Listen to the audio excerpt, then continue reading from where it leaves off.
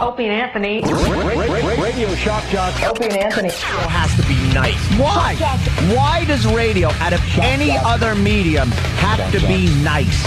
We are being now held to a standard where we have to be nice and make people feel good. Go screw!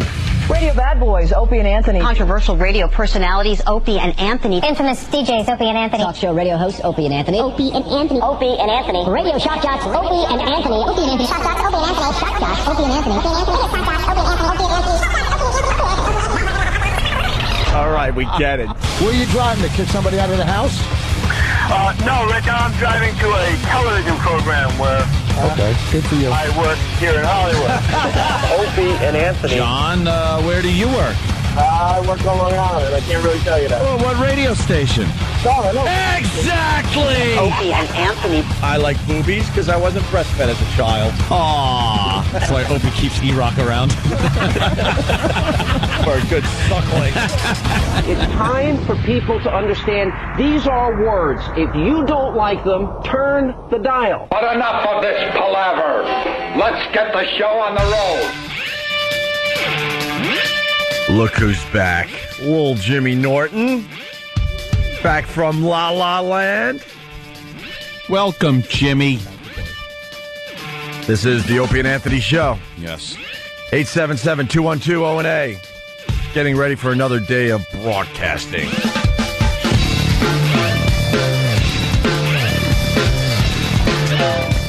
Got a message to the faithful listeners. We got the casual listeners. This message really isn't for you. You guys come and go. You flip around the dial and you're like, that was kind of funny, but now I want to listen to some rock and roll. Not talking to you guys. Not the casual listeners.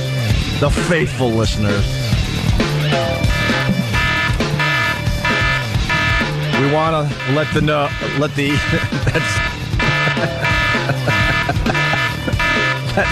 that's throwing me off, but it's perfect. We want the faithful listeners to know that the Opie and Anthony Show is in red alert mode. Red alert. We are in red alert mode.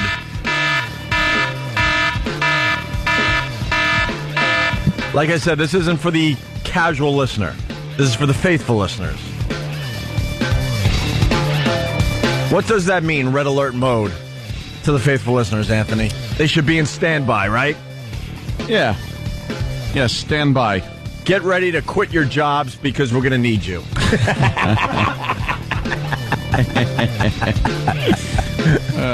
We want you.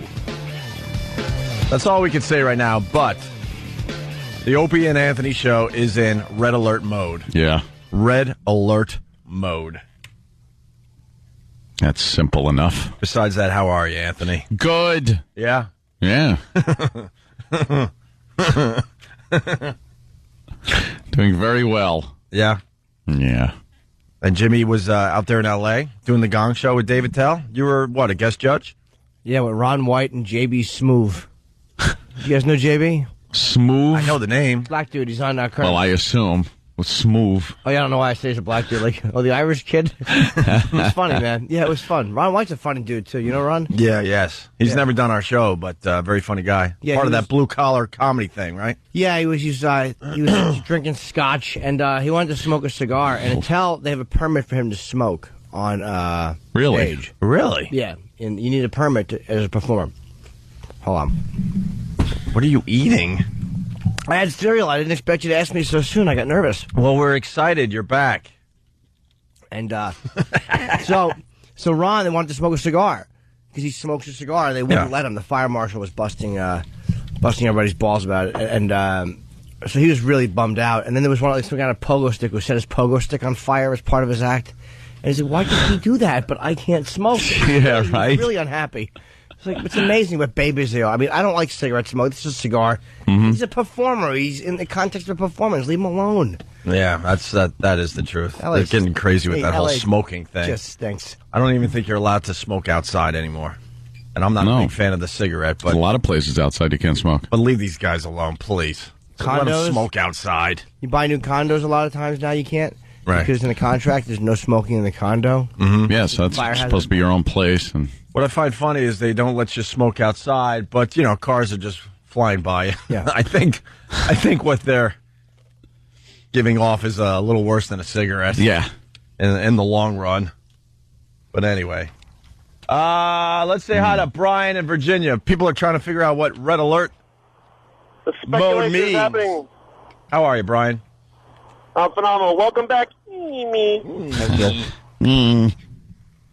Hey, I was wondering, is this red alert means that the black man is taking over?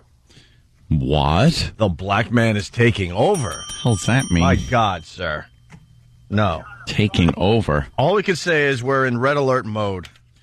And hopefully we'll have more info as the days go on here. Right? Absolutely. But we just need to be alert and ready to go. Yeah.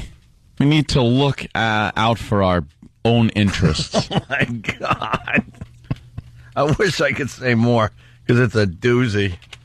It is a doozy. Also, we're celebrating 10 years in New York radio.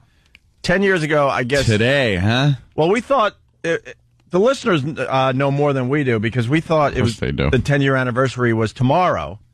But we found out the 10-year anniversary was pretty much yesterday when we were teasing that it's going to be Friday. No. The listeners actually know more than we do. Right, E-Rock? Yeah. It was yesterday. The tapes that we have are labeled the 26th and the 27th of 98, but that would be a Friday and Saturday. So and you guys started on a Thursday, so it was We the did. 25th and the 26th of 98, which was yesterday. Does it really matter a day off? Well, it kind Or of does. one day or another kinda if you're does. celebrating that. Yeah, does it? If you're celebrating 10 years, it kind of does. Yeah. Like 3 years, 5. Wasn't there a leap year this year? Oh, okay. So now we're fine. Oh, you They think? threw an extra day in, so Well, what's funny, though, is we started in New York Radio 10 years ago, we're probably 2 days off. but we've only done 7 years, 9 months of radio. Yeah. So let's say hi to Rob on Long Island. Rob. Hey there, Rab. We don't want to break that down into how much of it was quality. Yeah, exactly. Rob. Hey, guys. Hey. Yeah, so are we going to have to, are all the listeners going to have to wait like another 2 years to be entertained by O&A? Is that what you guys trying to like secretly tell us? Nope. Okay, good. Nope. Gotcha. I wish I could say more, but No. we feel that we need to be in red alert mode. That's all I'm saying for Yeah. now. For We now. need to hunker down. Not go to the mattresses, No. but get ready to just hunker No. down. We need to keep our eyes open. You think? Yeah. Eyes, ears. We need to look at, assess situations, things like that. Yeah. That's all. Yeah. No need to completely panic. Let's just put it this way. Nah, I'm not going to say that because that. Yeah. Let's not put it anyway. All right. Let's just leave it lie. But E-Rock had a funny line, but I can't. No, he didn't. He really did. Did he? Yeah. What was it? But nah, then people would really, the Oh, speculation would Turn get that out. on. Iraq points to the blank monitor every morning. Yeah. He goes, check this out, and points to a blank monitor. This is my brain. Oh. Oh, okay. See, that's a funny line, but That is, yeah. then that might throw people off. So, Yeah. let's say hi to Steve in Philly. Steve. Hey, guys. Hey. Anthony said it's just an anniversary date. Hey, was that the same when you were in divorce court? They do remember everything. That's when I was asked by my ex-wife's lawyer when my anniversary was, when the date I got married was, and I told him I don't remember. Which is beautiful. Because I always get March 19th and May 19th confused because March 19th is Swallows Day. Mm-hmm. Very important when I was living in San Juan Capistrano. Yeah. Big party the whole week, and it culminates on March 19th, and a big parade and everything that I used to ride my horse in. And so I remember that. And my anniversary was May 19th. So I got tripped up, and it took me a little while. So I'm sitting there on the stand, I'm folding under questioning. Hendry. And I couldn't remember which was which. One day you celebrate the Swallows, and the other day you're celebrating one who doesn't. Yeah, exactly. Oh, very good. All right, where do you want to begin? I mean, we do have audio from our first New York show from 10 years ago. There you go. Really? Uh-oh. Yeah. See, Jimmy's excited because Jimmy wasn't part of our first radio show in New York City 10 years ago. Let me think about this for a second. Yeah. It's not like we went from Boston radio where we played our clips and cringed at some of the things we did and came to New York and all of a sudden became great. This is probably going to be more over happy, crappy. I just want to hear a little. It's your first day in New York. You're probably very excited. You guys are great at it. Shut up. Yeah, I know. You're probably right. Some people say that we were never better than our WNEW days. So I'm saying the first day probably was just, you know what I mean? Like, shut up, Jimmy. No, I'm actually serious. No, you're actually not. I really am. Look, the NEW days were great. Look, this show was before iPods, before satellite radio. Yeah. Some people were still married. This was all they had. Oh, oof. All right. Well, I certainly was happy to be there. I was happy to be anywhere but home. Well, let me just hear what this is. Good afternoon. Hey, what's up, bro? All right, listen. We're gonna. Oh, no. What? What's up, bro? Was that you? I don't know. Was this? Let me hear that. Good afternoon. Hey, what's up, bro? Maybe it was on purpose. They were pumping in, I remember, helium into the studio at the time. Phone line if you want to talk to us live. Be kind, please. Dude, what's with your voice? Shut up. Shut up. That was the longest delay before you were trying to think of something, and then you just told me to shut up, ass. Because I'm in shock. Yazger's Farm, man. Yazger's Farm, yeah. Don't eat the brown acid. I can't do this.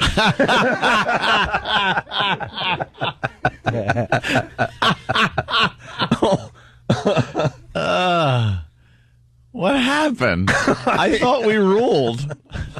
I always think we rule until we play things back.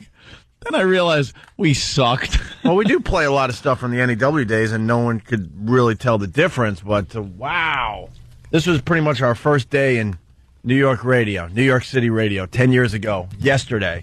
Wow. I don't know if I could do this, man. All you were was probably, I'm guessing that you probably knew you were going to get killed because you're on a music station, and there are people going to start screaming for music. I don't know. Maybe this is not. Oh, I don't even care. I said be kind. It's just how I said it that I have a problem with. Be kind, man. Look, I'm being uber cool because I'm really nervous. Ugh. All right, 10 years ago, yesterday, we started with this. The Rock of New York. That's the latest from the Goo Goo Dolls. Iris off the City of Angels soundtrack. Good afternoon. Hey, what's up, bro? How you doing, Op? Not much. It's Opie and Anthony. Who cares that you asked what he didn't? You answered the question Anthony didn't even ask. Because Anthony goes, "How you doing, bro?" And you went, "Not much." That's true. You picked that up, huh? Not much. How you doing? Not much. What time is it? Over easy. What's going on? Good. Oh my God. These were the days, boy. These were the days when we used to get nervous. This was the first break. This was our absolute first break in New York. New York City, yes. Okay. 10 years ago, yes. All right. Then I could deal with that. That's a little nerve-wracking. Well, then don't look at the phone lines and don't look at instant feedback if you think you could deal with this. Oh, God. It's Opie and Anthony, and we're back in New York. Here we are. That's right. This is good. 92 degrees in New York today. Not much oxygen out there on the streets of New York either. Nothing. The hell? I'm doing weather? You're doing weather. What am I doing? And I'm doing smooth jazz. Smooth jazz. We're just out of smooth jazz. Not much oxygen out there. Later I do traffic? Yes. Really? And I'm serious? No. Oh, okay. Oh, my God. I guess it's kind of a goof. To New York either. Nothing smells quite like Manhattan on a 92-degree day. It's the sense, because when we left, it was, I think it was wintertime. Yes. And that was the last time I was in. Right. And the cold weather kind of covers up the fragrance of stacked garbage. Some of those corners, those dark hideaway corners that some people are using as bathrooms. Yeah. There's a bouquet that just kind of floats off of the stoops and stairways. But you know something? You gotta love it, right? Yeah, it's New York. You know you're in New York. That's true. Oh, I gotta tell you. Oh, no, I don't have to tell you nothing. Yeah. Yeah, I was really... Yeah, someone is suggesting Jared in Boston. Hey, play Misty for me. Brought in some of my poetry today. Sorry, I can't go out tonight. I have to write poetry for my show. Yeah, I got a lot of writing to do tonight. Pick out records and... If you want to hear a song, 877-212-ONA. You were smooth, giving the smooth jazz delivery. Did we just do a break on the smells of New York City? Yeah, I'm... Gives a crap. Once again, I'm just trying too hard. I'm trying too hard. I hate to defend this, but it's your first day in New York. It's not that bad. It's like your first day in New York. It's not like you guys are over the top. You're just like trying to not. You're trying to just not screw up. We're trying to survive. Yeah. Knowing a lot of bigwigs are listening to our first show. So except for not exactly listening to each other. Well, so how are you? Tuesday. All right, Tuesday. Yeah, we're not listening to each other. We're just trying to blurt stuff out. Just keep the talk moving along. Chatter. Who cares what it is? There are a lot of hamana. Oh. Well, I got to tell you something. Boy, I can't wait. What did you have to tell me? What did I think was important that I needed to tell all of New York? Something you gotta love it, right? Yeah, it's New York. You know you're in New York. That's true. Oh, I gotta tell you, I gotta say hi to everyone I met in Central Park last night. I've been spending the last 2 weeks rollerblading in the park, and man, so many nice people out there. That is such BS. I didn't talk to anybody. Man, there's so many nice people out there. I gotta tell you. You know, what you've heard about New York is just not true, man. Everyone's cool. I wish you would have skated into Tippy Tom. That would have cured you of your. Yeah, such nice people. Look, I'll take you back. I didn't talk to anybody in Central Park. I was making it up. Of course you didn't. I was trying to relate. That's what it is. I was trying to be part of New York. See, we're trying too hard to on day one, on minute 3. We're trying too hard to be a part of New York already. Like, I'm walking around Central Park just introducing myself and talking to people. No one talks to each other in this city. We were 2 returning Long Island douches trying to sound like we're city savvy. Yeah, making believe we're returning back to New York City. New York City. Meanwhile, Yeah, we're like, it's good to be back. We were never in New York radio. No. We were out in Babylon. And living in Centerport and Huntington. And that wasn't I'm introducing myself. That was almost like there's a little buzz about us coming back on at the park. And people have been kind of coming up. People coming up talking. Nice people. I wish someone would have put a cobblestone over your head. Big hi to everybody I met in Central Park. Yeah, This guy behind the tree waving their hogs at me. And that gang wilding on that jogger. Just nice people. How much do I need to be loved? We are just relating, Ope. 2 weeks rollerblading in the park, and man, so many nice people out there. But I am serious. What part of you played? Dude, when did I decide to be a dick? like, who is this guy? Oh, God. It's awful. Man, so many nice people. Man, let me tell you, so many nice people. I am serious. What part of you played? Dude, the mayor has cleaned up the park. It's a fun place now. Herr Giuliani has done a fine job. You're right. Yes, but it kind of sucked last night. We're around 72nd Street, and we got stuck behind some road races. I wish I knew this going into the park last night. I saw that. I saw a bunch of people with numbers, right? As if they were running a race or something. It was like some kind of corporate challenge. So I'm hanging out with some of my rollerblading buds that I've met so far. Oh, I Wait a minute. don't have rollerblading buds. Who were you hanging out with? No, I was making this up. We were in New York for 4 days before our first show. And I'm making believe I've been back in my penthouse apartment hanging out with my old pals. With the rollerblading buds. I didn't have rollerblading buds. Of course you didn't. I nodded to one guy once in all the years I've skated in the park. What am I doing? Yeah, we were living in a hotel. Right.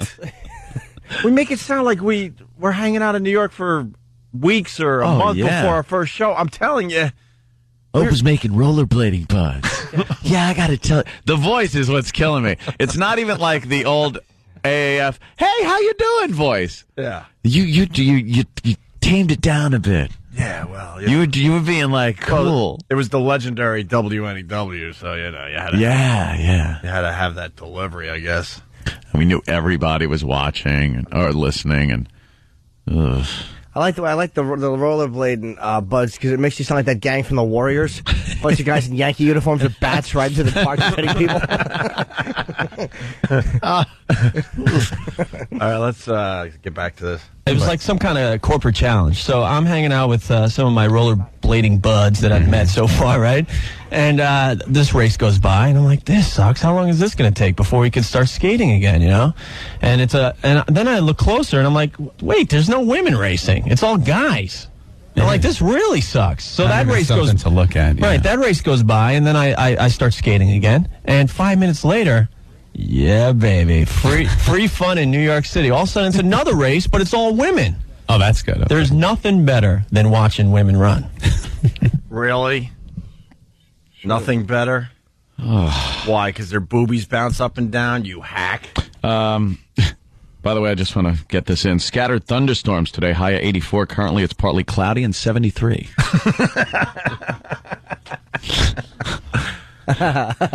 Oh, my God. Am I trying way too hard? Yeah. Watching women run. All right? So we're checking it out, and we're at one of the water stations. Right. True story. Only in New York. All of a sudden, there's a city worker with one of those city hoses. Right. And the first part of a road race, it's all the really good runners and stuff, and they're going and going and going. Back of the pack is kind of the people that just want to, run to run, right? The guy like in the gorilla suit. Sure. Trying to make a statement. Sure, all that. But this was the ladies' race. The guy with the hose turned it into a wet T-shirt contest. Jeez. So me and a bunch of guys on the side are like, yes, this is so much better than going to one of those damn theme restaurants, I have to. You're making so many friends. Me and a few guys on the side. You're talking to everybody. I'm just a babbling ass, just making friends as I go. Run Around Park Eddie is saying this is the Douche and Chill Show. Very funny.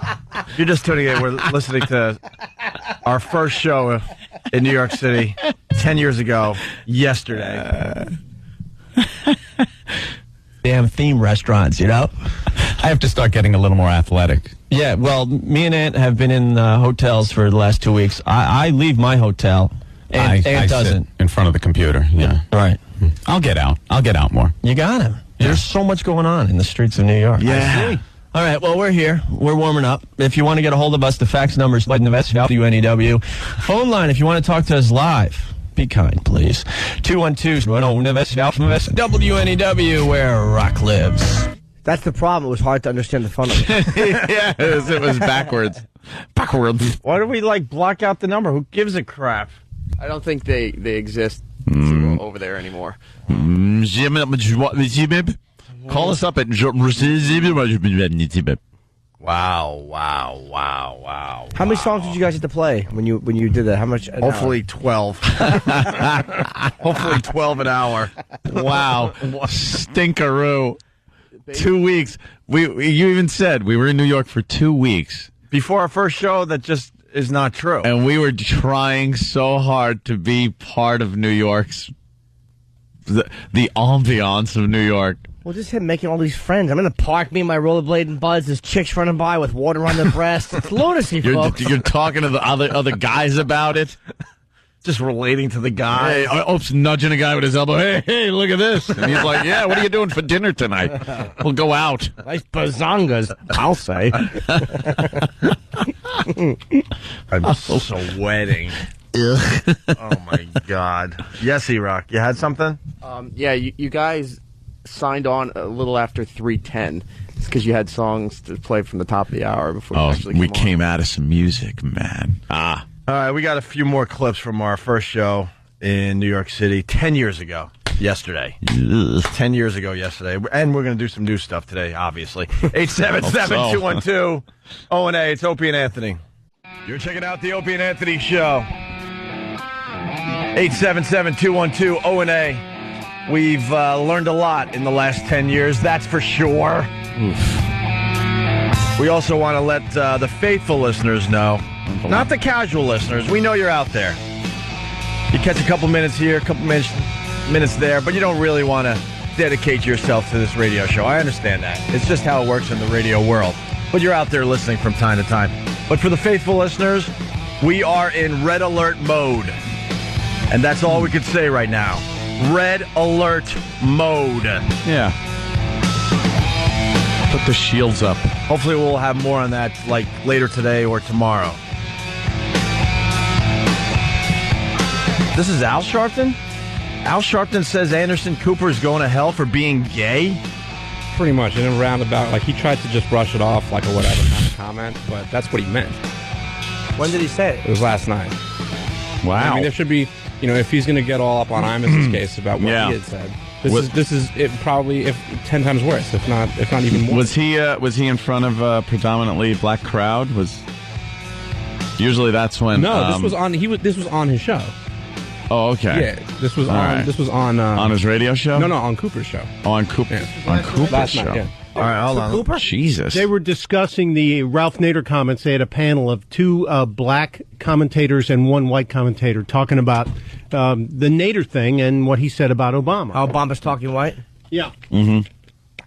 Not addressing urban issues to seem, more white. That's what Ralph Nader said. And this is what Al Sharpton had to say last night? Mm-hmm. Reverend Sharpton, do you agree with that that's what Dr. Dobson may be afraid of, this broadening? I think that there seems to be a fear of dialogue. And I think rather than talking at each other, if they talk to each other, I think the question is, I agree with Tony about public policy, but when we talk about public policy, I think Senator Obama's right. None of us leave our personal convictions or religious feelings at the door, but we also respect the fact that everyone doesn't have to have those same convictions in the public marketplace. So I may have some very conservative personal feelings, but I feel you have the right to live your life differently. I might think what you do, Anderson, is going to put you in hell, but I'm going to defend your right to get there. So I think that's where I differ with some of my other brothers. I'm going to try and keep you from going there. Well, I am too, but I'm not. But there's a difference in forcing them to heaven, Tony, and in legislating them in heaven and converting them. Leading them to heaven. Well, I appreciate both of your concerns about my afterlife. I'm personally not all that concerned, but that's a whole other discussion. Cooper was visibly flustered. Yeah, he sounded it. Yeah. I mean, that's basically what Sharpton was saying without really saying it, but he was basically calling him out. Yeah, but he was also he seemed like he might have been just trying to be funny too, but that's one that won't get him in trouble. Nah, not at all. I don't think being gay if it was mentioned at all, or if he said something about like we know what you do, anything that would have implied something under the table. I think he's smart in that respect, where he knows how to say things and get away with it, and I think that's exactly what he did just there. He might have, but I mean, maybe that was what he was thinking deep down. But look at all of us. We're just chomping at the bit. We finally got out. I know. Here it is. Nail. Well, it is making. We really do want to nail Fatso to the wall. Who doesn't? Because he's a hypocrite. He just hasn't, done anything over the top where we could really exploit yet. Because, we know he's watching us. Well, guess what, Al? We're watching you, too. Yeah. You want to get back to the NEW tapes? Sure. Jimmy does. You bet I do. So 10 years ago yesterday, we started in New York City radio. And listening to our first show at WNEW, wow. It's quite different than what we're doing today. It's painful.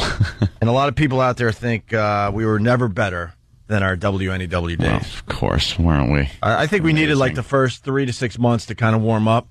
And then I think we found our voices. Mm-hmm. I got to defend us because this is just horrible to listen to. Do we? And then there was no looking back after that point. But the first show, we were just we were just so nice and just happy to be there. It's trying to be accommodating to everyone around us. It's just awful to have to listen to. It really is. Not for Jimmy. Oh, Jimmy loves It's not that bad, actually. It's not. The first Dice appearance. The first time Anthony did Dice in New York City radio. It doesn't really sound much like Dice. 10 years ago. What happened? Yesterday, this went down. You're unbelievable. Oh! The Rock of New York, EMFN, unbelievable. With a little guest from Dice in there, when he used to be relevant, Opie. That's when I used to be a star. I could get into a club and knock him dead, Opie. Yeah, what happened to you, Dice? I don't know. Now I don't even get through the jokes no more. I go hickory dickory duck. You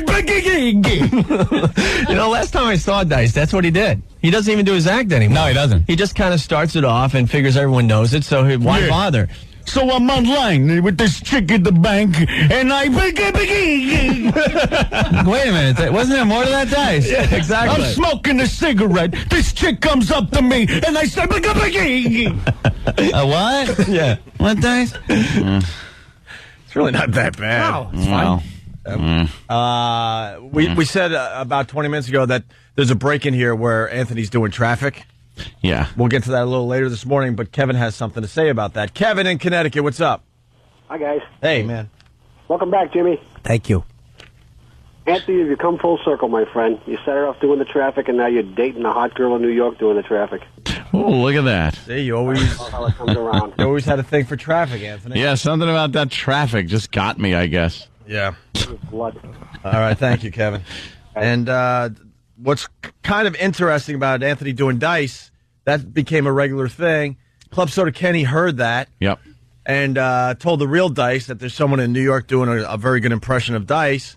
And then Dice finally came on our show, and, we had a pretty good relationship with the guy over the years. All right, another break from 10 years ago. Anthony and I, first show, New York City Radio at WNEW. Good afternoon, it's Opie and Anthony. Hola.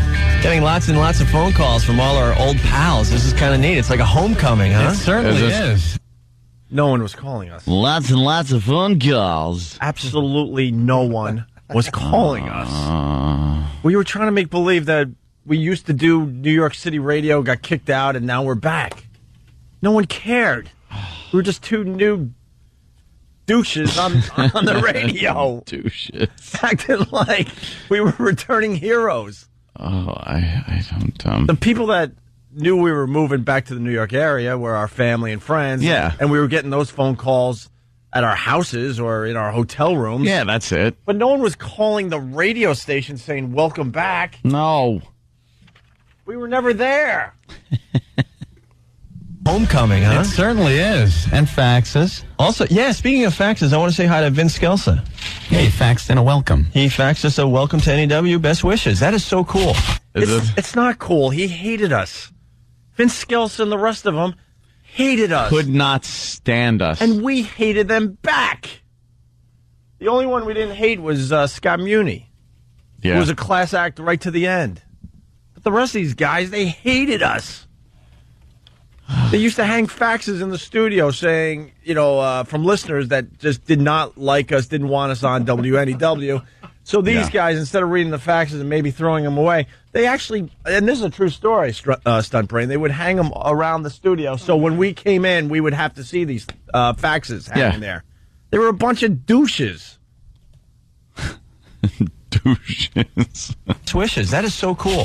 It's so weird to be here because, just like everyone in New York, I grew up listening to NEW. Legendary station. By the way, that's not true. I'm just calling it how I see it. I didn't listen to NEW. They were too eclectic for me. Bunch of liars. We're just lying. I listened to Long Island rock stations growing up. And I listened to talk shows. I listened to a lot of talk shows growing up.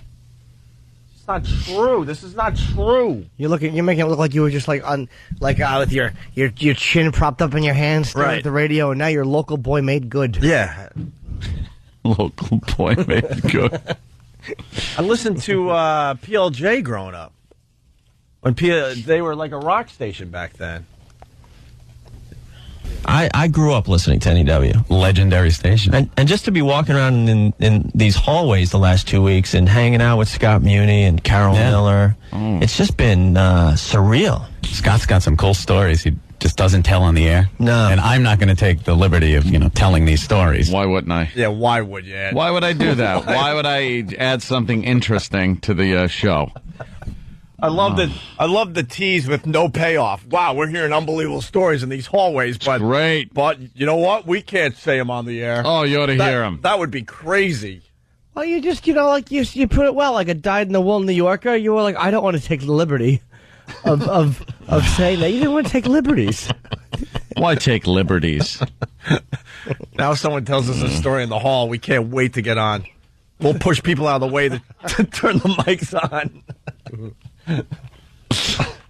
Don't tell anyone, but they found a polyp. Oh, my God. Get us on the air. Yeah.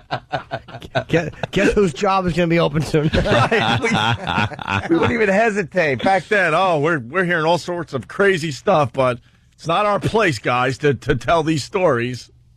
Oh, my God. We stink. Take liberties. On the air? No. And I'm not going to take the liberty of, telling these stories. Right. Maybe one day we'll get him in here and he'll loosen up and tell them. We would love to hear some of those stories. Oh, my on the God. air. His Keith Moon story is priceless. Yeah. So priceless that you're not going to hear it. Yeah. Why tell it? I don't even remember what it is. I don't think it was that big anyway. I think they were just hanging out, drinking whiskey in his office. I really don't remember. Ooh. I don't remember, but It's not like they're out banging broads and getting into fights. You didn't want to take liberties, and his story was priceless. The two of you should have charm bracelets on your wrists with grandchildren on them. Yeah. We're just like two old yentas, old grandmothers, just talking about nothing. Who was listening to this crap? His Keith Moon story is priceless. Yeah. Truly priceless. There could be no price put on it, Opie. It's been That's what fun you're so saying. far. We'll keep it going. Certainly has. Certainly has. Certainly has. Certainly has. And we'll keep it going. It's been so much fun. Yeah. How about we move on to other stuff? A little more. It's an anniversary. Jimmy sucks. 10 years ago, Jimmy. 10 years. I want to make sure people know that. 10 years ago, we sounded like this. Also, did you hear about this, A Day in the Garden? Yeah, what's going on here? This is going to be very, very... Well, I guess you haven't heard because you said, what's going on here? What's going on here? In other words, I know exactly what this is, but, hey, what's going on? You tell everybody. Because we're just talking, me and you. There's no audience out there. It's just trying to get the info out there to everybody. You hear about this Day in the Garden? Yeah, what is that? Well, it's a hacky concert they put together. That we had hacky concert. That we had to promote the hell out of. El Stinko. What's going on here? This is going to be very, very cool. It's a 2-day music festival up there in that damn farm where it all started. Yasgur's Farm, man! Yasgur's Farm, yeah. Don't eat the brown acid. This year it's going to be don't eat the brown Viagra.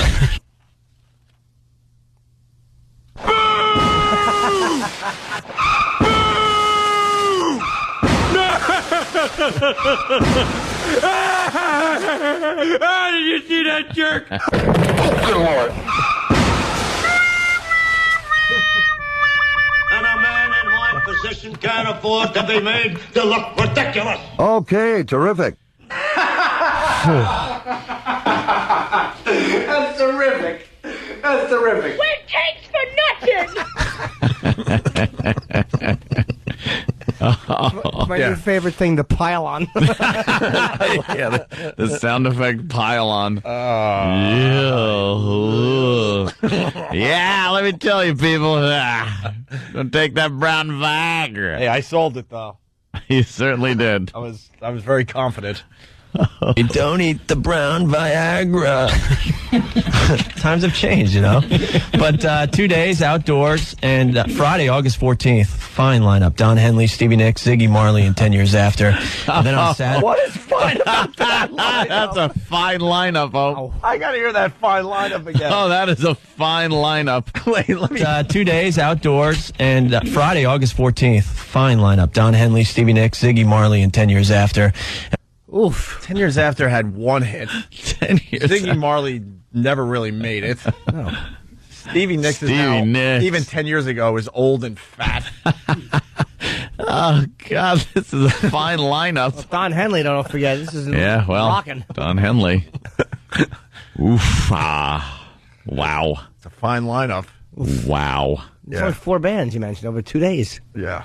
I know it's funny. We came from AF in Boston, and we were like playing Metallica, Nirvana, Disturbed, Rage Against the Machine, and now we're selling a 10 years after concert like it's Kurt Cobain's last show. Stevie Nicks, Ziggy Marley, and 10 years after. And then on Saturday, Pete Townsend, Joni Mitchell, Lou Reed, Richie Havens. Freedom! I love the Woodstock movie to this day. I bet Richie Havens. You know what? I've never seen the Woodstock movie. You are just full of... You're a liar. You're just a liar. To this day, I think I've seen parts of it once. But you love it. Yeah, it's one of my favorites to this day. You're just full of crap. I just wanted to be light. Yeah. Yeah. No, I don't give a crap. Freedom! I love the Woodstock movie to this day. I bet Richie Havens still has the same guitar.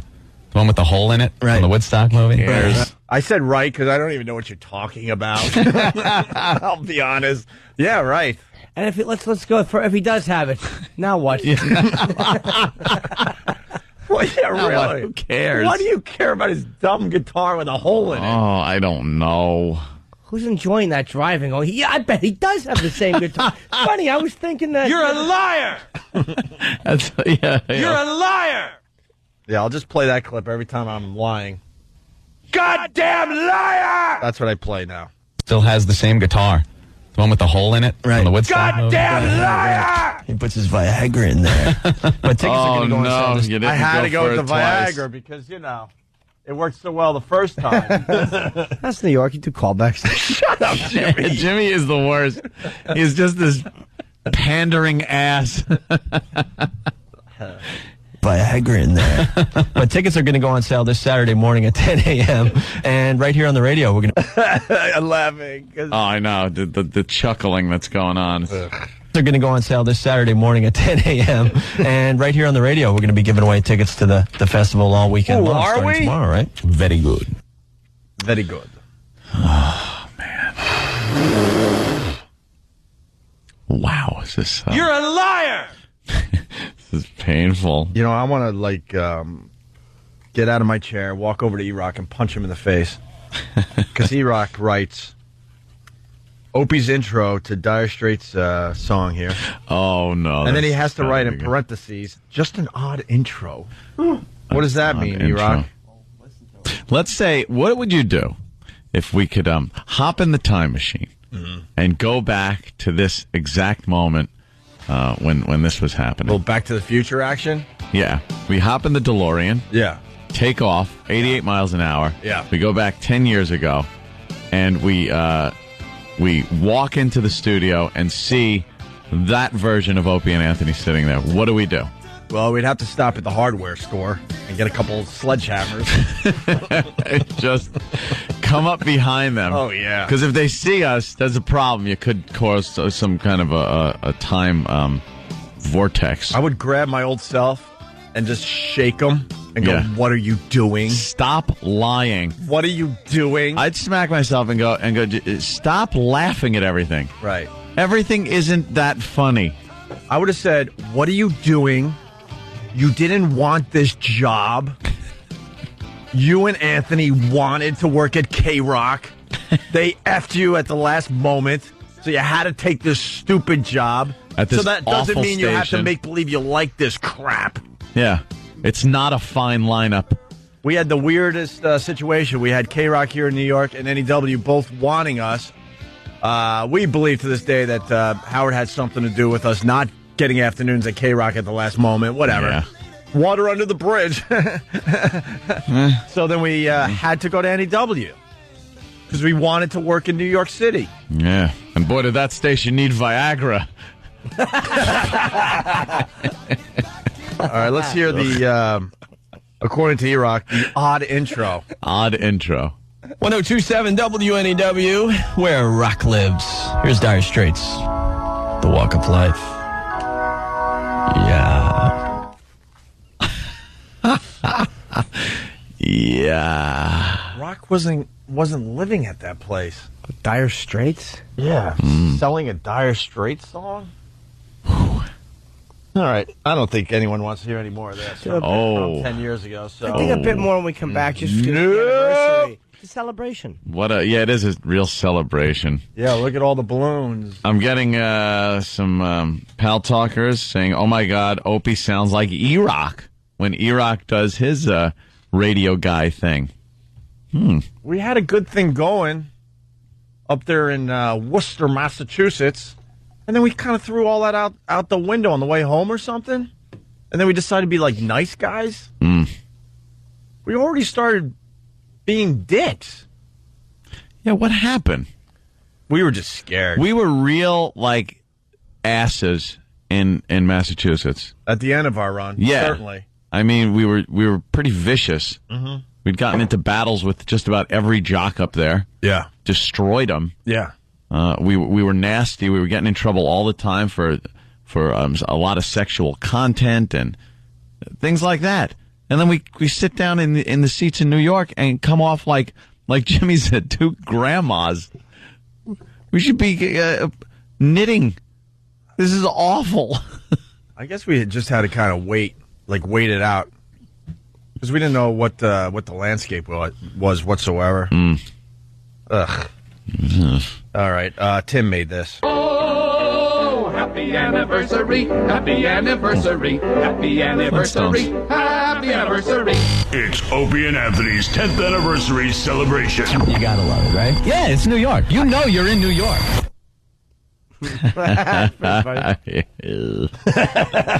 Let's say hi to Sean in North Carolina. Sean. Oh, you said that Rock didn't live at NEW. Apparently, neither did Talent. Oh, Sean. I miss Buzz Buckley. Oh, Sean. That's just hurtful. I'm sorry I did that. Mike, Jersey. Hey, I was going to say, it sounds like back then you guys just, it was just like background music. Like people would just have it on in the car and not really listen. Just as talking noise. Right. Just to hear some type of words coming out of someone's mouth. I think that's why the delivery was like this, because we wanted to just blend in with everything else. Yeah, you don't have to. Please don't listen to what I'm saying because I know I'm saying nothing. Yeah, don't listen. That's please. what I'm pretty much saying by using this delivery, that this part of the radio show will be over soon and we'll be back to your music. Yeah. You were bridging a little bit, trying to bridge people from what they were used to into what you were doing. Yeah.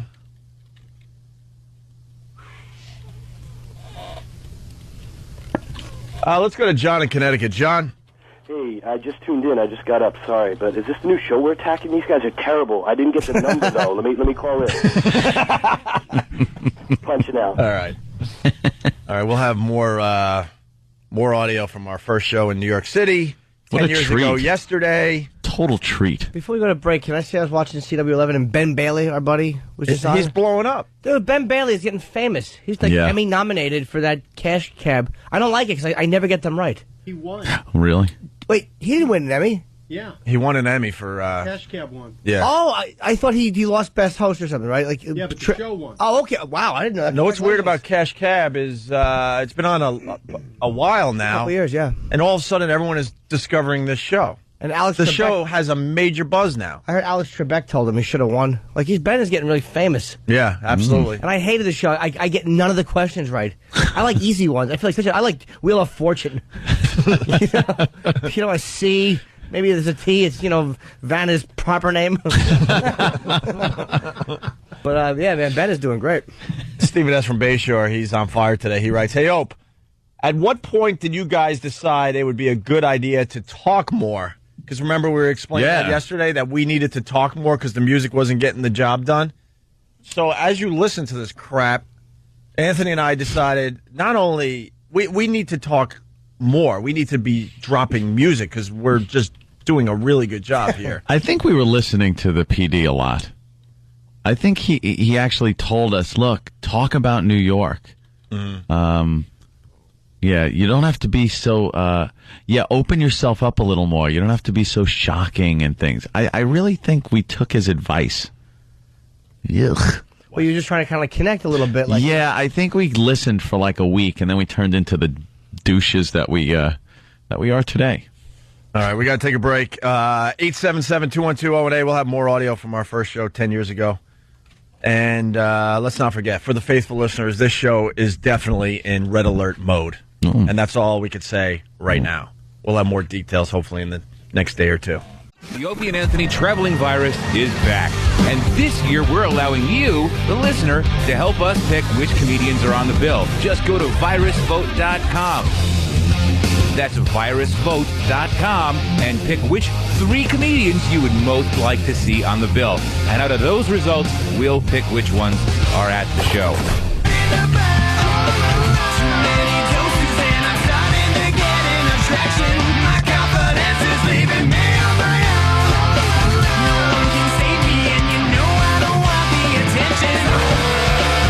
You're checking out the Opie and Anthony Show. 877-212-018. We got lots going on today. I don't even know if people are enjoying the audio from 10 years ago. Well, probably not in the way we would have liked. I knew but I would think it's pretty interesting. I knew our 10-year anniversary was around this time, but I think E-Rock or somebody brought it to our attention, so they kind of threw some stuff together really fast, and E-Rock found audio of our first show in New York City radio, and it's kind of uncomfortable to listen to be honest with you. Yeah. We have no problem throwing each other under the bus, so we figured we'd throw the whole show under the bus, except for Jimmy, of course. This is pre-Jimmy days. Who's just having fun listening to this. What do you think so far, Not Jimmy? awful. It's just the two guys are a little nervous. I mean, because I met you not too long after, a couple of years after, I guess like 2000. So it's like you don't go from being bad to being as good as the show was in 2 years. It was just, probably first day jitters. You're coming out to a legendary music station. You're in the, I got to get, it's not like when you listen to the old stuff, you can tell you just like, hey, how are you? I'm good. Better now that I'm with you. Okay. It's like, you guys had settled down and, you're doing your thing. Settle down. He's already doing dice and, you can just see. All right. We're revving up. Yeah. It's hard to say your first day. I'd love to hear a week in. And hear how that happy to be there is kind of fading. That's true. Yeah. That would actually be the good audio. Yeah. Where did we make the turn? Actually, we have audio of making the turn that we're going to get to maybe tomorrow. The famous Carol Miller tapes. Yeah. We weren't being polite or nice anymore. No. And this was probably a couple months in. So, Jimmy, this is pretty much what you're talking about, where we made her, stay in the mailroom until we, walked past her and all sorts of crap. True stories, Stunt Brain. Stunt Brain's learning a lot by hanging with us. You heard the stories, right? Over the years? They're all true, my friend. All Except for Opie making friends in the park. Well, yeah. That was just an outright lie. Friends. Buds in the park. Welcoming us back on the phone. You made it seem like it was a hero's return. Yeah. Like we're finally back and they're coming up to me in the park going, really? You guys again? All right. Congrats. I'm a real treat making friends wherever I go. Rollerblading, looking at topless chicks. It's madness already, folks. You ain't seen nothing yet. Pandemonium. All right, let's get back to the audio from 10 years ago.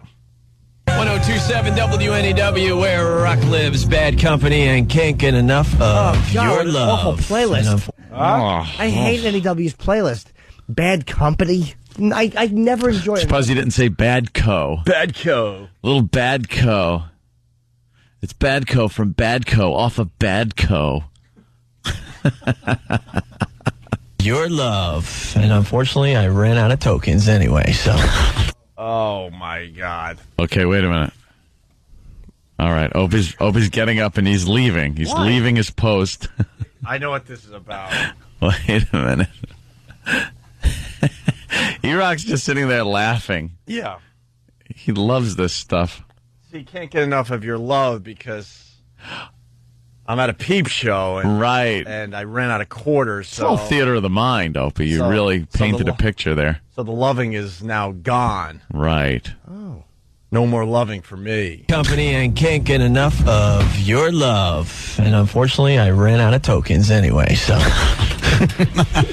we'll get into that break I thought on it was another hysterical. day, right? You really thought it was funny. I laughed at everything. I laughed at everything. Can we hear Anthony's laugh again, please? Jesus, Jimmy, thanks. Look, Anthony knows comedy. What can I tell you? Oh, yeah. What can I tell you? Out of tokens anyway, so we'll get into that break on another day, right? Sure, Peakland.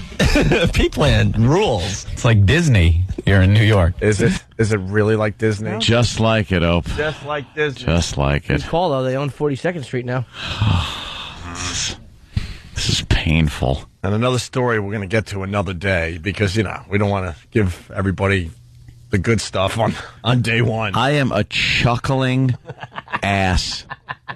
It doesn't matter what anyone is saying. If they intended to be funny, I would just laugh. Let me feel better about myself and look at my girlfriend.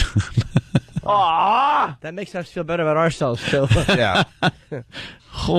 See, kids, you could be somebody. Jeez. Like Disney here in New York. Well, now the Disney stores are taking over the Peakland shops. That's true. You really got to hunt to find them these days. Times have definitely changed since the last time we were in New York, I must say. Wait, hold on. What was that you had to hunt to find him these days? Jimmy's got to pick up on every little nuance. You suck. Hunt to find him these days. These days.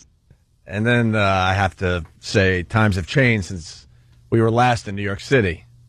The last time I was in New York City was probably for a Deep Purple show when I was in high school. Mine was a field trip to the Museum of Natural History when I was in the 6th grade. We act like I'm out there, working the streets. Yeah. Hustling. We act like we were always part of New York, but we had to go away for a few years.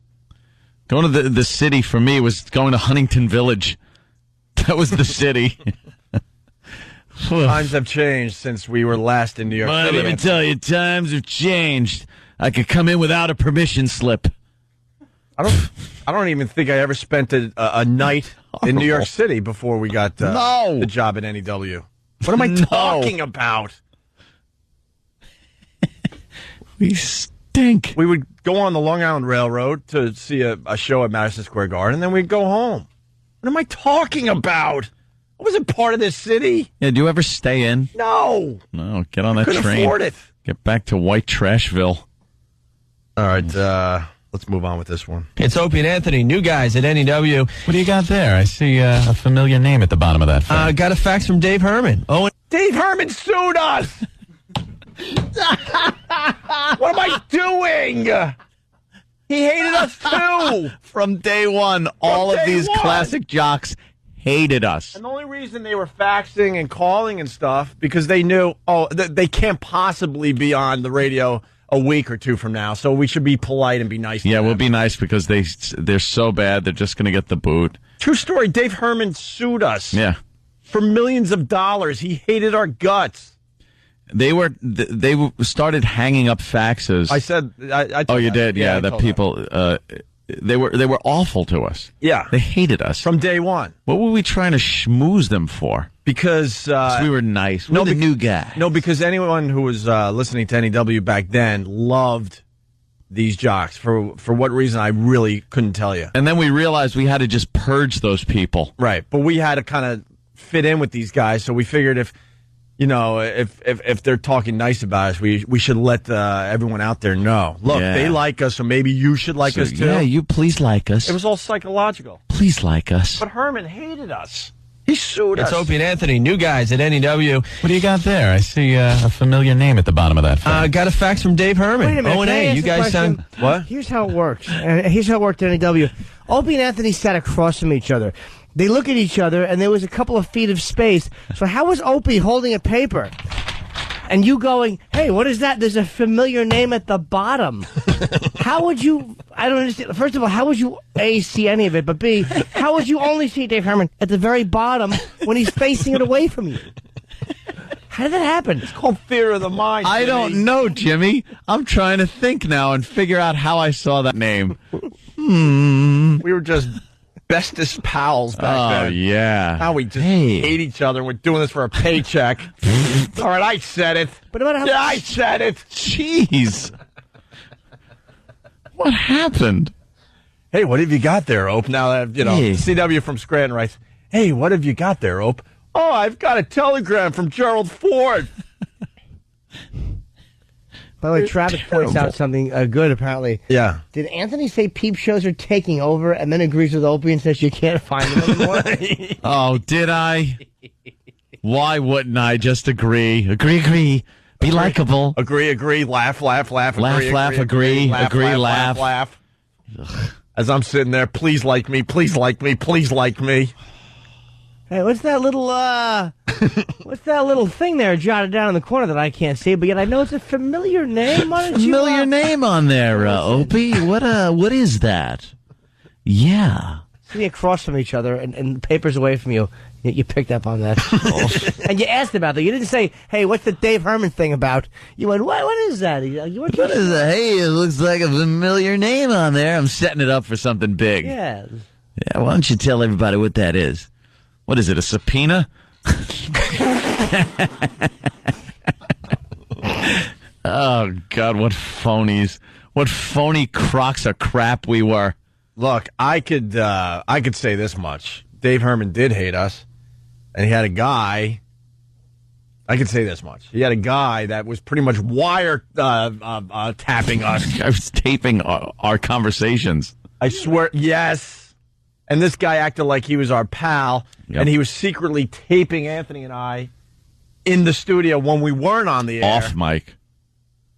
Talking badly about everybody, and obviously the court said, "Look, this is wiretapping. Yeah. You can't use this in the case. Inadmissible." But it is a fact.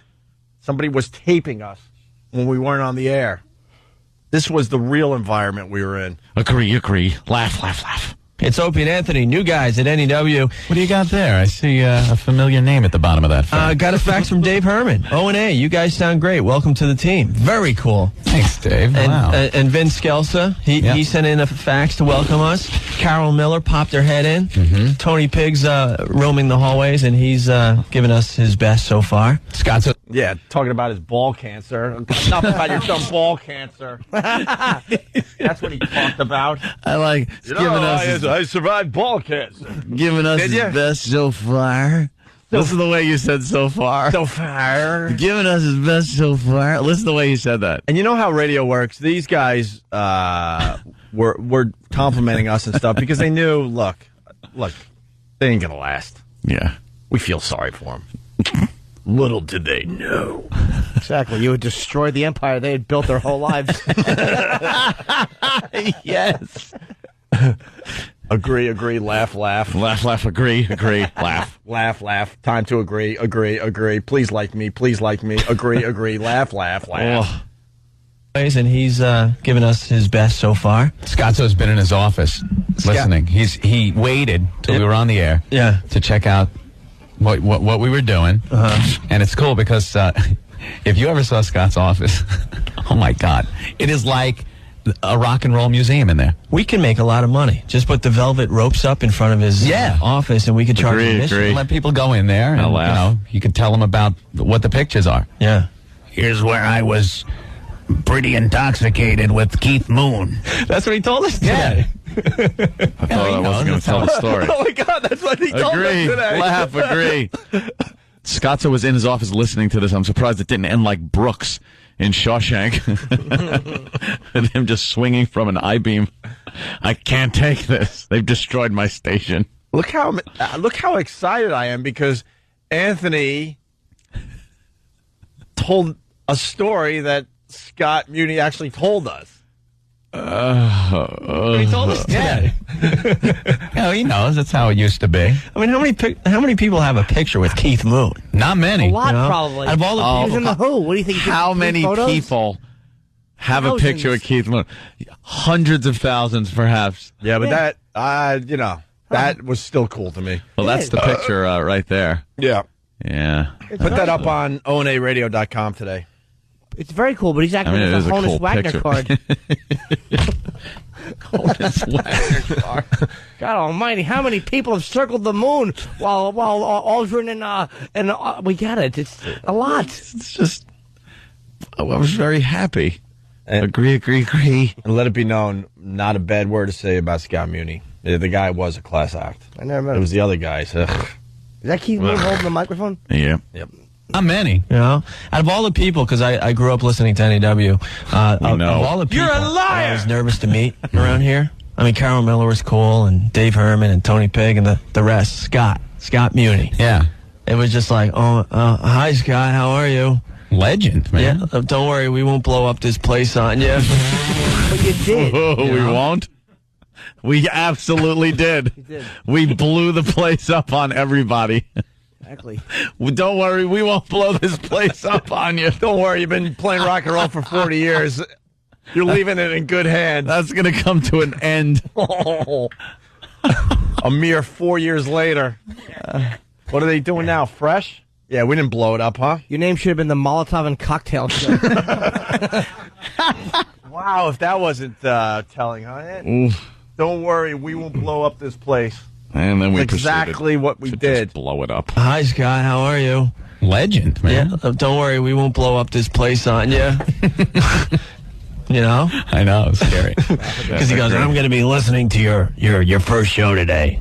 I said, oh, no. I said, please don't be harsh. He goes, no, I will be harsh. It's all fun. All fun. I'm like, okay, thank you, Mr. Muni. I'm going to go hide in this corner for a little longer before our first air shift at NEW.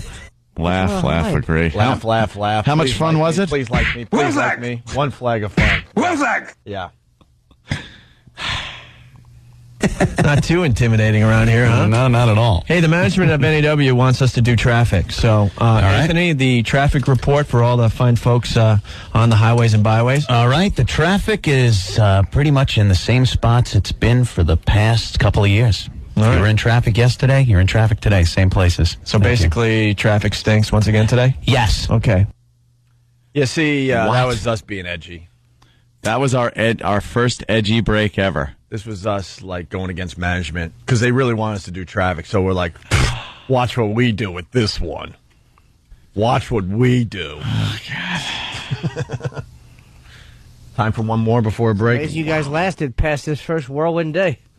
Hey, this next break, it's just labeled Anthony Takes a Cab. Oh, Christ.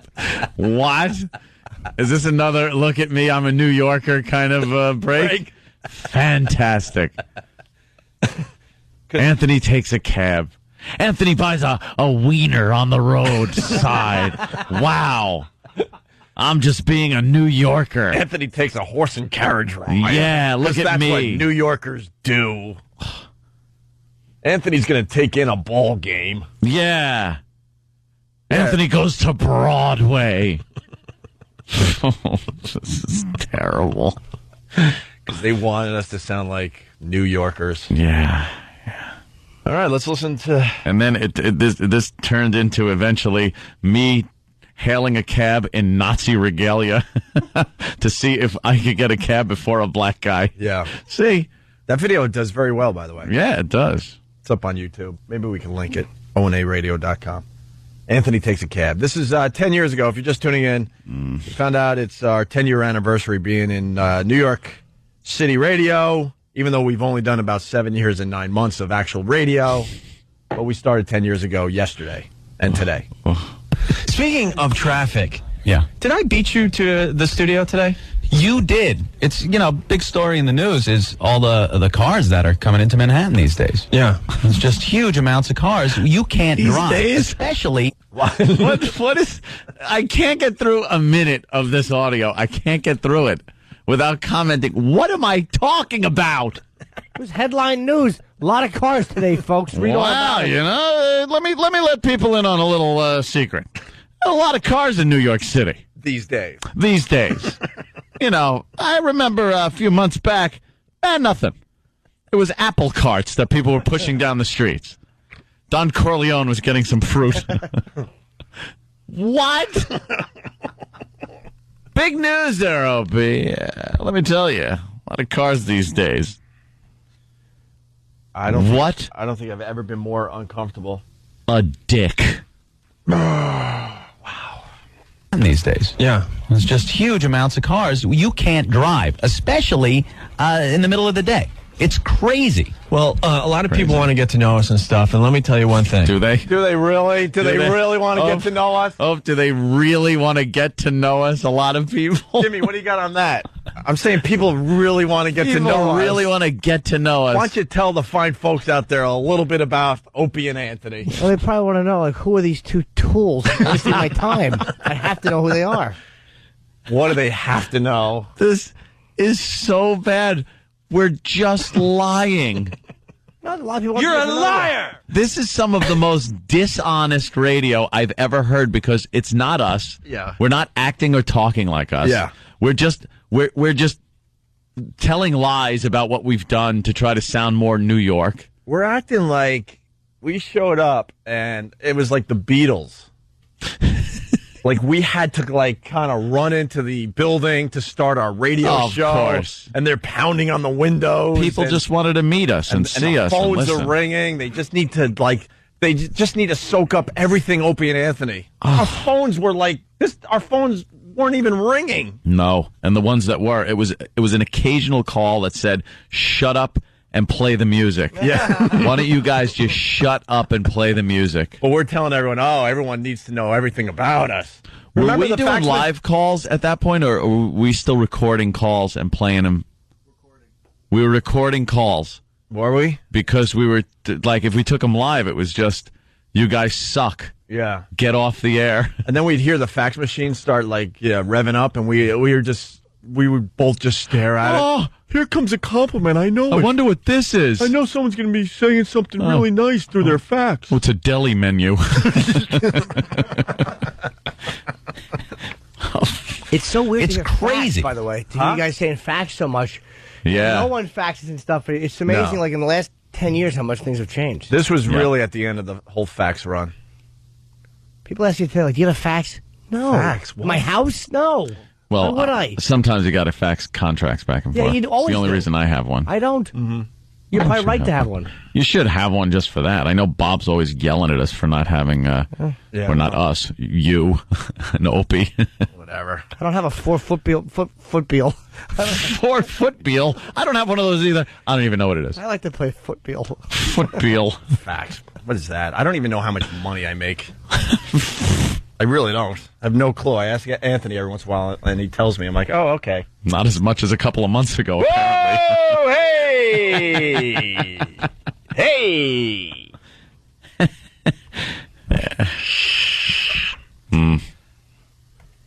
You can't drive, especially in the middle of the day. It's crazy. Well, a lot of people want to get to know us and stuff, and let me tell you one thing. Opie, that's me. Okay, we're both staying in hotels right now in the city. Opie likes to walk to NEW, likes to walk the 12 to 14 blocks.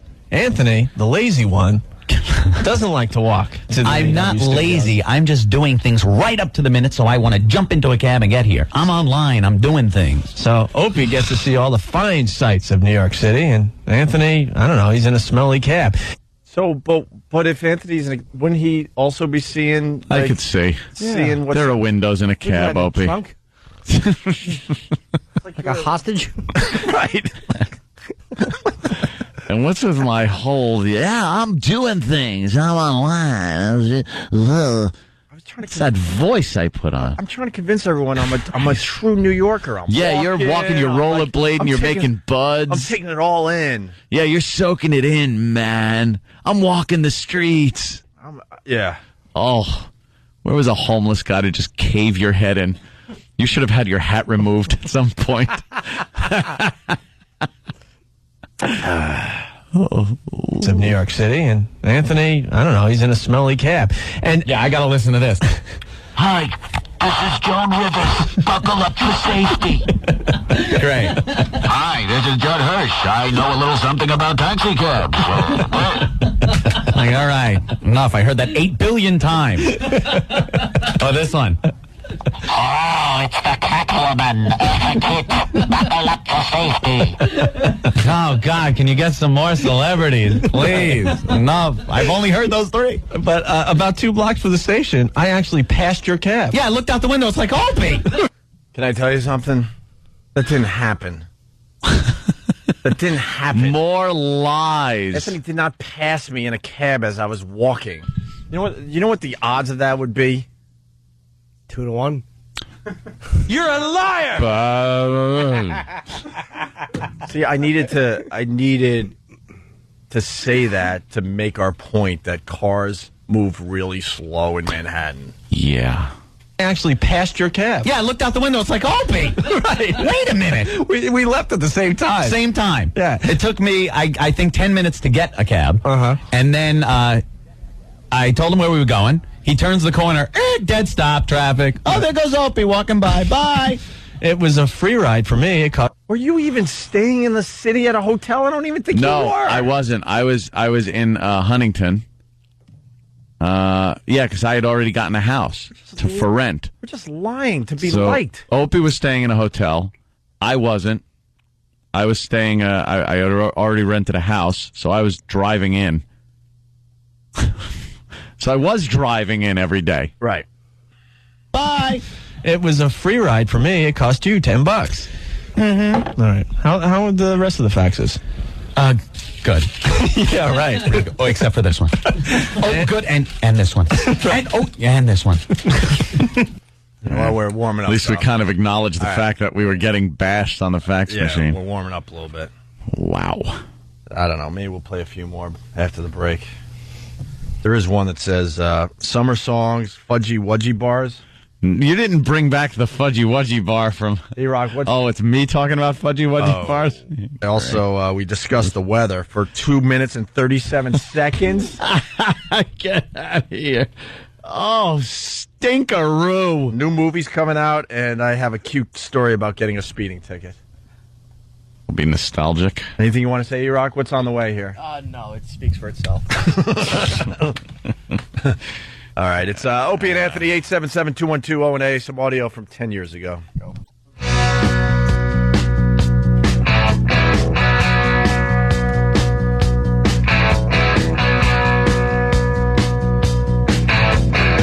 Hey, good morning to everybody. It's the Opie and Anthony Show, doing something a little different today. We're gonna see what's going on in the world very, very soon, but I think we got one more segment of audio from 10 years ago. What the hell's going on? Go ahead. I don't know. All of a sudden, I think you were listening to the old tapes and decided I shouldn't talk.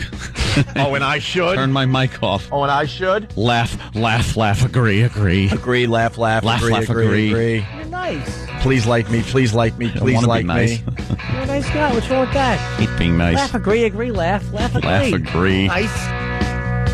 877-212-0-A. Oh, sorry. Stepped all over the phone number. Yeah, because I'm depressed. I'm all flustered. I know. I'm all flustered. I don't know what I should sound like. You know how many times I thought in the last hour and a half that I'm just a fraud? A fraud?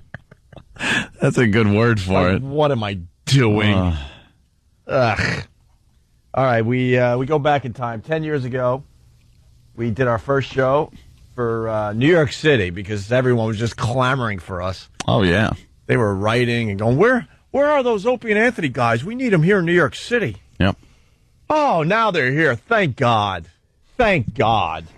They're here to save radio. That's what we were hoping. God.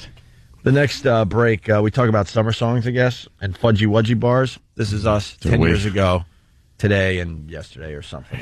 1027 WNEW, where rock lives. Spin Doctors, Little Miss Can't Be Wrong from 1992. I got to mention, back in 1992, you couldn't go anywhere without hearing that song on the... Really? Really? Hope's just being a rock jock. Really? I had to mention that one? That was pertinent information for everybody out there. Little Miss Can't Be Wrong. You know, back in 92, coming at you. What's wrong with informing people about the music? Got it. No, what's wrong? No, Shut it. No one gives a crap. They don't care. Go anywhere without hearing that song on the beaches of New York. That was the summer song then. And now I gotta bring in the beaches of New York because we're talking about all of New York. We took care of the cabs, Central Park, the peep shows, Times Square. Now it's time to talk about the beaches because we know New Yorkers go to the beaches too. Sure. Let's try to hit everything. And again, I'm just agreeing. Yeah. Next break, we're going to talk about skyscrapers. Why did they hire us? How desperate were they? I thought we were good in Boston, but... No kidding. What happened? That was the summer song that year. Of 1992, I do believe. I wonder what this year's song's going to be. No songs, stand out yet. Was I pondering that? Was I actually pondering? Can you put this picture up? Ugh. Of Anthony and I with the lead singer of the Spin Doctors? Bloated Anthony. Oh, Chris, right? Yeah, he's a cool guy. Yeah, he's really cool. We've seen him over the years. ONARadio.com. We'll put some of these older pictures up. Ugh. Christ. Don't stand out yet as far as that one killer summer song. Remember Come On Eileen? Yeah. That was a summer song. Right? Why are you laughing? Why would I laugh at Come On Eileen? Why are you laughing? Yeah, I remember that, Opie. Oh, Jesus. Oh, just laugh. And I laugh because you're uncomfortable. And I'm trying to, sound sexy for everybody. Yeah. But that's...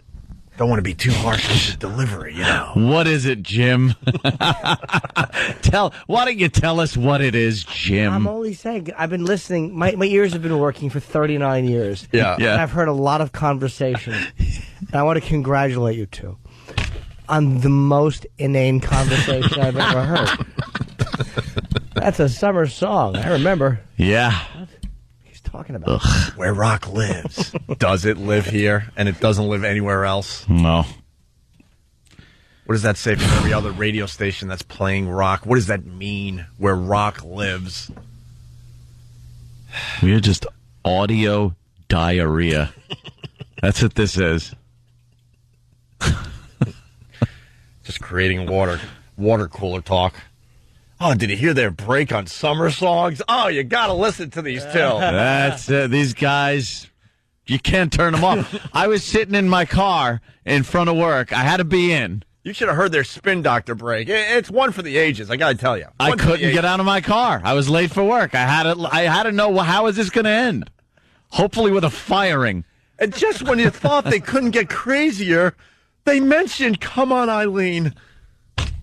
And Anthony and me at the same time were just laughing and laughing. He's on the radio laughing. I'm in my car just laughing. Were you really laughing there, Ann? I didn't catch that. Oh, please play it again. I'd love to hear that again, Hope, if you don't mind. Summer songs. I mean, summer songs. Can you believe it? Can you believe it? Summer song. Remember Come On Eileen? Yeah. That was a summer song. Right? Yeah. Come on. I would like to know what you're laughing at. What the heck? There better have been something funny going. Someone better have hit someone with a pie. Maybe that's what happened. It was a visual gag that didn't play for the radio. Someone got hit with a big cream pie in the face, and I started laughing. Because there's no way I should be laughing from Opie just saying, "Come on, Eileen." And it was contagious because then other people were laughing. God, I just want to go back and punch me in the face. Why? Because I stunk. Hey, didn't you? Just having fun. Shut it. You made a joke, you laughed. Yeah. That was a summer song. Right? Yeah. Come on. I mean, good song, but wherever you went that year. But it wasn't a good song. That was the summer song. As you're laying on Jones Beach. See, now let's go. Here we go. Not only are we talking about beaches, now we got to mention Jones Beach because that's a local beach. I don't think you've ever laid on Jones Beach in your life. Passed out, maybe. At least not. Whenever he was on Jones Beach, he always had a collared shirt and boots on and jeans. This Nick from Connecticut has it absolutely down. He hit the nail on the head. Nick. Hey, what's up, guys? How you doing, man? Yeah, I was just listening. I noticed, Anthony, from those old clips, it's exactly what's going on there. You just have a nervous tick, and the only thing you can do is laugh. Yeah, I'm laughing out of being nervous and being uncomfortable, and I feel I have to just laugh at everything. Yeah, Nick's on to it. It was pretty much, I can't believe that we're here. This is insane. Come on, Eileen. And here's what's going on in my head. Why did he say that? I better laugh so people think what was just said is funny. We're laughing inside our brains. We have no business being here. For saying nothing. As you're laying on Jones Beach, hearing Fudgy Wudgy Bars! Fudgy Wudgy Bars! It's going to be back, isn't it? Ooh, wow. Did you just say it's good to be back, isn't it? No, it isn't. This is as painful as our first show ever. No, it's maybe even more because we had been in radio for years already. No way. Although I do have, this is funny. Yeah, if you play that, I want to hear this joke.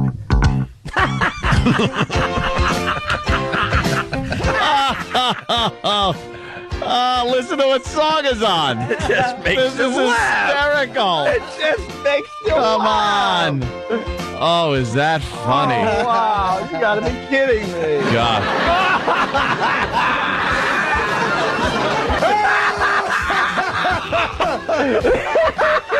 It's so funny. It just brings laughter, this song. Oh, are you laughing out there? Are you?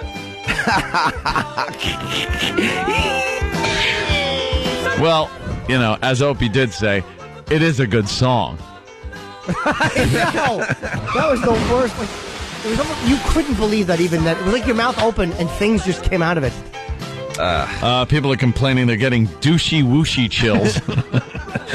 Douchey wooshy. Horrid. Brendan from Long Island writes, Opie sounded like Samantha from Sex and the City when he described, "Come on, Eileen." Speaking of... Horrible. Well, why don't we play this next break? We're almost done for today. Oh. The next break, we discussed the weather. Yeah, at least it was a quick little hit on the weather. Yeah. Where rock lives, Led Zeppelin, of course. I got to remind the people, all right, when you hear It's Only Rock and Roll by the Rolling Stones, later this hour, be the 10th caller, and you've got a hacky radio contest. We were doing hacky radio contest. Hack. Hey, when you hear it, I'll get the TSL up. People spend more time listening. We're looking to build Q. Yeah. What? Or be the 10th caller. I hope I choke on this cantaloupe. You've got a 4-pack of tickets to see... 4-pack? A 4-pack. Yeah. Rock and Roll by the Rolling Stones. Later this hour, be the 10th caller, and you've got a 4-pack of tickets to see Don Henley, Pete Townsend, Stevie Nicks, and Joni Mitchell, Friday, August 14th, and Saturday, August 15th. It's a day in the garden at Yasgur's Farm, Bethel, New York. And I hope it's not hot as hell like today. Ho-ho! The baked apple today, Opie. Why did I say that? The big what? The baked apple. I was trying to be sarcastic. That's the only defense I'll give myself. I was trying to sound like one of those puker jocks, not knowing that Opie was already doing a great job. He's referring to, every time it got really hot, because New York City is known as the Big Apple, but we barely say that anymore in New York City, that the apple would now be baked because it's so hot. And the front page of the newspapers back in the day would show like an apple, kind of like, a baked apple because it was so hot. Yeah. So hot. You should have said the stinky apple. You know why? Why, Jimmy? Because this stinks. It's so bad. Hot as hell like today. Ho-ho! The baked apple today, Opie. Yeah, we should introduce ourselves because it's our second day. It's Opie and Anthony. Hey, what's... Oh, so this is second day, too. Wow. So now we're going to rule. Wow, we got to introduce ourselves because, the word is out. I've been listening to these guys, but I don't know their names. I just need to know more. It's our second day. It's Opie and Anthony. Hey, what's up? What's up? It sucks outside. Hot town, summer in the city. What? Were you too far to punch me? Were you too far away? I can't remember the console. Perhaps you were just too far away to lean over and bitch slap me. When are they going to build that time machine? When? You're kidding. I'm going to go home and I'm going to be very depressed today. Yeah, I was kidding, but I don't think people really knew I was kidding. And I really sounded stupid. What's up? What's up? It sucks outside. Hot town, summer in the city. Opie, whoa, that temperature sure is going up the old thermometer today. It's the baked apple. But we're very... Oh, how tired are you hearing that? Well, we're very prepared for the heat wave in the city because we were watching the new news today on Channel 2. No, every newscast. Oh, I thought it was just Channel... We still do this break today. Yeah, uh-oh. The old hits hot break.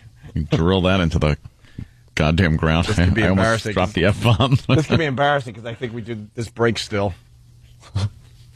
Every newscast. Oh, I thought it was just Channel 2. Top story, telling us things that I think are common sense. Make sure you drink plenty of fluids. You know, you might be thirsty, and unless we told you, forget to drink. So we're here to let you know. We're light, comfortable clothing. I saw somebody ready to leave in a parka this morning, and I said, hey, it's going to be pretty hot. Maybe you ought to wear something light. And he said, hey, thank you. I probably would have died. Yeah, I don't understand why they have to go on the news and state the obvious. Drink plenty of fluids, wear the light, comfortable clothing. Yeah. What about this one? Check on the elderly. Check the elderly. They shouldn't be outdoors today. You know, if you made it to 80, 85 years old, you know how to handle yourself in the heat, right? I think there's probably been a couple of heat waves that they've lived through. Right. And the other one is don't overexert yourself. If you planned on lifting a few cars in this heat, don't do that. I thought we were going to run a marathon in Central Park today. Mm-hmm. Today's the perfect day, right? And no alcohol. No alcohol. And I don't understand this because in the wintertime, when you get the first snowfall and they go through the laundry list of things to do when it snows, they also tell you don't drink. When the hell are we supposed to drink? Yeah, they just don't want us to drink anymore. I think that's it. Hey, it's a mild day in the 70s, and remember, no alcohol. Right. Wait a minute. I want a beer. I like a wobbly pop every once in a while. Oh, my God, no. Oh, no. Perhaps the time to drink is during the show. If you're listening. What was a wobbly pop? Yeah, I knew. What was that? I knew Jimmy couldn't leave that one alone. Well, Jimmy, if you need to know, a wobbly pop is a beer because if you have enough of them, you start wobbling around as you try to walk. Ew. Why not just say a Lopeweiser? I wanted wobbly pop to catch on. Knowing how much of a douche I really am, I wanted that to catch on. I wanted people to just kind of walk around New York pointing at me, hey, wobbly pop. You're the wobbly pop guy. Is that like a weird... I never heard of that term before. Is that like saying I'm going to get a brew? Like it's just another word for a beer? I think brewski. But it's kind of like the same vibe? Ugh. I never heard wobbly pop. I want a beer. I like a wobbly pop every once in a while, especially on a Friday. I found it so funny. you'll hear that ad nauseum for the next couple of days because it's going to be hot. Well, the best is when they show the graphic and they just Relax, you the idiot. baked apple. Yeah. It's not the Big Apple anymore. It's the Baked Apple this weekend. So, And there's a fat person alert today. Stay clear. Fat people could explode in the city today. Very hot. How hot is it?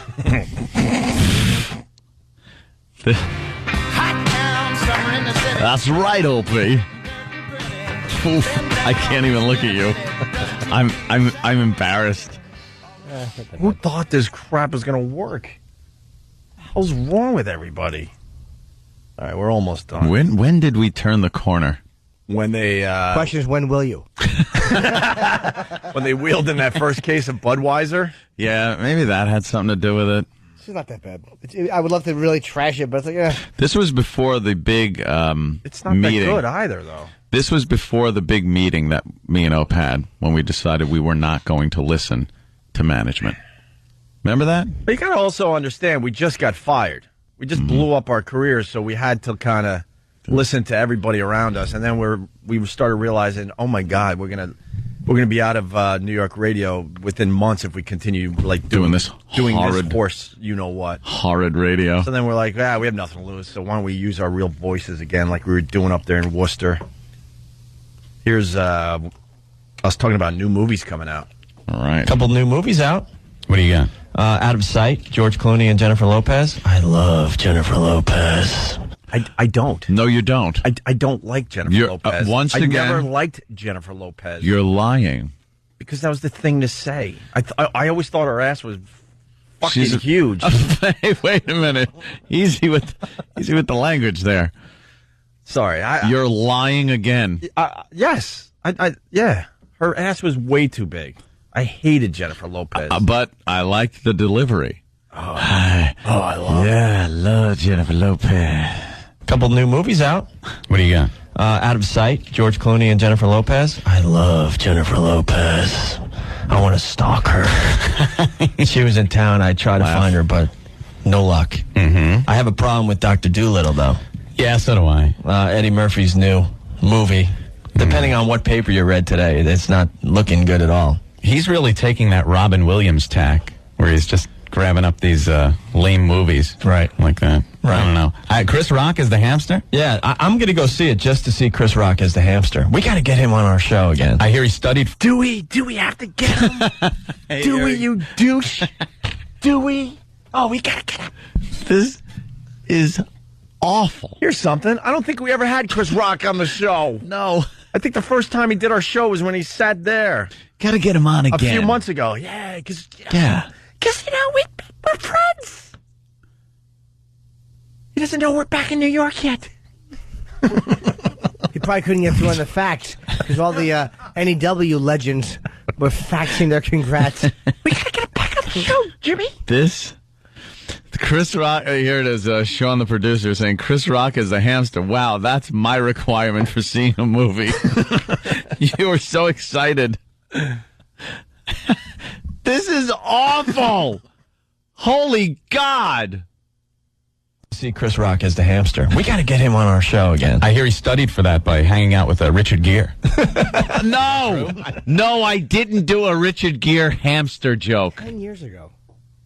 Doesn't matter. It was hack 10 years ago. It's not as bad as it would be. It does matter, Jimmy. No, 10 years ago. It does matter. Gives it a little leeway. Steve from Bayshore saying, I can't even take notes on this crap. He uses the other word, for the rundown.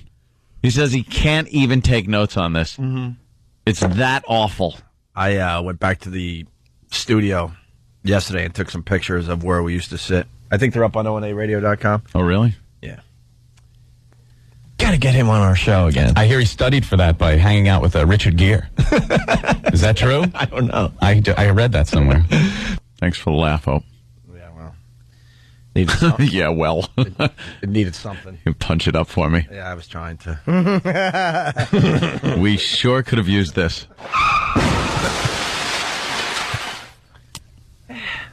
Speaking of Richard Gere, haven't seen him around lately. Because I'm all about town. Ugh, I hate myself. You didn't see him while you were walking around to work?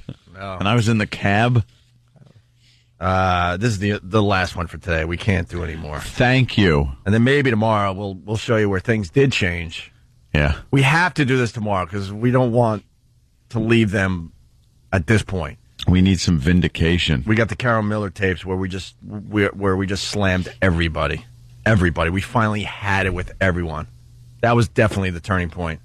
The turning point was that big mess they put together, celebrating, I think, 40 years of you're right. Of WNEW. The history of the Rock of New York or they something. Called it the evolution or yeah, we were calling it the air pollution of the Rock of New York.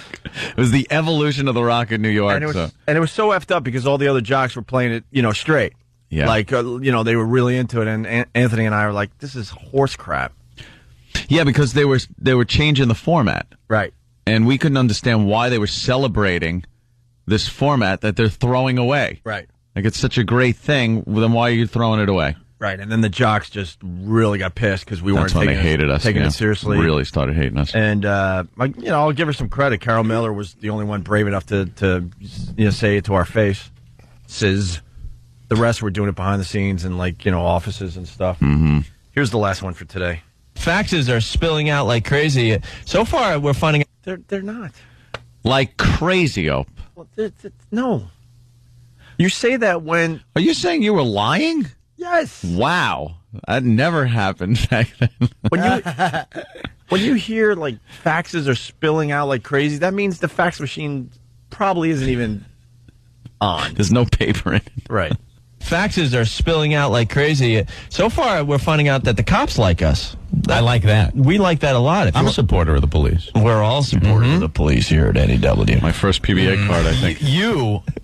I mean, there were times you would speed. Right. I think you have more speeding tickets than I've ever gotten. I got... Yeah, that's weird because, that has completely changed. I got 3 speeding tickets in 3 states within 10 days. That's my record. Are we actually taking up on this break? Huh? Are we actually retaking up this break now? What do you mean? You know, you started from 10 years ago, that clip, and now we just talk about it. Oh, no. Let it play out. Let it play out. I think you have more speeding tickets than I've ever gotten. I got 4 speeding tickets in a year and a half. Yes. That's why I'm glad I'm back in the New York area, because there's not many... See, and I just lied to everyone out there. I said 3 tickets in 10 days. Of course you didn't. I'm just a liar. That's why I'm glad to be back. What? Did you get 3 in 10 days or no? I don't think it was a year and a half. Who knows what to believe?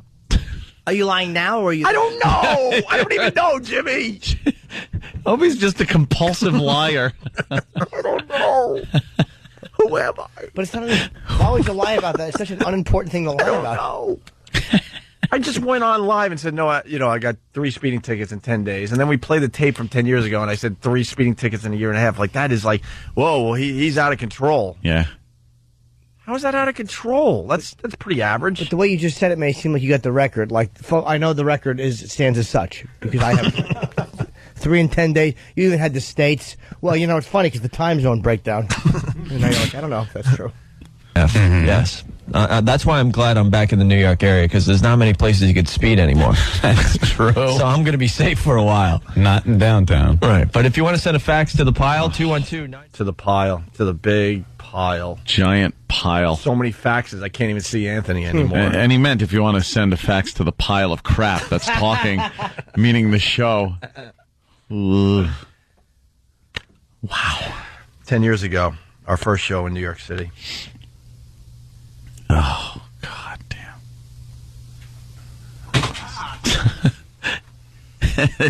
The disc just got thrown at E-Rock. Thanks, E-Rock. E-Rock, you've culled some great stuff for us. Thank you. Tomorrow, the Carol Miller tapes, which is very different than what you heard today. Opie and Anthony. What's up, New York? Go F yourselves. I don't give a crap about you. I don't make friends on the street. You don't hang out with rollerblading buds? No. I don't find it exciting that I walk across town and I beat cabs. None of that's true. It's the Opie and Anthony Show. We're in red alert mode, though. That is true. That's all we can say right now. Yeah. Can't play our cards yet, but no joke. To the faithful listeners, we are in red alert mode. Yeah. It could get very interesting in the coming days. Jim Norton back from L.A. And you know what? We got caught up playing the audio from 10 years ago. We forgot to tell the fine folks out there that the Traveling Virus is coming to the PNC Bank Arts Center in Homedale, New Jersey, August 2nd, 2008. It's looking like this is the only show we're doing this summer. Yep. We were thinking about doing Boston and Buffalo, but I don't know. I don't think it's happening. I think this is it. We're definitely not doing anything in the Philly area. We're definitely not doing anything out there on Long Island. So as far as, the New York area goes, this is it. August 2nd, PNC Bank Arts Center, Homedale, New Jersey. Confirmed comedians. You got Jim Norton, Patrice O'Neill, Bob Kelly, Rich Voss, Otto and George working on 2 or 3 more comics, and a huge special guest. A huge special guest. I can say that much. Are you lying? Nah, I don't know. I'm just going to ask you that all day. I don't know. Are you going to laugh out of nowhere? Yeah.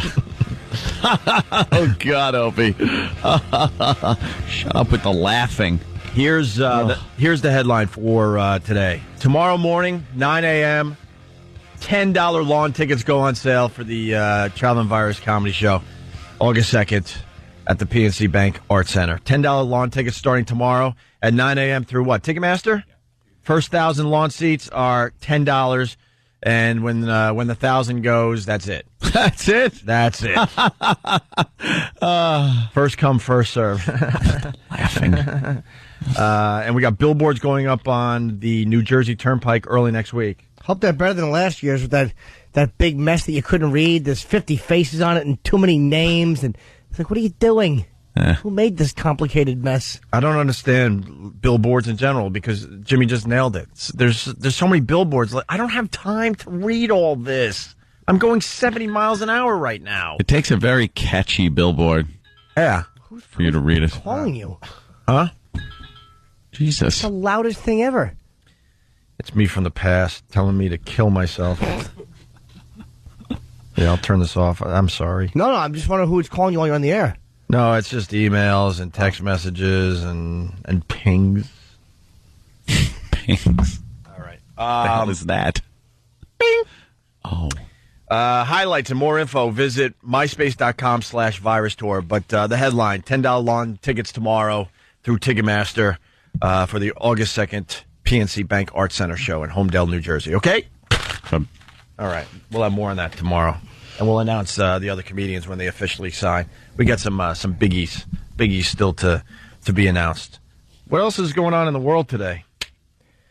Well, the Predator is off the air. It's just like another example of why Americans, we're such a litigious, we're revolting as people. And I know I attack lawyers, and once in a while people are like, what do you keep attacking lawyers for? They serve a purpose. You're scum. Yeah, this is a prime example of scummy lawyers getting rid of something that is actually doing some good, I guess. And NBC being basically cowards. Yeah. Because, Chris Hansen did a great thing. Chris Hansen. It was a great show. To Catch a Predator was huge in the ratings. It was fun TV in general. And a complete deterrent to pedophiles, because every time they would, there's no way you couldn't be thinking that. So to me, it was a great deterrent. Fun to watch these guys being shamed. And this guy in Dallas, this what was he, a lawyer, a cop, or a prosecutor or something, is obviously gets caught in a sting and shoots himself. Oops. Good. Saves the taxpayers' money if that's what he was doing. And his family, of course, sued instead of realizing we have a pedophile in the family. What a ghoul one of your family members are. And NBC, settled? Like, what are you doing? Why would you settle that? Yeah, what responsibility does this show have? Yeah. That this creep shoots himself. So what? Good riddance, I say. Yeah, that's good. That's really good that they put first things first. Like, the fact that this was deterring people from, one of the biggest problems with, child molesters is how they can get to kids online. And this is what a great deterrent. Arrest, public humiliation, your secrets out, everything you should do to these savages they were doing. And there was always that element of doubt in someone's mind. They would go, this house I'm stepping into, this might be one of the Predator houses. Yep. But now they know. The show's off the air. They're not going to be doing it anymore. Now you could go to the house without a problem. Another network should just pick up the show because it's a rating success. Yeah. That's what I would do. Absolutely. Somebody else should just pick up the show and do it. With Chris Hansen or somebody else. Just the idea that NBC just collapsed. Folded. There's real integrity in your news department or whatever you want to call it. Somebody gets a lawsuit and you just cry like a bunch of little bitches and fold up your tent. What's the matter with you people? First of all, they should have just fought it. They shouldn't have settled. Why give the family any money? Nothing. Your friggin' whatever it is, relative, is a pedophile. How about a subscription of highlights? That's what you get to be reminded of what your scummy brother used to like. It's amazing. The guy, if the guy is caught in a pedophilia sting, if he's innocent, he's going to scream in the middle of the street. This is nonsense. And if he's guilty and he shoots himself, good. Yeah. Bye. Oh my! And some lawyer took the case. Of course he did. My clients have suffered a grave loss due to this program, this irresponsible program. Oh, take it off the air. I blame the executives, though. They got to stop folding. Yeah. They fold over everything. Just say, look, it's unfortunate, but we were in the right, and we like this show, and it gets us good ratings, and it also does a nice service to the community. That's who I really blame. Until the executives stop folding, this crap's going to continue happening. Ultimately, in the Texas sting, a district attorney in the neighboring county dropped all charges against everyone caught by Dateline. That's good. That's good. So keep worrying about violent video games and all this stuff to protect children. And here's something that is absolutely directly affecting people molesting kids. And where is one politician screaming about this? About when they took America's Most Wanted off the air, so many cops and politicians screamed that because it wasn't doing well in the ratings, that they put it back on.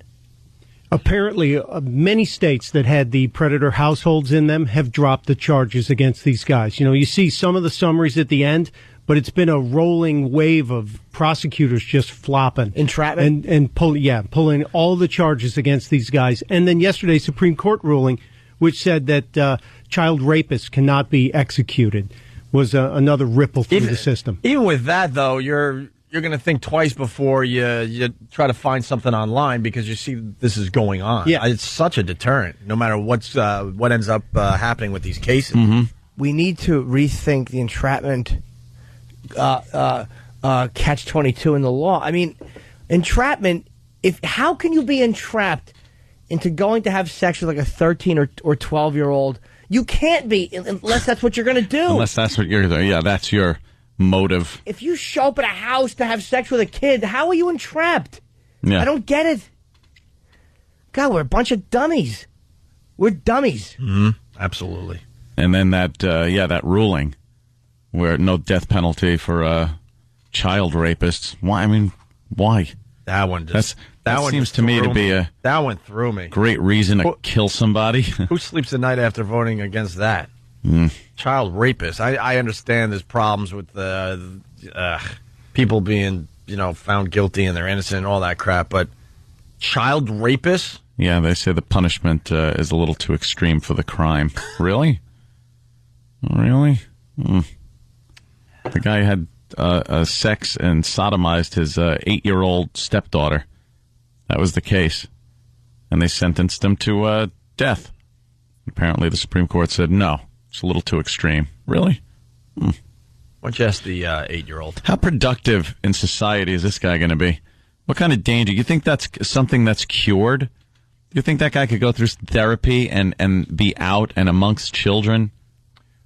I doubt it. We got Greg in New Hampshire. Greg.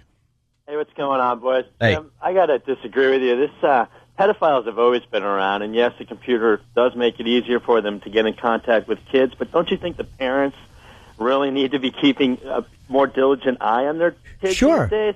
I think that you're more for big government, Jim, and I don't get you, Jimmy. You're like as liberal as it gets, it sounds like, when I see you live. One thing at a time. One thing at a time. Yeah, go on. Big government? How is this for big government? What I'm saying, I like the fact that there's just a deterrent out there to people doing this. Big government. The deterrent is entrapment, Jim. That's not entrapment. How is it not entrapment if every freaking prosecutor is flopping on it right now because they know it is? What I'm saying is it might be the legal definition of entrapment, but that's why I said we have to change that. Why would we? Hold on, whoa, one thing at a time. Okay, Jim, I'm sorry. Go ahead. They have to change that clause because guys who are showing up, they are always contacted first. They didn't contact the predators. So there's a guy in there pretending to be a 12-year-old girl. Somebody contacts him, and they think they're showing up at a house to have sex with a 12-year-old. You know what? If the legal definition of entrapment covers that, then the legal definition of entrapment needs to be changed.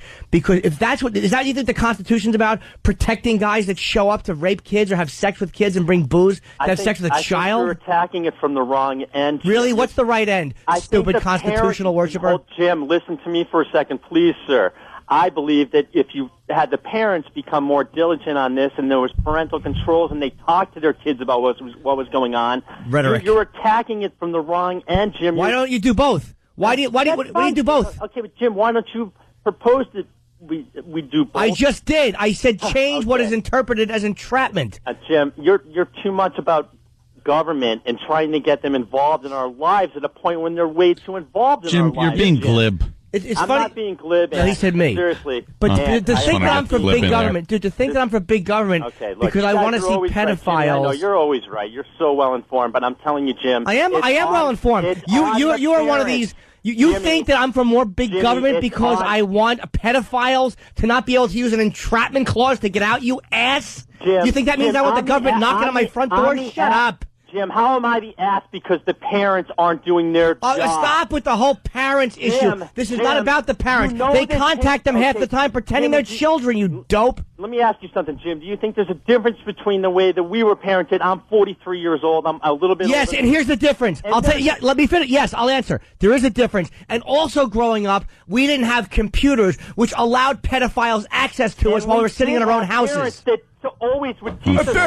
Unfortunately. People were molested in the Jim, church. Was that Jim. bad parenting? I guess so. Jim. I guess all these parents that sent their kids to church who were molested by priests, bad parenting. I suppose so. Jim, you're being ridiculous. Seriously. No, I'm really not. Yes, you are, Jim. If the parents gave a shit, I'm sorry you'd have to Hold swear. on. Then you don't have to swear, stupid. You're not paying attention, Jim. I'm to the listening to you. situation. I'm listening to you. Okay, Jim, seriously, it's on the parents. It's not on the government to take care of this. Seriously. So then why do we have prison? Why have prison if it's up to the parents? Maybe the kid was asking for it. Why do we have prison if it's not up to the parents? We as a society have a right to say we want certain people put away, and we can do certain things to do that. Okay, Jim, whatever. You're right, I'm wrong. Yes, Yep, you're correct. Yes, Jim. We'll just have to agree to disagree. No, we don't. You Yeah. said it. I'm right, and you're wrong. You're an MFer. Oh, really? Oh, what's the matter, little boy? You lose the argument? You're an MFer. You're an MFer. Oh, Jimmy, Is that's bad. parenting different? What about the point about pedophiles could not get to you in your house when we were growing up? And no one hates parents using everybody else to raise their kids more. I hate Yeah, I parents know. who talk about their kids too much. But this is not a case of parents not doing their jobs. What a dope. And even so, what about parents not doing their jobs? There are plenty of lousy parents out there, so the kid should be raped because the parent is stupid. You know, I'm one. Believe me, I hate the protect the children thing from anything. I could care less. But I think Jimmy gets the point on that Dude, one. the guy was a terrible debater. To say that I'm for more big government, it's like, you, how dumb are you?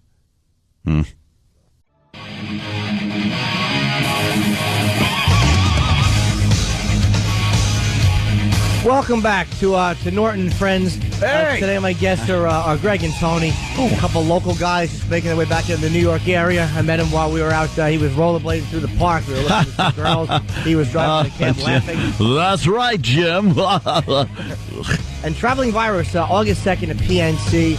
We have a lot of the same guys. We're actually working on other guys, too. You know, you got myself and I think Patrice and Otto and Voss. Bob Kelly. And Bobby Kelly. And there's a couple guys that are still working on. And some surprises. Yeah. And there's definitely one special You're going to be guest. sitting in the audience, and all of a sudden we're going to announce someone. You're going to go, wow, who saw that coming? Yes. I guarantee at least one of those. At least. $10 lawn seats. Every year we act like this is a big mystery, but $10 lawn seats are going on sale. There's only 1,000 going to be sold. They're going on sale tomorrow morning. I think on Ticketmaster. Mm-hmm. So you can get your $10 lawn seats, and we're only doing the one show this year because we couldn't get the venue we wanted in Boston because they hate us up there. Mm-hmm. Or they hate these two. They don't hate Jimmy. Yeah, but they do by association. So Yeah. you know, Menino's not like bring the kid. That's too bad. Yeah, that would have been nice. And then Buffalo, we don't know what's going on. In Buffalo, I don't know if they're renewing our contracts. Why? I said it. Don't we do well up there? I still said it. wanted. Don't we do well up there? We do very well, but the company's not doing well, so they're trying to lowball us. Did I just say that? I don't know. But that's not the red alert we've been talking about all morning long. This show is in red alert mode. That really bugs me. About what? That we're in red alert mode. I don't like it. Yeah, I know. Well, and you know, we'll give you more info when we feel like it's appropriate. And I got a text from somebody just about that last tool that was too much government. Someone said he's a libertarian in a text. I don't know if that's true or not, so I'm not going to bash libertarians. But if that's what like the libertarian philosophy is, that would actually be government intrusion, then libertarians stink. If that's what they are. If it's not, then I apologize. Well, I don't apologize. I'm just wrong. Libertarians are into, the whole Less government. minimal minimal government, which Fair enough. sounds good, and Yeah. I like it. Yeah, I'm sure when libertarians being attacked in the street, then they're like no cops because they're an arm of the government. They think that they should just defend themselves, or they want the police. And when their house is on fire, No firemen. No, okay, no. at least not paid by. No state agencies. Yeah. Cool. Yeah. Hey, other things happening. Remember we were playing the audio of Motley Crue on Larry King? Oh yeah. They It's went back terrible. on Larry King a couple days ago, and we did a whole set on Larry King trying to relate to Motley Crue. Yeah. And we're like, why didn't Motley Crue call out Larry King and go, look, these questions are really stupid? Yeah, because they are stupid, and they're embarrassing. Well, some people are thinking that Motley Crue took our advice because they did pretty much that when they talked to Greta Van Susteren. Why didn't they do it with Larry King? Are they a-hole buddies with him? Greta Van Susteren. Was she talking out the side of her mouth? Yeah. Did her plastic surgery finally heal? I haven't seen her in a while. It hasn't? Not really settled. It's still settling? Her face work? She had so much work done, it's just constantly moving. But why does she need it done? Like, she's never going to be hot. It's like, all right, now maybe I'd bang you, but I think that's all she was going for. Really? Yeah. As a maybe I'll bang you. A maybe bang? Yeah, because she was unbangable before. Yeah. Hmm. Well, this is what went on our show. I love this clip. And indeed you are. Well, I hope that all of you come back. We'll be following how Thank CrewFest you. does. The CD gets released at midnight tonight, so Yes. everyone can be the first to go get it at midnight. Thank you. We have to. Yeah. We have to. We were talking earlier. We don't even have our own CD. Everything's so under lock and key now with the internet, so stuff doesn't get out there. Hey, Greta. I think you can get one. Yeah. Greta. Yes. What color panties are you wearing? Moving right along, gentlemen. Always nice to see you. Nikki, see if you can't bring some other friends next time. Anyway. Should be flattered. Hey! who asked her that? Huh? What'd you say? That's one of Nikki's friends. Oh, okay. What color panties you wearing? You wear. Like they really want to know. Greta. No one wants to know what color your panties are. Why wouldn't she improv a funny answer? Yeah, I don't wear any. Exactly. Wouldn't be funny, but That would have been in the context. They all would have broke up laughing. yeah. Yeah. Thrown her over the desk and checked. Lift that skirt up. Hold on. We got Mark in New Hampshire. Was that the same guy? Mark? No, I'm not the same guy. I'm not a moron. Okay, hi. Okay. I am, however, a libertarian from New Hampshire, and I'd like to... So, Mark, when you were in that limo with Obama in Gurney, Illinois, same voice for the people that linger longer. Mark, what do you got? That one hurts. Yep. No, I'd just like to clarify what the libertarians stand for. Did that guy sound like a libertarian, Mark, or no? I mean, I don't know. He kind of did, but he sounded like a real extreme libertarian. Okay. What we're wary of is big government getting involved in people's lives, but I understand there's times like pedophiles trying to get at our kids on computers where it should be allowed. But, I mean, there's states right now where what they want to do is put black boxes in cars like they do in airplanes, and then whenever you go over the speed limit, your car sends a notice to the police, and they just mail you a ticket. I like that.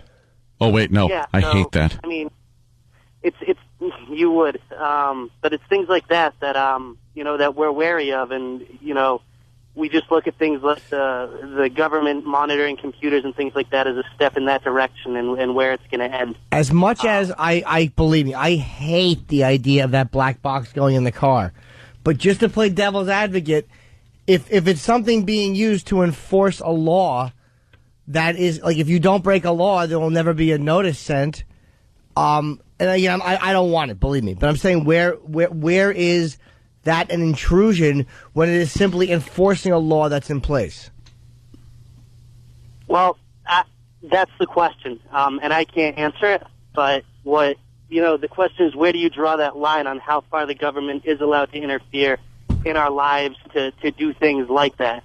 I think most of the population would be in outrage if they did put black boxes into cars like that, and kind of putting a black box in a computer. A lot more people might be in favor of. But what the libertarians believe, we're definitely not pro-pedophile or anything like that. But what we do believe is that the government needs to be regulated, and it's getting, out of control. Well, I think that if that, fair enough. I mean, but I think that's, to me, sounds like the libertarians are just like misusing what government interference is. That's almost like saying, do they not believe in undercover operations to catch criminals or drug dealers? Like, or are they against mafia infiltration by undercover agents? Because this is basically the equivalent of an undercover operation. So they're against that? What you're talking about, Jimmy, is entrapment, and the libertarians don't have a specific view on entrapment where, if it's a legal tool, of law enforcement and it's been approved by the Supreme Court, then fine. But we just believe that the government, what it really is all about is big taxes and more government to the power and things like that. But hold on, just not to interrupt you, but should that be entrapment, though? Like, I agree with certain entrapment things, but isn't that entrapment in the mafia, too, or anything? You're pretending to be somebody you're not. You're not being truthful, telling that guy he's talking to a police officer who's undercover with a wire. So, I mean, when entrapment gets looked at like that, to me it just seems like it's another disgusting legal angle that criminals are using to get out of being prosecuted. It's not like a legitimate case of where you're in the middle of having sex with a girl and she yells, "I'm a cop," and you're cheating on your wife. I mean, to me, that's entrapment. Yeah, no, I agree with you. I not great example, and I agree that I agree that entrapment should be allowed in cases like that, and I don't necessarily. It's two different issues. I really was just calling to defend the libertarian angle and let it be known that we're not anti-laws and things like that. That we're more about small government and government regulation and government control.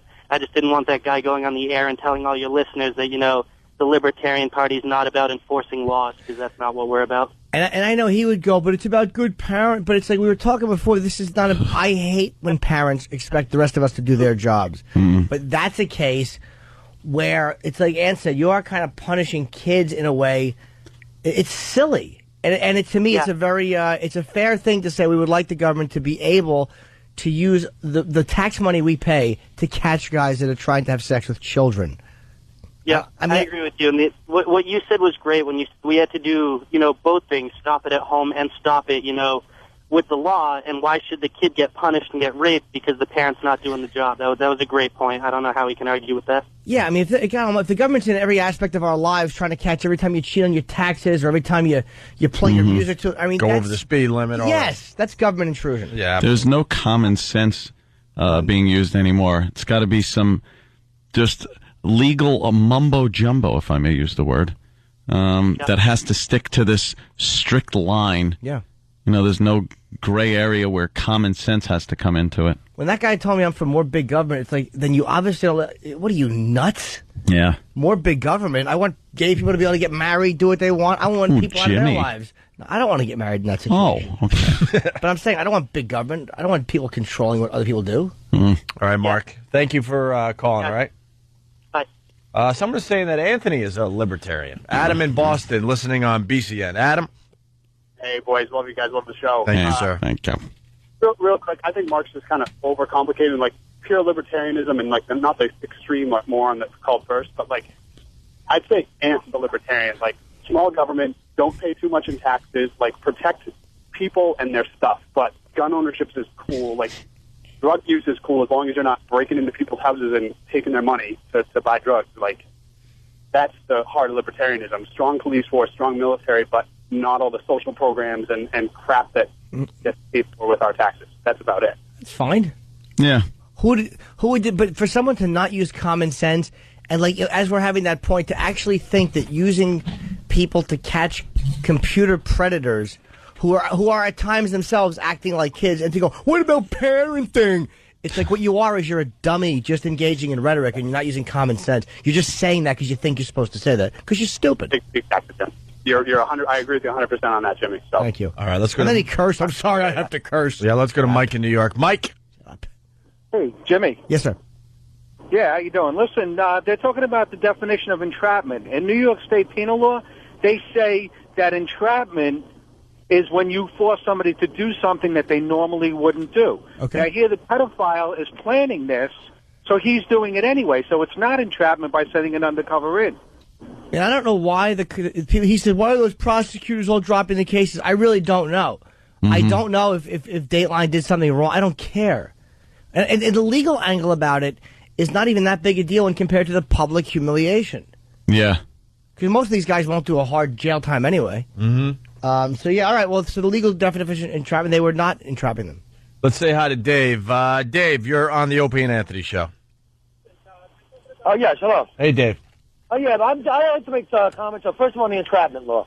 I mean, entrapment is entrapment as, you know, no matter how you look at it. I understand that if they're going to, you know, if they're using to infiltrate the mafia or something, they're doing the right thing. But at the same time, they should not be able to twist it to their advantage. Entrapment should be entrapment no matter how you look at it. So, but what do you mean? I'm not sure what you're saying. Like, if they never contact the kid first, don't you think the definition of entrapment then should be changed? Or no, what? I'm just talking about entrapment in general. As far as the pedophiles go, listen, you're talking to a person. I'm 40 years old. I have 11 years inside of prison because I was a moron when I was younger. But as far as pedophiles go, okay, fine. If the people want to argue about it's too rough to kill them, then you know what they should do, which I actually think would be an even better punishment? Sentence them to life in prison, but in solitary confinement. I did 3 years in solitary confinement, and that will kill you from the inside out. What did you do, sir? Well, I was a moron. I was always fighting when I was younger. I was like every other teenager. I sold drugs or whatever the case may be. All right.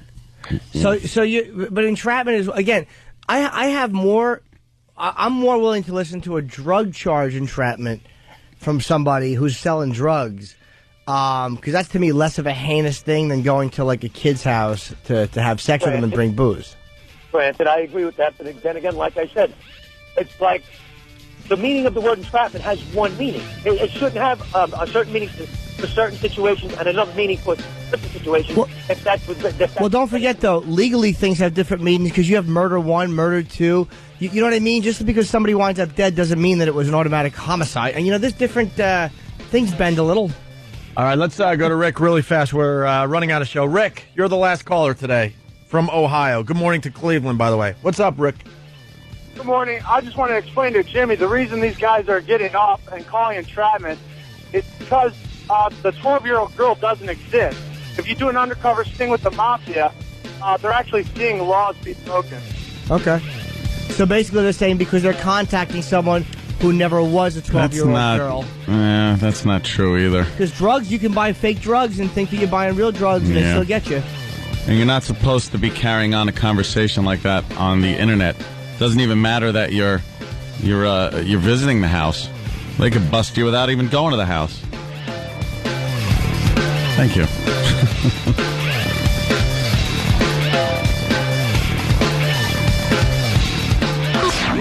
The Opie and Anthony Show. XM 202. In the world of Radio Shock Jock, the biggest are Opie and Anthony. These people say shocking things that border on offensive in order to entertain their audience. I refuse to sit here and think that radio has to be nice. Why? Why does radio, out of any other medium, have to be nice? We are being now held to a standard where we have to be nice and make people feel good. Go screw! Radio Bad Boys, Opie and Anthony. Controversial radio personalities, Opie and Anthony. Infamous DJs, Opie and Anthony. Talk show radio hosts, Opie and Anthony. Opie and Anthony. Opie and Anthony. Radio Shock Jocks, Opie and Anthony. Opie and Anthony. Shock Jocks, Opie and Anthony. Shock Jocks, Opie and Anthony. Opie and Anthony. Shock Jocks, Opie and Anthony. Opie and Anthony. Paris, you were strip searched. Was the search something we like to call the old two-hander? Did they do the old grip and rip? This is where entertainment is going. What is that? Extreme camel toe. Oh, God damn. Oh, God, you got a complete camel toe. Opie and Anthony. If you're here, give us a sign. Oh, boy. My wallet is gone. Oh, my God. It's with us beyond the grave. It's time for people to understand these are words. If you don't like them, turn the dial. But enough of this palaver. Let's get the show on the road. It's the Opie and Anthony Show, live from XM Satellite Radio. Got guys on the bleachers today. Nice. Yep. That's what happens as the week goes on. You get more people. And As the Friday, week goes on, the crowd builds, yes. Friday turns into a live show for party. everybody. We throw the bleachers in studio, and then we're shy to broadcast in front of everybody. I get shy. Hey, Problem? He just took a swig of water and... Tastes sugary because what do they spray on these microphones that my lip hit? Lysol. Oh, that's Lysol and water? Mmm. Nice. Tasty. Okay. Ugh. Have a pen? No, you can't, Jimmy. Yeah, you can have a pen. One of the interns should be doing this. Get a chewed up Earl pen. We're going to start with this. We've been looking back at our first show in New York City 10 years ago. We played every clip except for one. Oh, well, now why? We weren't allowed to play this clip over there, even though it originally happened on regular radio. Why is that? Because there was an Asian thing. Oh, my fucking God. Oh, my fucking God. I thought the horror was over. So we have one more clip to play for everybody. No. Yeah, I didn't want to tell you over there, Jimmy, because I knew you would lose your mind. I really wouldn't, though. It's not. It's just ridiculous. It is what it is. Stop already. It is goes what with it the is. whole thing we were talking about with the Catch a Predator and executives just folding like tents left and right. They gotta stop folding to these special interest groups, and then we could go back to doing what we know. How to do. How to do. Right. Sure.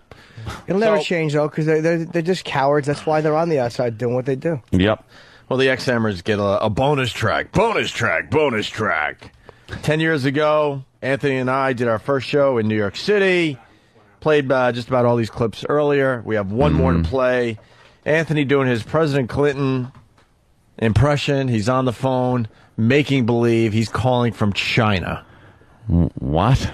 And we were not allowed to play this on regular radio today. Why was I doing that? Thanks to JV and Elvis. No, not And we them. love JV and Elvis. I'm just joking. Those guys, should never have been fired. They did some Asian humor. Special interest group got involved. So the company just folded and fired those guys. Because it was Corolla that started it with CBS. Right. Because he was the one that got in trouble. And then instead of telling these fucking... This special age, just go fuck yourself. Yeah. 'Cause the advertisers are always cowards. Right. The product whores. Oh, I hate everybody except myself. So even though this happened 10 years ago and there was not a blip of controversy, why was I? We weren't allowed to replay it this morning because any type of Asian humor is off limits. As President Clinton. Because he was in China. Oh, okay. Here we go. 10 years ago. Speaking of perversion, as you were earlier, Opie. No, I wasn't speaking of perversion. Give us a couple weeks before we start speaking of perversion. President Clinton. Yes. In his search for, I guess, fortune cookie nookie, is in... No, I didn't say that. I didn't fucking say that. No, it sucks. I didn't. Now Jimmy, you heard something wrong. I didn't say that. We get to look at douche chills. I've never looked at douche chills before. Yeah. But there's 5 or 6, I don't know, people on the bleachers today, and I'm looking at douche chills. They're in shock out there. Why? That was a good line. Huh? It rhymes and stuff. Shitty. It was horrid. Speaking of... Fortune cookie. Speaking of perversion, as you were earlier, Opie. No, I wasn't speaking of perversion. Give us a couple weeks before we start speaking of perversion. President Clinton. Yes. In his search for, I guess, fortune cookie nookie, is in China. I hope you found it funny. Huh? You found it funny. Oh, you were lying again. Yeah. I knew it. Yeah. Just feeling good. You know. Ugh. Just keep laughing to keep the bit going. That's me. You don't think I don't know? Idiots. Shut up. Ken Stir. Good timing with that rapid fire line, Ant. Fuck. Why? You wanted to know about some fortune cookie nookie? Yeah, it rhymed. What's fortune cookie Jimmy nookie? loves this. I certainly do. Too bad you won't watch the Star Wars, because then maybe the Wookiee wanted some fortune cookie nookie. You suck. Were you guys gambling after, too? Because maybe the Wookiee who's a bookie wanted some fortune cookie nookie. All right, let's just sit till Jim gets this out of his system. I'm running through the alphabet. There's no such thing as a Zookie. You already used cookie. A xylophone. No, X. No good. A yucky. No. Yeah, yucky. is in China. Much to the chagrin of a lot of his critics, because he's going to actually be visiting Tiananmen Square, the site of that uprising in '89. Yes. That the Chinese really kind of massacred some people there. But he's going to go there for a big ceremony. I think he's there already, actually, dude. Not in Tiananmen Square. He's in China, though. All right. And a couple of questions. I just wish we could contact him. I got a question I'd love to ask him. Well, gee, I wonder. Here comes the awkward transition. Yeah, and ladies and gentlemen, you're about bit. to hear the awkward transition. Bring on the bit. As we bring on the bit. Oh, God. We don't know how to seg into the bit. Yeah, though. All right. And a couple of questions. I just wish we could contact him. I got a question I'd love to ask him. Well, what a coincidence. What, Opie? I thought it was... Oh. Guys, just go home. I really, can't. Why? You guys are setting it up. No, just tell them to go home. There's really nothing to see here. Just go home. To put it back up, let's give it another lookie. You suck. Oh my God! This is horrible. I don't think I've heard Anthony say chagrin since. Why would he say chagrin? What is he, a rookie?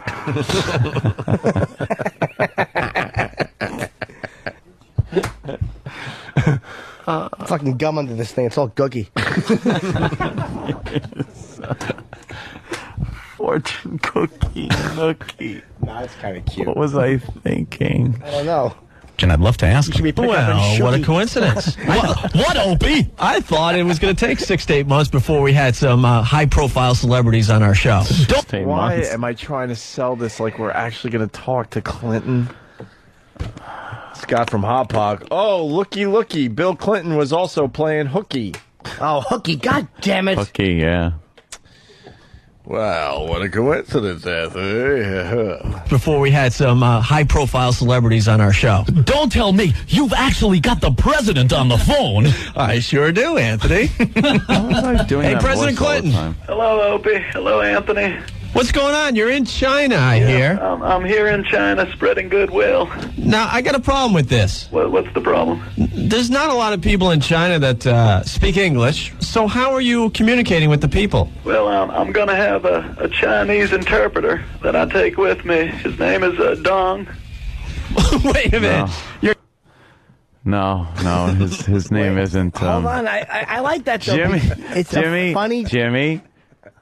Shut up. I want to point out why I like it. It's a funny name, but it kind of sounds like a penis in our language. And something tells me there's going to be a little misunderstanding. A little double entendre. Wow, this is going to be like a Three's Company episode. Are we heading down the double entendre road? Yes. Jimmy gets, he kicks back in his chair. He's holding the mic in his hand and just waiting to pounce.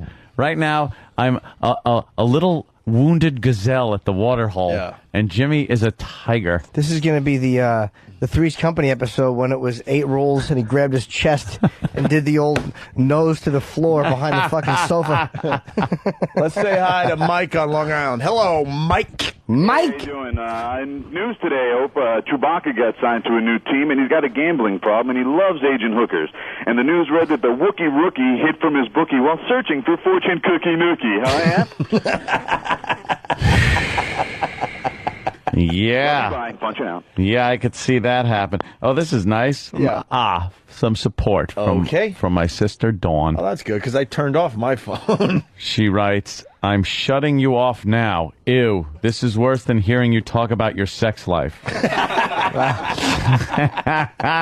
Thanks. Gabe from Thanks, Staten Island. Jimmy, I think you might have missed one. This bit is a steaming pile of dookie. No, that doesn't count. That's dookie. It's dookie. Dookie. No, it's not Nothing? good. No, No? he's What? wrong. Oh, what? Nope. Fortune cookie nookie. Opie is so excited during this bit. Did he make cumsies? Well, I'm going to have a Chinese interpreter that I take with me. His name is Dong. Wait a minute. Your Chinese interpreter his name is Dong? Yes, my Dong is his name. My Chinese interpreter. I wouldn't dream of coming to China without my Dong. Come on. Yes, the Chinese people. Oh, come on. Come on. My dong. See. is the interpreter. See? My favorite part so far is him going, "Come on, quit razzing me." Stop. It isn't really my dong, Come is on, it? you're pulling my leg. President Clinton, is it really my dong? And this is why we do not write bits. This is the genius stuff that people just loved. Well, it was our first show. We got better. Well, my dong. He never goes anywhere without my dong. Without my dong, because he needs also known as his cock. Right. See, it's a subtle way of saying he takes his cock with him to fuck women. But Are we going to have more cock jokes, you think? I think coming up? some my dong is going to get into some adventures. If the guy's name was Chinwa, it wouldn't have been as funny. No, wouldn't have made any sense. I think my dong is going to get into some cunts.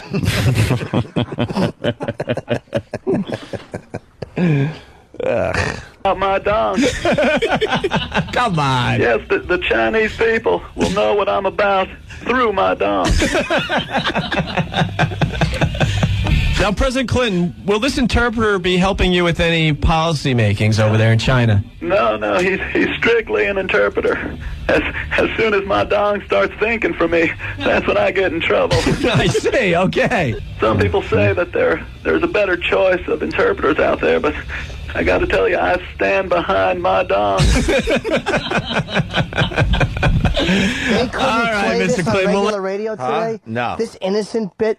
Yeah. Oh, the whole country should be fucking firebombed. What's wrong with, my dong? Fucking A. Yeah, there's no Asian accent. Oh, it's No. so fucking ridiculous. All right, Mr. Clinton, we'll let you go, okay? Thank you. Have fun in China with your dong. God bless you. Okay. Wow. And there he goes, the president himself. Is that an exclusive? I do believe no other radio station is talking to the president right now. Well, you two are just pleased as punch with yourselves, aren't you? After a bit like that? After that home Why run. wouldn't we be? Hey, for 1998, that was radio gold, my friend. For 1910, that wasn't radio gold. You two kicked your feet up. Let's celebrate that home run. And why did Opie say, have fun with your dong? You said your dong. You should have said my dong, because that's his name. Yeah. If you say your dong, now you're implying that he was talking about his dick. Well, I never realized that glaring error ruined the bit. thanks for making That me bit would have been really funny. Thanks for making me feel even better about myself. Horrible. Did you get it?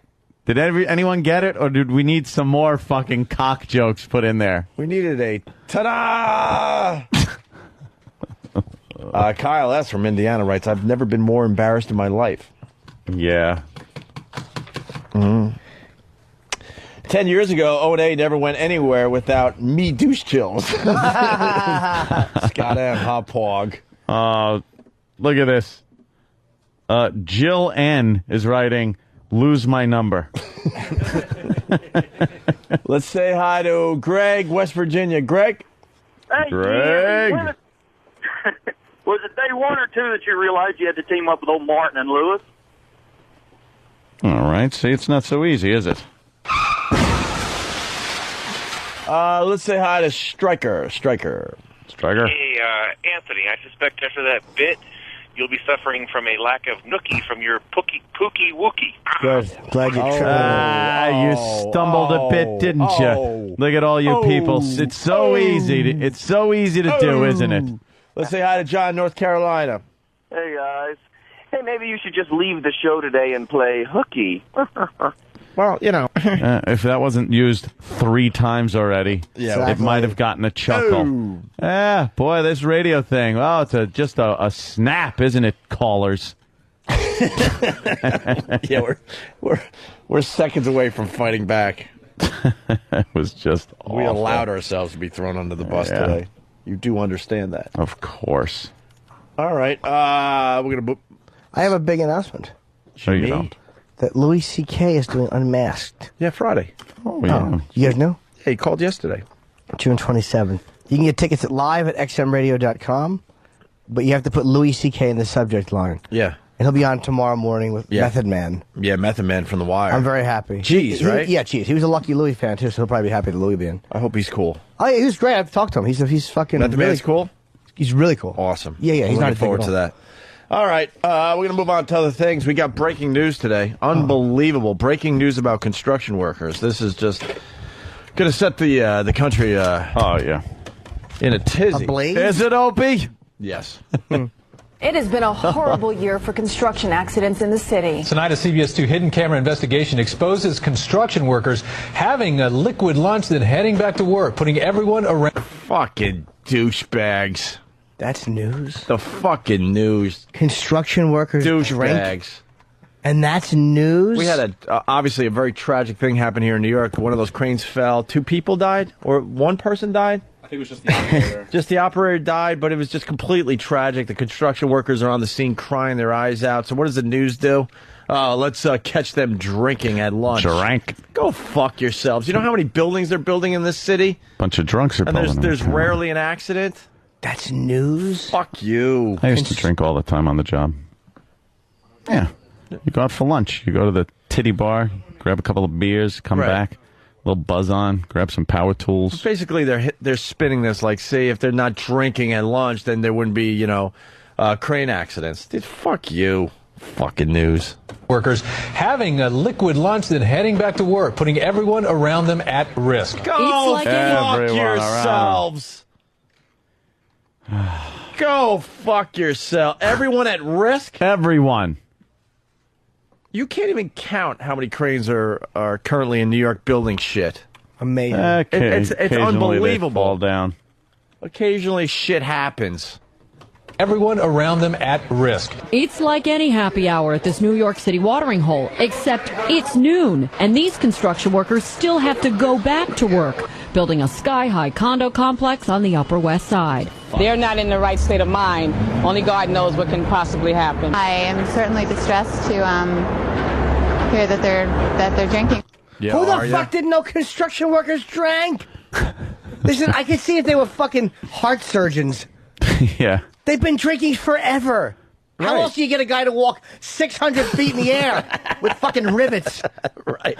Rivets. What year is this? Have an egg salad. Rivets and catcher's mitts. Yeah, they're catching flaming rivets. You ever see that fucking footage from the old days? Yeah. They'd heat up the rivets the and the red guy hot rivets, and the guy has to catch it with a catcher's mitt. or a bucket or something. He's 200-300 feet off the ground, Yeah. easy. They use those big plier thingies and Yeah. put it in the hole and Unbelievable. crazy. Who the fuck didn't know they drank? Fucking assholes. The God. stupid man on the street crap, too. Are you in danger? Are you really? You would think safety would be a top priority, but in a hidden camera investigation, we found construction workers knocking back cocktails as many as 6.5 hours. On the menu. How many in a half hour? 6? That's almost impossible. Nice. Yeah, but the guy knows he can handle it. I don't think there's a foreman going, you just keep wobbling around up there. Yeah. I think they're taking notice. As many as 6.5 hours. On the menu day 1, beer after beer. Then, day 2, bottoms up again, despite workers obviously knowing better.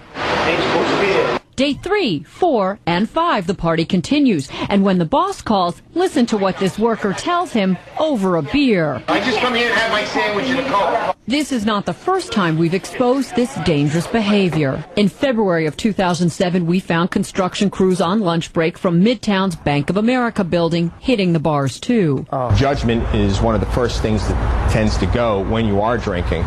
Construction safety expert Kevin Begley says this behavior is nothing new, but it should absolutely not be tolerated. If construction workers had 1 ounce of integrity, every time you saw a news person, you'd punch them in the face. Drunk. I completely agree, Jimmy. You guys, every time you see one of those news vans, you should walk up to the window and punch them in the face. A lot of you will lose your jobs, but in the end, they'll stop it. They'll stop their bullshit. Judgment's one of the first things to go. The fucking news is reporting this. Yeah. Like it's news. Yeah. How many of those news people are knocking them back? And yeah, they weren't as vehement when Sue Simmons was being accused, Where was the fucking hidden camera to catch Sue Simmons? Right. After they were saying that she likes to have a few belts. Right. And what they're applying, but they're just not brave enough to go the distance. That crane accident here in New York was caused because they were drinking at lunch. That's basically what they want to tell everybody. But they're not brave enough to do that.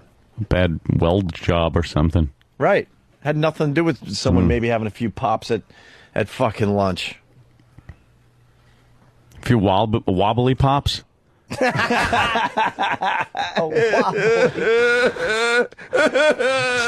get over. It's all wobbly pops. What do you think's wrong with it? I wouldn't mind having a few wobbly pops. Another catchphrase from the Opster. Wasn't that a common? That didn't hit. Was that a common one, or is that yours? No, that wasn't a common one. Honestly, I'm sure I heard that somewhere and decided, I think I could make something with this. Like everybody be toasting their wobbly pops? Oh, yeah. Yeah. Hey, another wobbly pop, please. Who would say that? I was looking at a douche. I was looking forward. I was looking forward to the T-shirt. Enjoy a wobbly pop as you listen to O&A. Wobbly pop. Who would enjoy a wobbly pop? Unless it was your Alzheimer's grandfather and he was holding a scalding pot of coffee. Then a wobbly pop and his sore hand tops would be hilarious. My wrists are burned. I know they are pop. Wobbly pop. What do they say about wobbly pops? Any beverage that contains alcohol for the purpose of human consumption and is referred to by a person from Newfoundland. Newfies use that one? Newfies. Any bottled alcoholic beverage that knocks you on your ass is called a wobbly pop. This is according to the Urban Dictionary. First coined in 1998 by a shock jock named... wobbly pop. I'm not feeling too well right now because I had way too many wobbly pops last night. Who says that? Newfoundlands. Fucking Newfoundlanders. They just showed Bill Clinton on the news there. I didn't see his interpreter, though. My dong. Oof is right. Fucking. I don't think just oof. I want to go take a wobbly poop. I hope people are appreciating the look down memory lane because it really depresses me. Later on, I'll be depressed. Why? Just because it's just so douchey and awful and horrid. Don't be depressed. Just have yourself a wobbly pop and forget your troubles. Maybe some fortune cookie nookie. I didn't say that. You guys want more breaking news? I do. Oh, they're also blowing up your spot, Jimmy. Craigslist. Of course. What's going on there? Well, we could do this one too, but there's another one that is very similar to the construction worker story. What's the problem? All right, yeah. Jive Talking Jimmy. Yeah. I want a wobbly Colt 45. Otto told me all my characters stink. We love your characters. A wobbly, I don't know my pop. We're in red alert mode, by the way. Red alert mode. Yes. Yeah. Your pals are more charitable than you realize. Whatever that's worth. We're way more charitable than you realize. Here's what's going on with Craigslist. Would you ask someone out by saying it's your ticket to paradise? Yes. Or I want it and want you to give it to me? Or even feel the heat of this Asian lady? Maybe not, but they're all just... Maybe not. I hate all news people. I really do. Well, except not for all a bad. certain traffic vixen. Not all bad. I hate them all, man. They're all the... Maybe not, but they're all just a sampling of the non-traditional dates offered in the New York erotic section of Craigslist. 85% of the ads that we looked at are seemingly for prostitution or for illegal acts. 85%. Queens Council member Eric Goya has only observed the content of the ads, not done a full-on sting, but argues that it's pretty obvious the services offered are indeed prostitution. The internet has become like the Wild West. What used to happen on seedy street corners and in brothels has now moved to the internet. Yeah, so it's out of the streets, you fucking asshole. Cock blocker. It's right there in the homes of people that want it. What a fucking cock blocker. The more guys like this that get caught, like the more of these family value or anyone fucking with hookers. Like Spitzer. Jimmy makes a great point. You're not going to stop prostitution ever. So what the internet has allowed is for it to be pretty much hidden. Yeah. You're not seeing guys walking into fucking brothels and all that shit. You're not Streetwalkers. You're not seeing the streetwalkers. You're not seeing the pimps. It's the internet pretty much cleaned up prostitution. It cleaned it up. Yep. You go online, you make friends. Make friends. But fucking this asshole, 85%. Make some rollerblading buddies. Shut up. I'm not beating you up. I can't help it. I'm not beating just you up. Awful. Please do. I want to be hit. Why don't you want to go on a fucking Craigslist and get yourself a little fucking FCN? What the fuck's the problem? What's FCN, Jim? Fortune Cookie Nookie. Of course it is. Instead of a GFE, you want some FCN. The old FCN. FCN. At least you're laughing in the right places today, yes? Fucker. All right, we're going to go. Know. We're going to go. We're going to True. go. Believe me, it's not even going. I agree with all of that. Hey, what do you think this summer's summer song's going to be? I'm thinking Lollipop. God. Oh, yeah. Oh, man. Wow. Why don't we get a list of past summer songs? Yeah. I'm sure it's somewhere on the internet. All right, Opie, let's do that. All right, more about Craigslist. Jimmy, great point, though, really. Really. It's amazing how people will always be looking for prostitutes. So right now, it's at a good place. To me, that's where the government should stay the fuck out of your life. Where it's a bunch of adults, fucking, you want to get fucked, you get fucked. It's like that to me is where government intrusion matters because there's no victims. It's people all volunteering for this exchange. It's exploitation of women who they can't really take care of themselves. They can't think for themselves. Well, legally they can, unfortunately. They're allowed to legally, and a lot of them make tremendous amounts of money. And it's hard to tell if a girl like Ashley Dupree, who made $4,000 for a night's work, that she's not thinking for herself. Yeah. She does 3 of those a week. That's $12,000 a week. That's fucking, what's 12 times 4? 48,000. I mean, that's a lot of money, man. That's you know. Yeah. You tell a girl making $500,000 a year, she can't think for herself for more than that. All right, here we go. The second half of the story. Despite a disclaimer and warning post seen before entering the section that users need to be at least 18 years old, prostitution is prohibited, as well as human trafficking and exploitation, Goya and other advocates maintain that the services being offered are not just for companionship. Their pimps advertise them as companions for a generous donation. Sometimes they'll substitute the word roses for cash. Law enforcement has to recognize that prostitution has moved off the street corner onto the internet, and we now need to use 21st century technology to combat it. Yeah. How about and then you deal with the internet, and then it's going to move on to somewhere else. Just stop. Gives a shit. The guy shows up with 1,000 roses. Yeah. Yeah, well, you missed the point. Here you go. You didn't get the code. No, dummy. And they try to fuck you, and you're like, I only want companionship. I'm lonely. I want a friend. Here's your flowers. Why are you sending me away? I brought you roses. Your aunt said. Yes. Your aunt said 200 roses. I'm generous. Companionship. I was burned in a fire. No one will talk to me. Poor Ted. That's bringing right. Roses. That's right. Well, you know, I get them very cheap because it's Ted's flower shop. Did you hear the TED promo yet? No. Oh, do you have the TED promo? And also the 2 new promos we played yesterday. Jimmy's got to hear them for the first time. If you could get them on disc for me, the ones we played yesterday, that would be very, very nice. Yeah. You haven't heard the TED thing yet?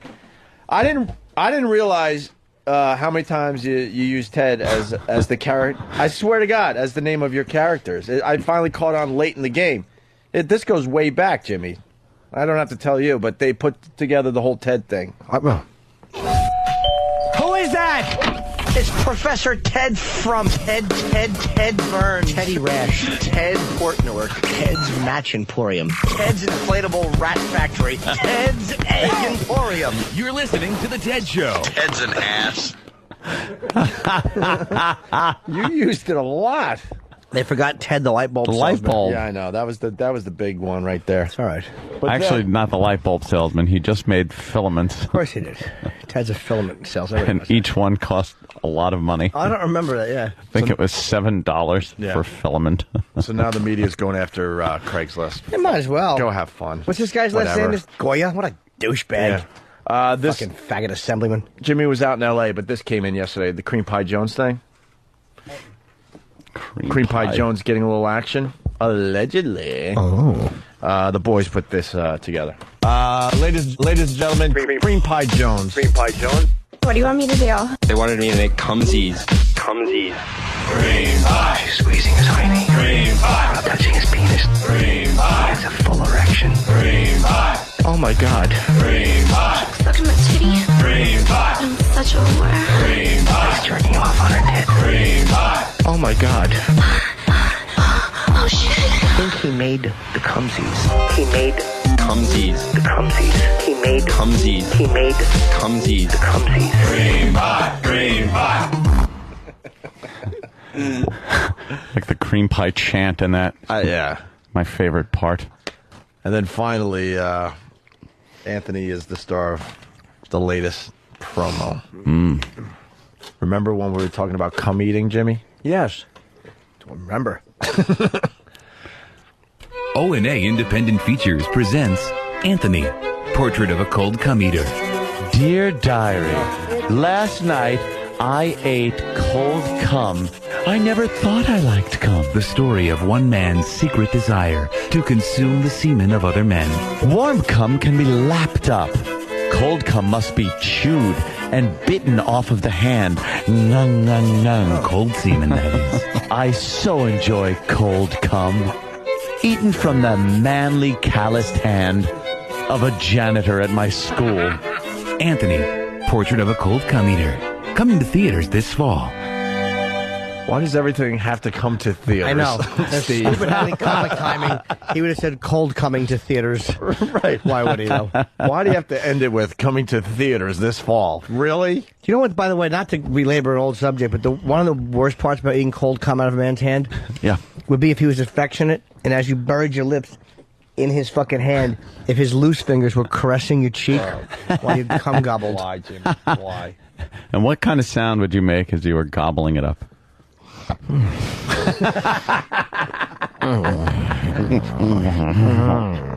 Let's go to Cleveland. Jeremy. Hey, boys. I got a question for Jimmy since he's the hooker expert. I saw a Craigslist posting for $120 hour GFE experience and she speaks Greek. Do you think that's a good deal? Yes, because she's multilingual. It's always fun. You could talk about the island of Lesbos and the controversy that's happening there. Proud to be a Lesbo. You could just fuck her, shit her. Whatever you want to do, sir. They're traveling buyers to Cleveland, guys. We'd love to, but who knows what's We would love happening to, but with you know, those Rover's people. taking over that town. There's nothing we could do about it. Oh, fuck Rover. He ain't nothing. FMQB was all over Rover's ass because he got 20,000 people together for something. Whatever. Push out, guys. Whatever. Let's say hi to Steven in Rockland. Steven! Hey, buddies. I want to ask if you remember a little piece of radio gold you aired when you first started on NEW. It was a Chumbawamba spoof with Bill Clinton. My pants go down. No, huh? Oh, my God. We don't have that, do we? You have that, E-Rock? Oh, stupid E-Rock. Probably his outgoing message. All right, will you turn left already? Thank you, Steven. We'll try to find the Clinton Chumbawamba bit, which I think might be... you think you know what he's talking about? I know what he's talking about. Did you do it? I don't remember if... I think it... Wasn't it Rick? I'm not sure. So when my pants fall down... what was this bit about? It's a song parody. We liked song parodies back then. Yeah. Who didn't? Everyone loved a good song parody, didn't they? Jesus. Radio is... Combines the familiar with the new. All right. As E-Rock looks for it, there's no way he'll find it today. You know that construction worker story? Yes. Well, they got another one. Breaking news about Facebook, everyone. And what kind of Facebook friend are you? A new study finds people who are more isolated in real life spend more time on Facebook.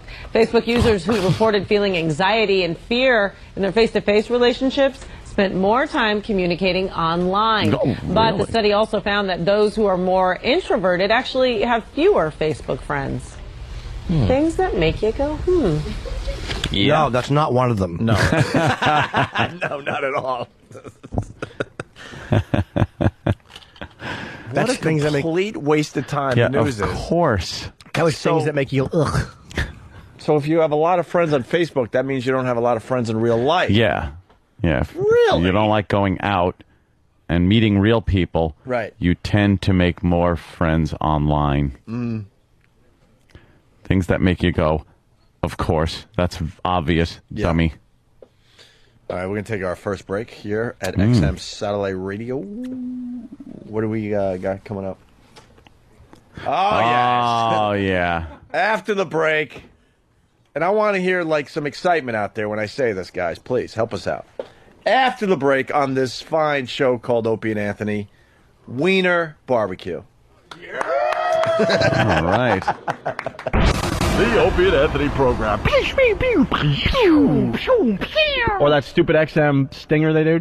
What is it? XM 202.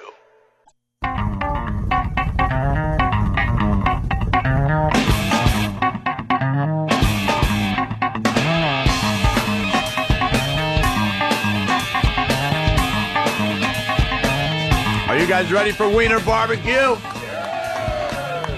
Why are they muffled today?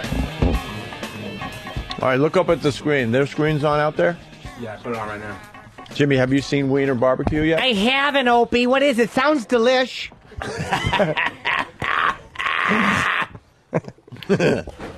Here's Wiener Barbecue, Jimmy. You got to look up there. Okay. You got Okay, it. I've heard this is a little hard to watch. I can't. You can't watch it? Danny can't watch it?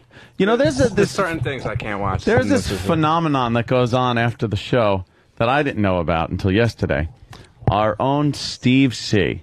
likes to go into the office after the show and wind down by watching zit popping videos. And blister popping. And blister popping videos. They are Why? these disgusting videos of huge, pussy, like zits and big pussy cysts that are being squeezed and watching them just explode in a warm mess of pus.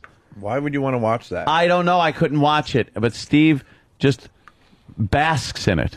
After the program, he likes watching that to wind down, he said. And he watches them. I couldn't even watch it. Now, you've seen those, right, Danny? Some of the blister popping stuff? Yeah, and the zit popping? I mean, I could watch it, Harder but to watch it's than uninteresting to me. Harder to watch than... Nah, that's easy stuff. Really? Is that your food, Jimmy? I'm done with it. Yes, Steve, what is the deal? What is this? Oh, let's just watch it. I'm scared. Oh, no. I love a have no weenie. idea what he's talking about. Are you doing something else? Yes, but we're talking about you. Yes, I understand. Thank you very much. It's called popthatsit.com. It's a website that's full of blisters and pussy abscesses and sebaceous cysts and people just lancing them. Why would you watch It's so disgusting. I have no idea, but it's always just something. It was the fascination that somebody would actually compile an entire website with these things. Well, give us one. We'll get to Wiener Barbecue, guys. Don't worry. Wiener Barbecue. That's not There you go. That's Steve, when was the last time you heard from Washington? Fuck. Actually, no, that's not. Maybe last week. I think I got a phone call from Don, but he's on vacation. Yeah, but Don's not in the loop either. Yeah, but anybody, anyone anything else besides Don. Oh, No offense to Don, but honestly, it's been a while, right? It's been a while. Mm-hmm. Don will probably survive it, though. The whole merger thing. Yeah. Wickland's good. Yeah, I like him. What? What? Line one. Oh, God. I can't even watch this. What is it? Yeah. Jared. Hey, boys. Hey. Hey. Hey, I know why Steve likes those blister popping videos. It looks enough like a nice cum shot without being a faggot. It was described way funnier than that. Steve, comment? False. Anyway. There you go. So you guys want to watch this one? It's just a random one I'd throw up there. I don't think I've seen this one. All right. Jimmy, here you go.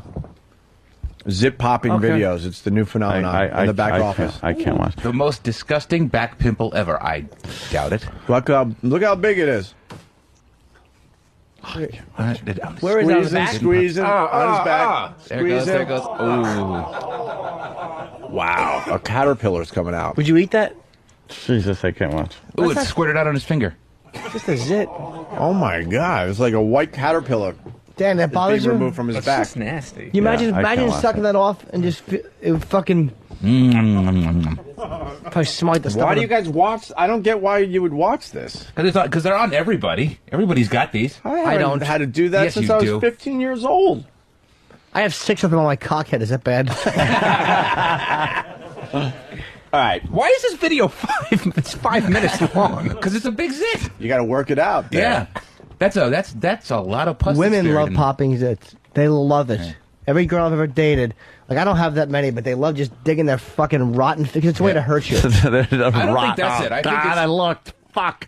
I think it's like correcting imperfections because I've noticed that most of these videos are women popping zits on men's Of course it is. That's all it is. They love doing it because it hurts. Oh, look at this one now. Sadistic horse. That's a big zit. Where's this one? I think it's still. I think it's the same one. Same one. It just said take 2. Oh, they're still working it out? Yeah. All right, enough. That shit Let's hurts. get Wiener Barbecue on. Oh, I thought that was Wiener Barbecue. Wiener Barbecue. All right. Oh. Now, the other day, you guys threw a beheading video on, and I just had to turn around. That's my line. I want to see if this is my line, too. I want to see if I could sit through this. Barbecue. It's called Wiener Barbecue. Oh, get the fuck out of here. There's a guy, his penis is on the grill. A la Is he Wiener sticking the fork through the tip of his pee hole? He's pretty much rotating his penis on the grill, and there's even like grill marks on the back of his penis. Now he's sticking the fork. He's got a 2-pronged barbecue fork. He's sticking one prong right up his piss hole. Danny, you're missing it.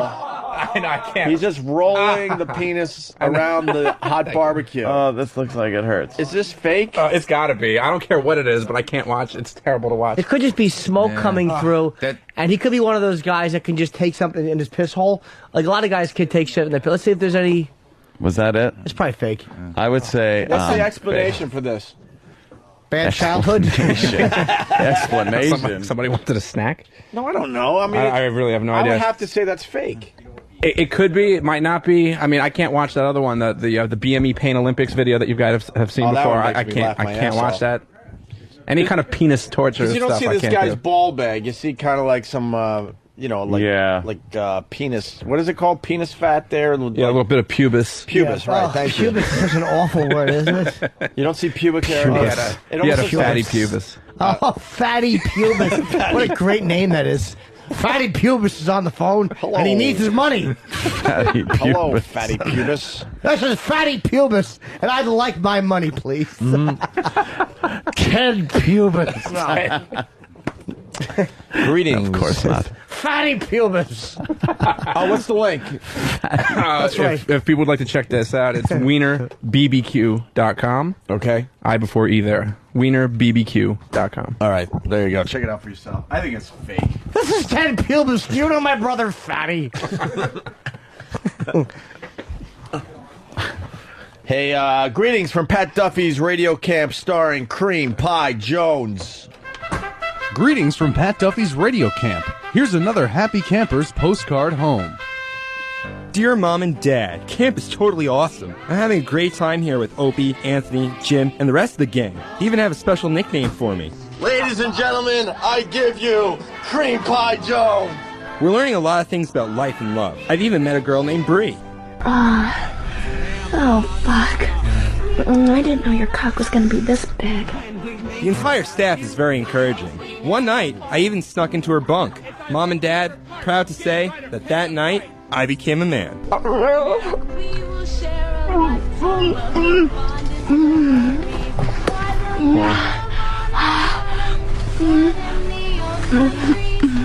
Sounds like it's going to be a great summer. Pat, I've got Jim's coffee. What size is that? Large.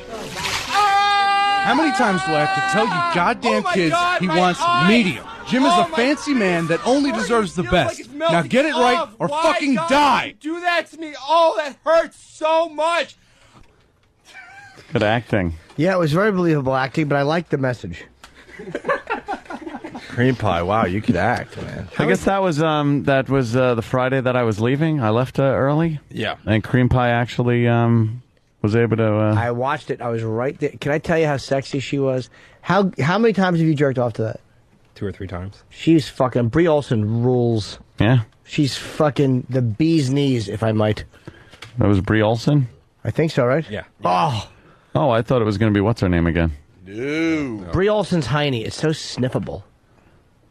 And she took care of you? Yeah. Yeah. What a trooper.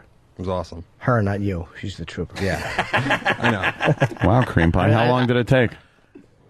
5-7 minutes. Yeah. And fucking, if he's shy, he kept trying to turn around so I wouldn't see his Jimmy penis. was right there. Jimmy was there. I was doing a play-by-play. Yeah. He was afraid I'd see his penis and tell everybody that's small or whatever. I gotta say it. Fine. Why would I say that on the air? That's crazy. I would never say that. That breaks the guy code. Who gives a shit? You're hung like an acorn. Yeah, doesn't matter. Still got the job done. Sure did. Hey, tall child. Did you guys see the Vern Troy sex tape? No. You haven't seen that yet? You saw it, right? I saw a piece of it. It's on TMZ. It's just his disgusting little tongue sticking out into her mouth. That's a new one, though. I remember seeing a video at least a year, maybe even longer than that ago, of Vern Troyer and some smoking hot blonde. And it was totally him, because nobody looks like that. No. Nobody you looks can't like fake that. being him. And it was just him and some blonde girl just fucking.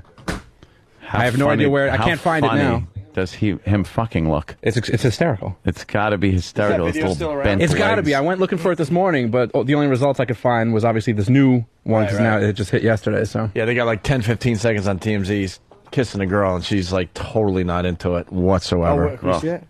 Yeah, go to TMZ. I've had enough of him. A little shitty twerp. Hey, as Danny finds that, a lot of you guys have the iPhones. Yes. I'm a big fan of the BlackBerry myself. I like my BlackBerry. I like my iPhone. Well, one particular woman thinks the iPhone is sexist, Jimmy. Sexist. Does she? Yeah. What fucking annoying, no dick getting fucking monster is this? Well, some women are saying that Apple is treating them like second-class citizens when it comes to the iPhone.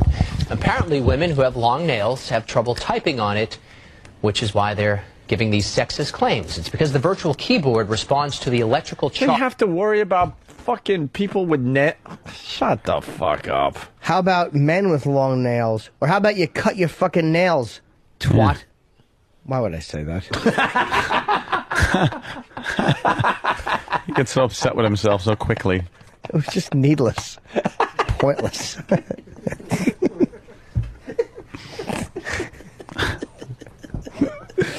Oh, there he is. Look at that fucking alien. Little Vern. Watch her trying to make believe she's into this. Watch. Oh, she's awful. Here's Vern Troy just sticking his tongue in and out of her mouth. Watch her face. It's like kissing a baby. His breath probably smells like little people. Probably smells nervous. Look, she's kind of pushing away. Awful midget mouth. All right. They need more of that. They need a little more of that clip. Yeah. Him being fucked by King Kong Bundy. Right in his Vern mouth.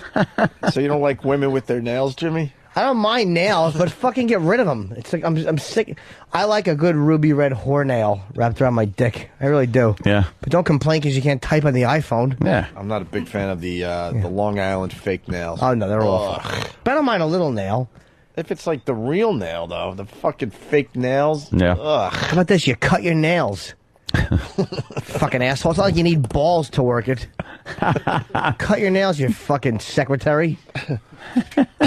They're giving these sexist claims. It's because the virtual keyboard responds to the electrical charge emitted by fingertips and not fingernails. Many women want the phone to now come with a stylus, one of those little plastic pens. No, bitch. The iPhone fingernail problem doesn't appear to have hurt sales, though, with women, because Apple has sold 6 million iPhones since 2007, and 1 out of every 3 iPhones was bought by a woman. But we're not going to stand for this. And we have one here. You're testing it out. iPhone, and it's true. If you try to use Doesn't your work with nails, the nail. it won't work. Good, you shouldn't. It's glass, asshole. Why don't you use a diamond? Fucking idiots. How about this? You go to Spencer's and buy a rubber finger and put it over your fucking dumb broad nail. Broad nail. What are you doing with those fucking picking up cocktail franks with your nails? Jimmy, what are you doing? I'm annoyed down there with the nails. What are you doing? Fucking They're just women with nails. But I bet they're complaining. I wouldn't mind if they had nails. Just jerk a guy off with them. But stop complaining. I like to tap my screen, but I can't because you make a style. No. No, we can't. The whole thing is you don't need a stylus with the iPhone. Mm-hmm. You can't finger a guy's asshole either. How about that? The cat of your finger on there. Sexist it's not little that iPhone. hard. You can get it done, but yeah, redesign. Order There you it up. go. Stylus on the way. Hold on, I'm trying this. What, Jimmy? What are you doing? I'm tapping away and it's moving fine. With your dick? No. Oh, I just took it down there. Oh no. Using your fingernail? Yeah, it's not the same. I love using my man's finger. No, it doesn't work with my fingernail. Nope, can't use it, huh? Slits. Why, Jimmy? Why? Because they had to be put back in their place. Get in there and make me a fucking PB&J. Fucking, One of my you favorite fucking lines two-titted ever. hole. Now go bake me a pie. Go bake a pie, bro. That's what they do. Go in there and make something pretty. go fucking spritz that Febreze around a little while. You fucking nails. The guys are trying to push the tomato audio that Josh and Jared collected from the streets of New York. Well, Danny, why do we have to play this? Well, you don't have to, but I mean, I think the audio will probably speak for itself. Really? I'm thinking. I say, first of all, Ruth Bader Ginsburg looks like fucking E.T. Yeah. And let's give it a shot, see if it's any good. That's a good breaking news real quick. Supreme Court overrules gun ban. You know, in Washington, D.C., you're forbidden from owning a handgun. And they just struck it down as unconstitutional. Now people in Washington, D.C. can legally buy and own a handgun. Well, after all the rigmarole. What is Cream Pie Jones doing in here?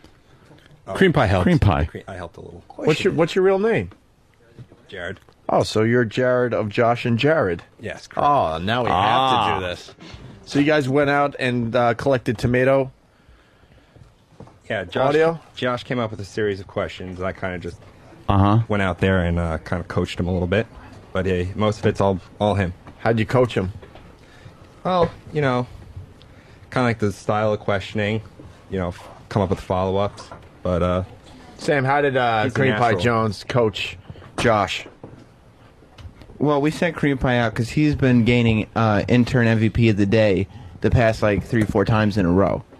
So we sent him out with Josh because Josh became obsessed when the news started reporting about tomatoes. Tomatoes. Salmonella. Yes. Poison. In tomatoes. Yes. So we said, you know, we want to train you guys to be out on the street. And, you know, Jared's done it a lot. So we're going to send Jared out with you. But we've never played any of Jared's audio. Right, but he's done it.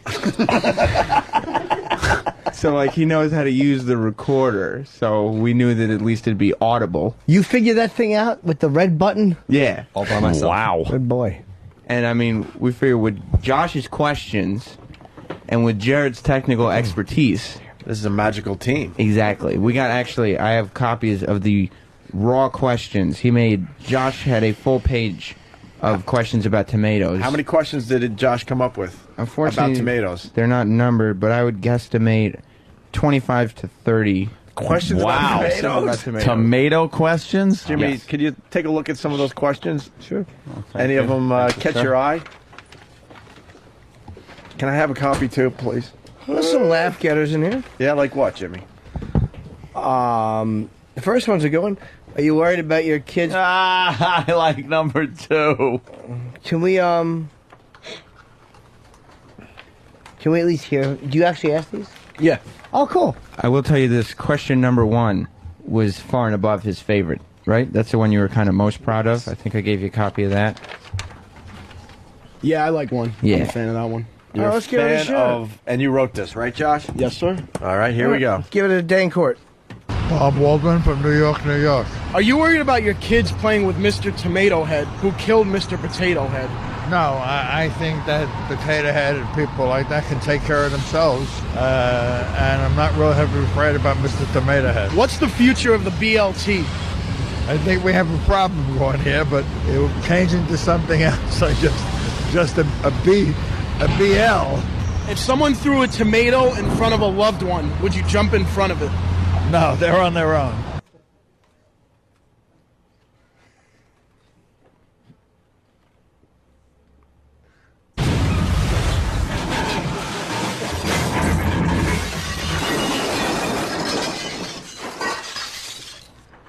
Jimmy? What up?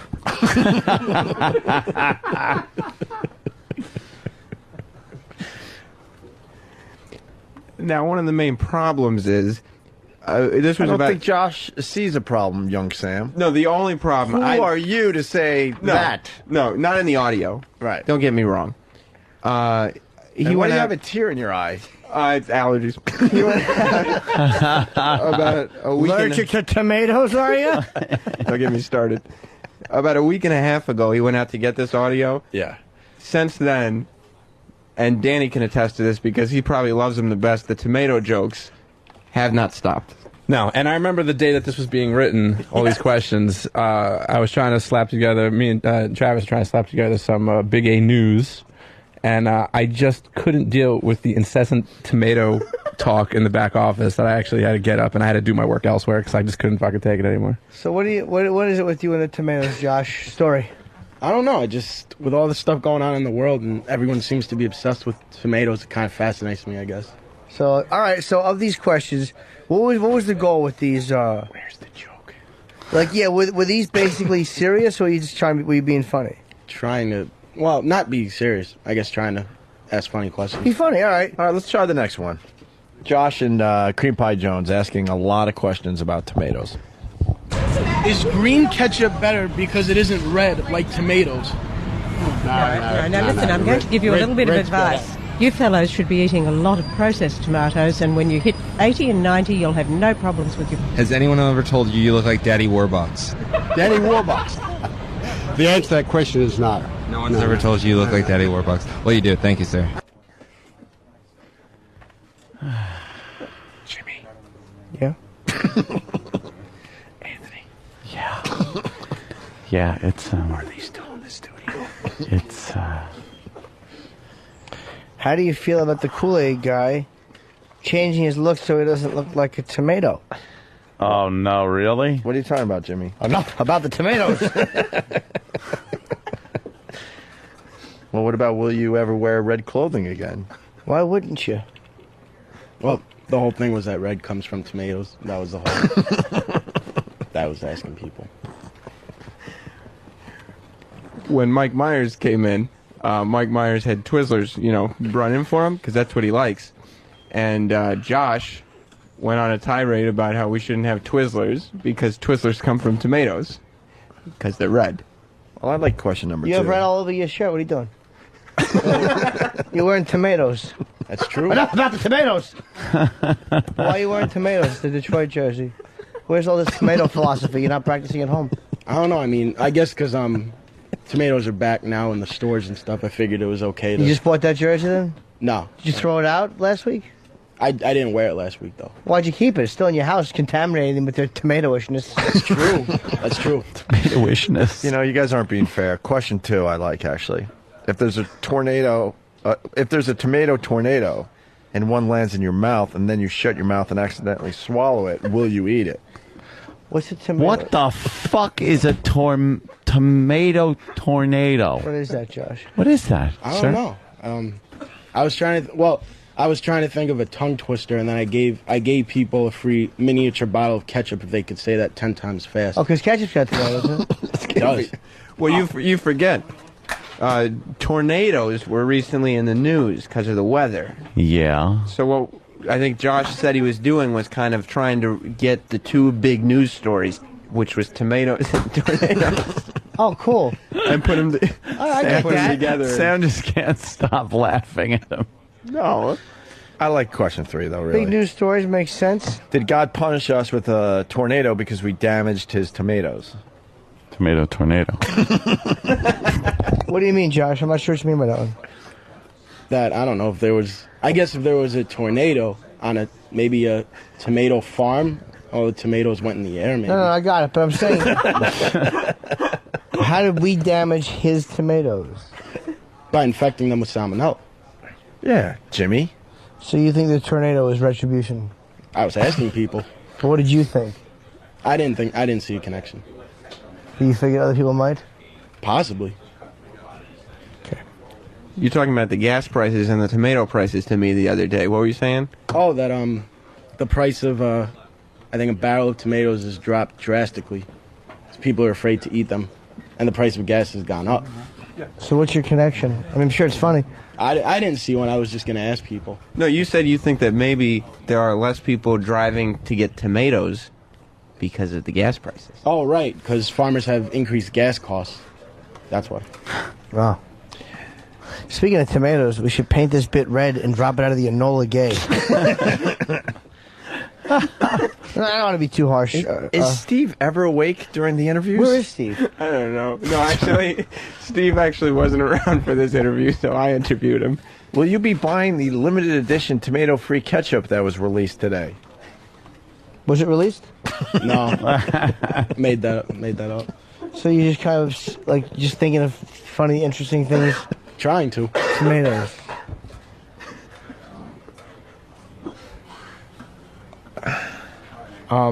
Should we stop eating apples because they look like tomatoes? No, that's not written down there. Right? No. You just made that one up? Oh, it's Trying to come up with a stupider one? yeah.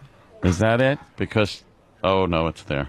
Will the new iPhone not be red since red comes from tomato? That one wasn't mine. Oh. Oh, all right. Well, That one was kind of funny. yeah, we like that one. Sorry. Whose was it? Who's it? Unfortunately, Carlin passed away, so we know it wasn't his. Who was But there was this? some confusion there. It could have Yeah. possibly been right. Sure. Whose was this one? I don't remember. I just remember I didn't come up with that one. What do you mean you don't remember? How many people were on the tomato joke committee? Oh, several. Tomato joke committee. What is the future of Mexico's economy since they can't rely on salsa anymore? How do you feel about red Gatorade being banned since it's made from tomatoes? Mm-hmm. Mm-hmm. Puddle of AIDS writes, you say tomato, I say this bit is dog shit.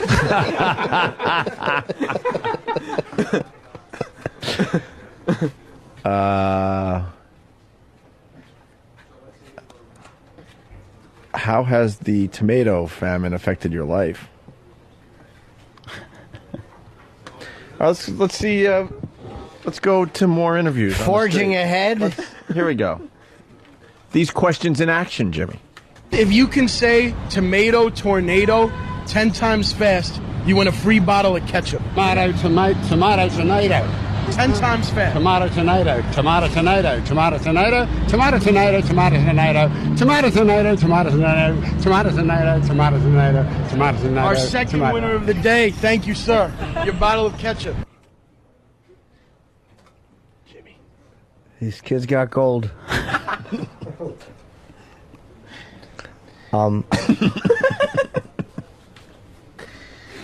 How do you feel about red meat being banned since it has... We get it.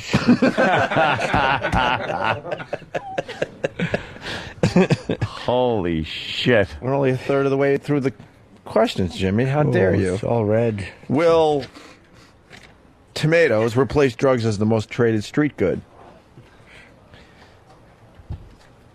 Tomato tornado. It's already here. Yeah, exactly. Can you just tell me your name and where you're from? My name is Cindy. I'm from Maryland. All right. Did God punish us with a tornado yesterday because we damaged his tomatoes? I don't think so. Will you be buying the limited edition tomato-free ketchup that was released today? No. Is the tomato now the bastard son of the fruit family?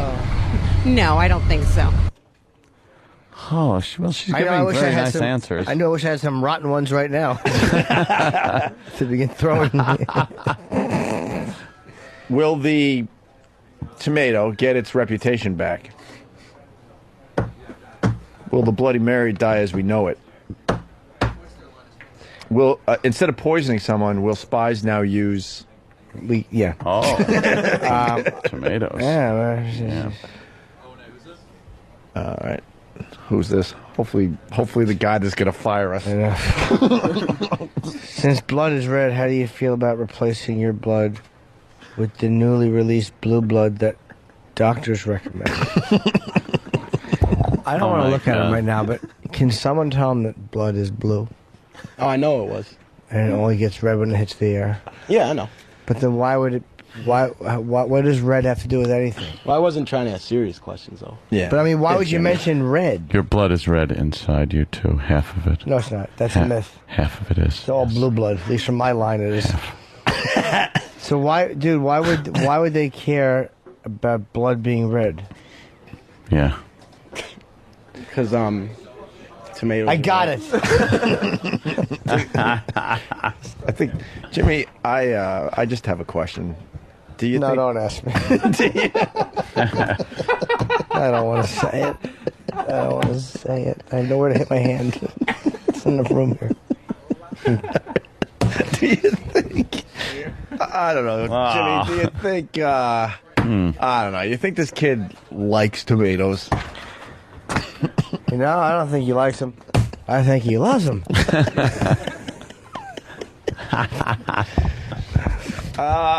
Do you think this... Tomato for your thoughts? What do you want? What do you think? Put your 2 tomatoes in. This is fun, gang. Do you think this tomato crisis means that the artichoke will finally reign supreme? That's good. You bring another vegetable into it. It's kind of good. I like that. Yeah. Are you familiar with the recent tomato crisis? Yes. How do you feel about tomatoes? I love them. What's the future of the BLT? I have no idea. I can Bacon, tell you what the lettuce, and future of tomatoes. the BIT is. Short-lived. I say we force them to do the same bit with oranges. And apples and everything. Bacon, lettuce, and tomato edible. sandwich. Yeah. Until they get rid Fish of the eggs. crisis on the tomatoes, there's no future. Do you think they could substitute anything for it? No. Maybe another tea? No. Turnip? Tedious? No. Turkey? No. Tilapia? No. Terrible? Anything?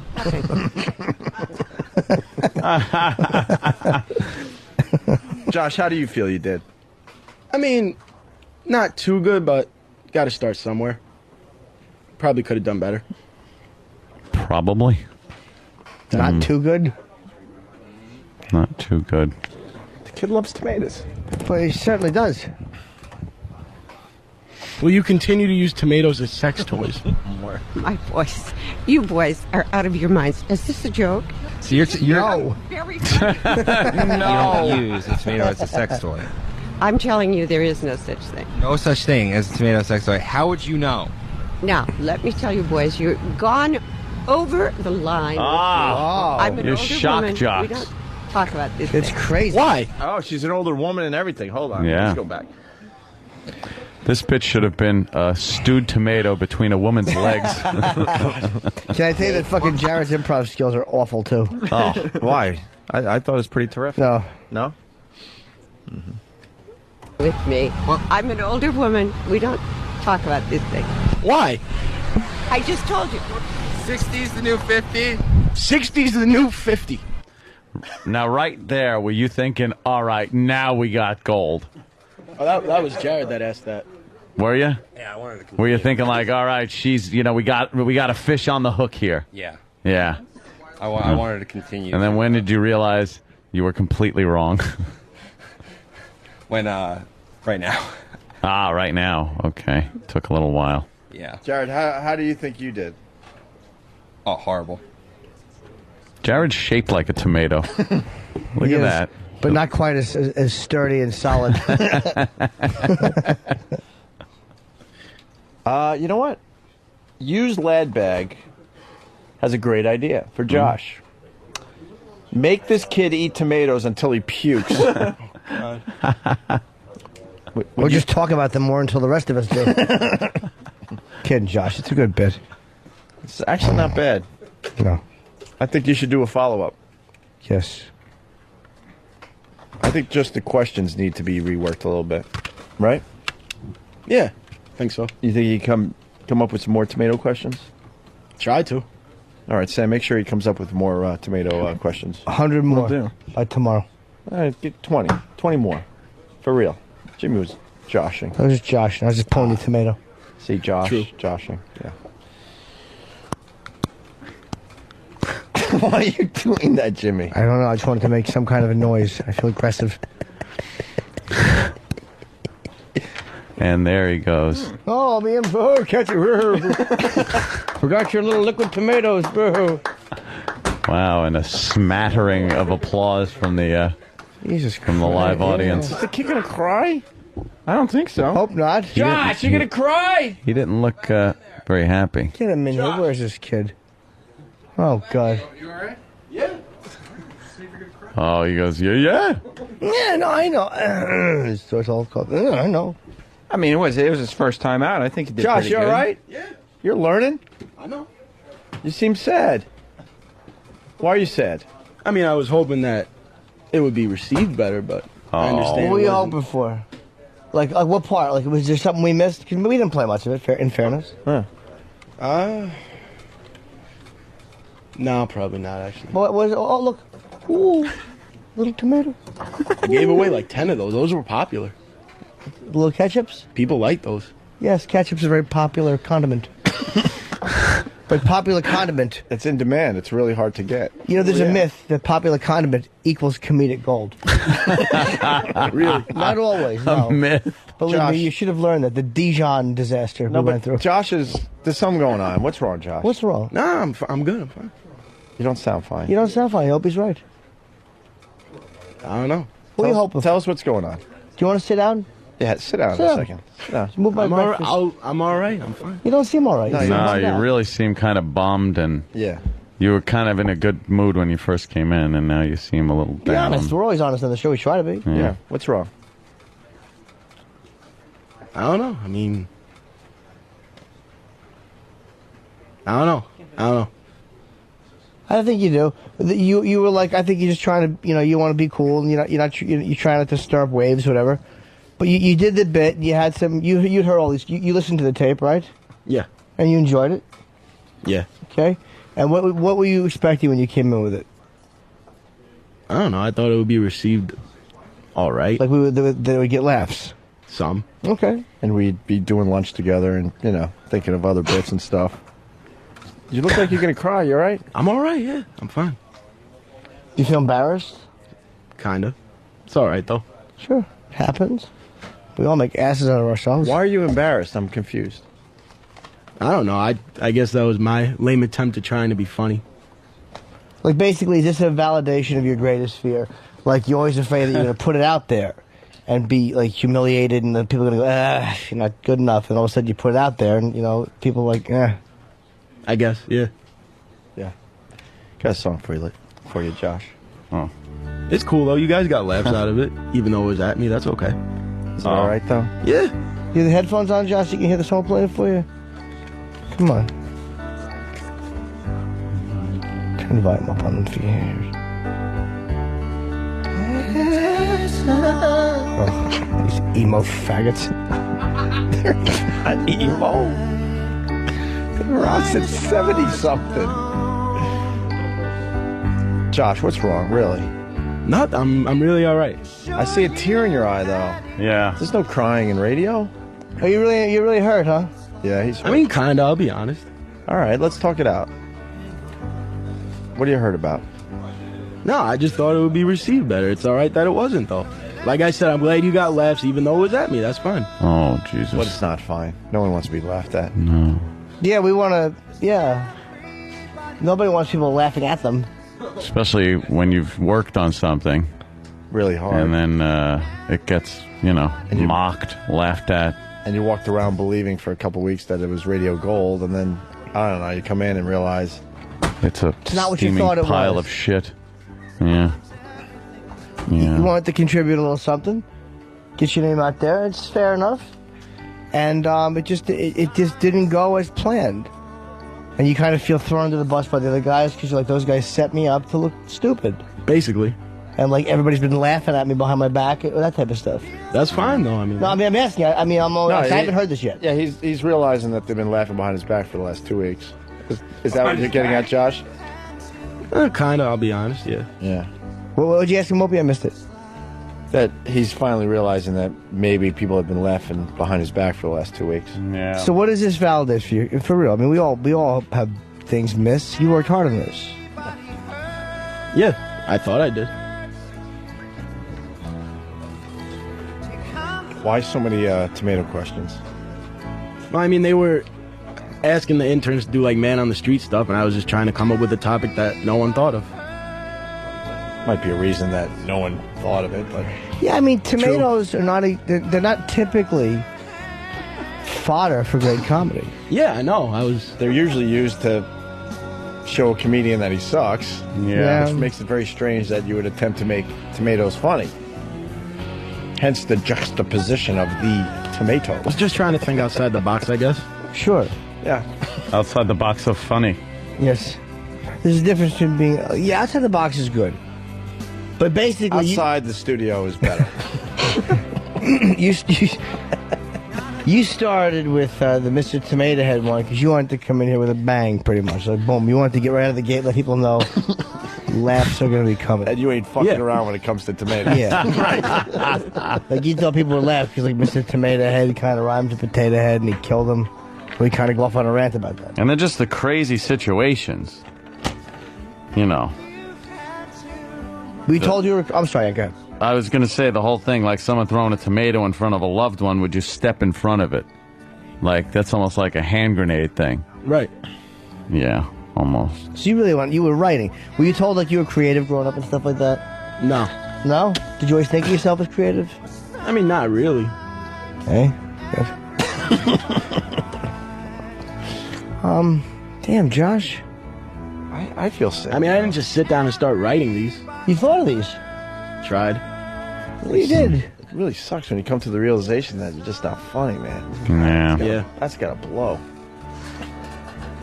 Yeah, that's... I'll be all right, though. Yeah? Yeah, I'll be all right. What's your next project? I don't know. You feel like a little bit embarrassed that this one went so You have bad, nothing right? else? Because I would think if you had this in the can there, you know, waiting to get it on the air, that you'd be thinking, all right, this is going to go over well. I should have a follow-up. Well, they're sending me to the Gay Pride Parade on Sunday, so hopefully I'll ask some more questions that now are you can terrible enough to laugh at. Now you can discuss. Now you can discuss plums for a couple hours. Yeah, true. Or pick up. Well, at least you'll be talking to fruits. Exactly, that's true. I can't wait. You got questions that you're writing already? No, I don't have any yet. Well, what are you thinking now? You have to be thinking you gotta of be something. thinking one or two. Because you Come figured on. there'd be a follow-up to this. So A where's mind your like mind yours, you never turn it off, Josh. That's right. It's a steel trap. Sure. Maybe I'll do a different subject other than tomatoes. Yeah. I don't know. I think that's because he was kind of leaning towards going with the same tomato theme for the Gay Pride Parade. Well, yeah. Oh, you I were? was gonna, but I'll come up with something. No. No, why? Don't let us deter you because you might have a bit. Yeah, what was your angle with the tomatoes and the Gay Pride Parade? I don't know. Yeah, you do. Yeah, sure. Don't be shy. Can't be afraid. You got to just fire it out. I don't know. Come on, tell us one. Don't What? be shy. Something I was gonna ask. Well, you know, just a theme of it or something. Well, come on. You had to have thought it out because this is obviously a big moment for you. I don't know. No, I really don't have anything really ready for this.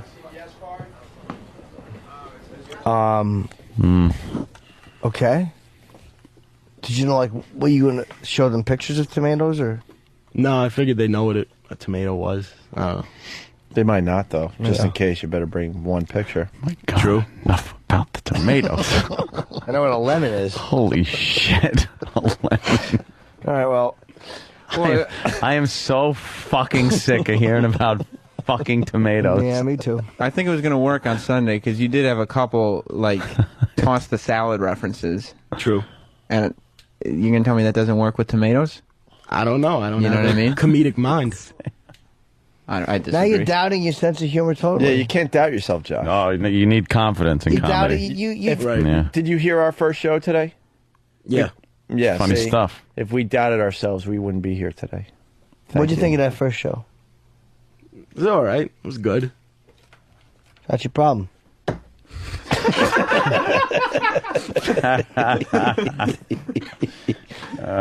Josh, you got to keep your chin up. You That's can't, right. You can't cry over tomatoes, really. No. True. Maybe over, what's the line? Spilled soup or something. Spilled tomato soup. Tomato soup. Can't cry over spilled tomato soup.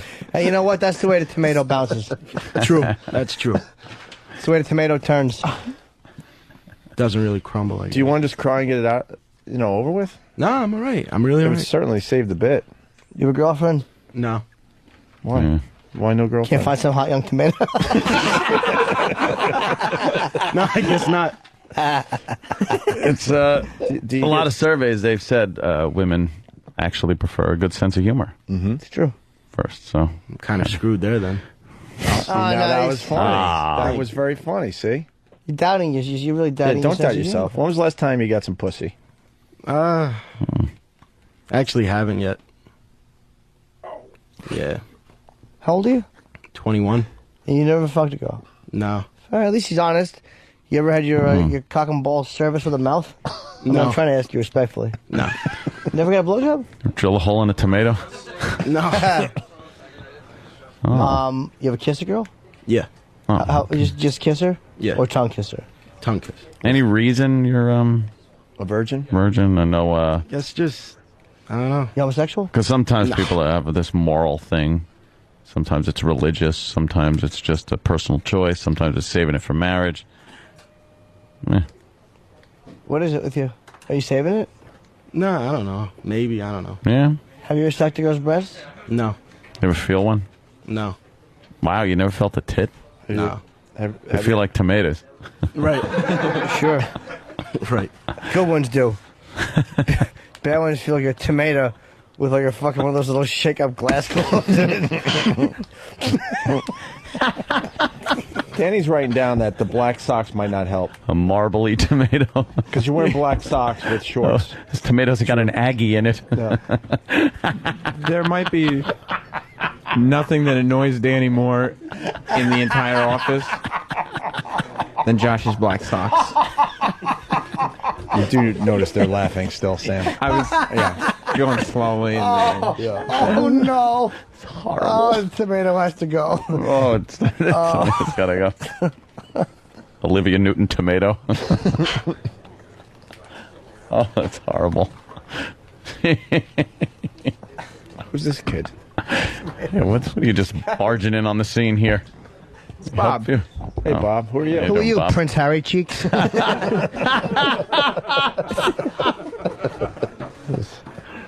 Just all flustered looking. What the hell is Prince Harry Cheeks? Hey, Bob, you all right? Who are you, Bob? Yeah. Let's get to know fucking tall, skinny, probably well-endowed Bob. Where you going? Josh. Josh. You're here. What are you doing? How red are his cheeks? What would you say they're as red as? Yeah. I think I know the answer to this one, Josh. Yeah, I do too. Yeah. All right. So, Bob, you're very rosy. You're a rosy-cheeked boy. Have you always been? Always. I was going to say a virgin's bloody sheets. So you've never felt the girl's... do you want to?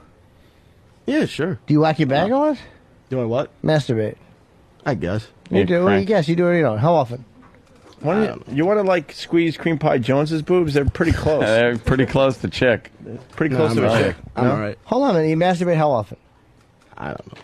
Sure, let's think about it. You know. How often? Everyone knows. Pretty common thing, you know. I don't know, 18, 19 times a day. Every day, would you say? No, not every day. A couple times a week? I don't know.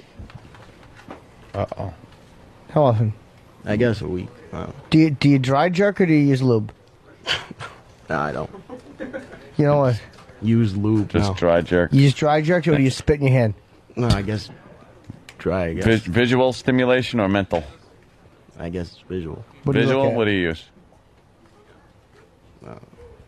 Sure you do. You're on the you radio. know. You do know. You can say it. Yeah, you know. Be open, All Bob. right. I don't know. Josh. Like Penthouse? I'm done.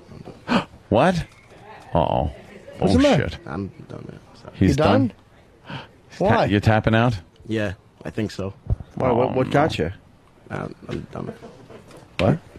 I'm You what? Oh boy. No. Josh, what's the matter? No.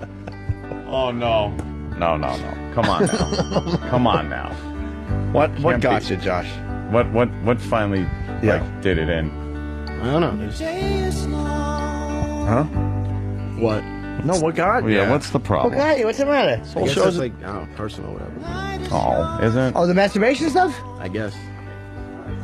Do you play your balls, or do you just jerk? Because I'm asking. Like I like to take my thumb and I push it under my balls and I just jerk like that. I kind of prop my balls up. What's your technique? Never tried that. You're What a do you- ball fondler? Yeah. All right. So how do you do it? Backwards jerk? Thumb at the base or thumb at the tip? Backwards jerk's kind of fun, but it's hard to really get do that a lot. Opposite hand? Make you feel Feels like somebody someone else. So do you watch movies or go on the computer? Yeah. Oh, computer, yeah. I'm done, man. I'm sorry. You're done? Yeah, I'm sorry. What does done mean? Religious? Yeah, religious. Hopefully with this internship. No, hold on. I don't want to see. Hey, Danny. No, fine, I'm done. No, we don't want to No, see your oh, phone. Now Josh is done. What are you done for? What are you done for? We tease you about a bit and ask you about masturbation. This is very basic stuff. This is not in depth. So what's I guess I just wasn't ready to, I don't know. Talk about jerking off? I guess, yeah. Well, let's talk about it. I mean, do you feel guilty about it? I don't know. Is it jerking off? You consider that like embarrassing? I guess. Yeah. Why? No, everyone does We it. do it. All of us do it. Gotta jack that fucking. What part? Gotta jack that when cock. hot cum hits you in the chest? Oh yeah, that's an excellent point Opie makes. Is it? Do you come into anything, or is it just on you? That's a good question, though. I'm done. You what? Come in a sock? You ever just look around and go, I ain't got nothing around here. I want to jerk off. I don't want to get out of bed. I'm just going to come in a sock. Yeah. You ever do that? Do you know We've all done it. That's why everyone's laughing. I used to come on myself, and this is true. I would wipe it off with my sheets, and then I would just move my sheet over and fall asleep, and Yeah. it was crusted. My grandmother one time was helping me change my sheet, and she said, "What is this?" And I'm like, "I spilled Pepsi." Pepsi? How does Pepsi? I don't know. You're asking me like I thought it out like an architect. I don't know. Oh. So, how So about where do you? where do you lay that batch down? I'm done. I'm sorry. You're done.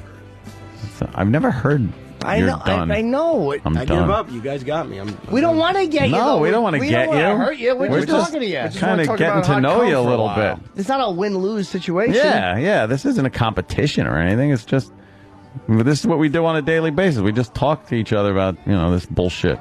Yeah. That's all. He's an innocent guy. Like you. How old are you, Josh? 21. You said that. Oh. 21. Okay. Okay. Now, the tomato jokes are a little innocent. That's why we tease him. It's a little bit of it's kind of it comes from a nice place, but they're innocent jokes. They're not really you're not a barbarian, obviously. And so, what are you, shy? Are you kind of introverted? Oh, that's a good question. I guess, yeah. Yeah. Your brothers and sisters? No. You're an only child. Only child. Okay, that's interesting.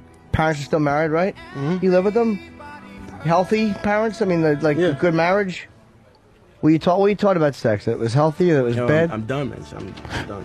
I'm sorry. Oof. All right, we'll rein it back a little bit. Yeah. And talk about just going out. You got friends and shit? Yeah. All right, so you. Oh boy.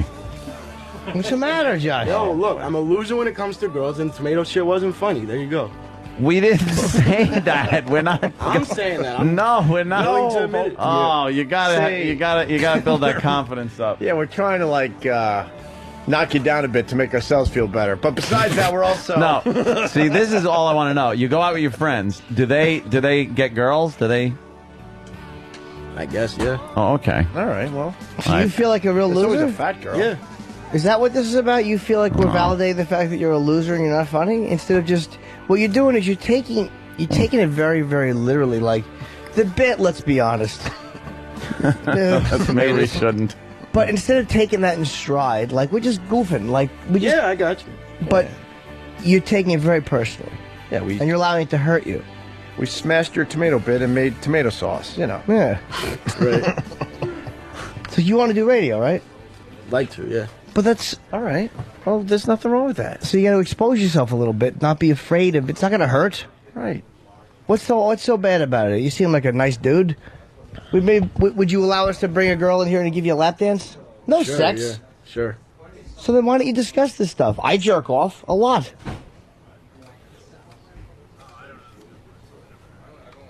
Big cock? I'm just asking. Good question. Yeah, sure. Small? I guess. Sure. All right, he has a little penis. So what?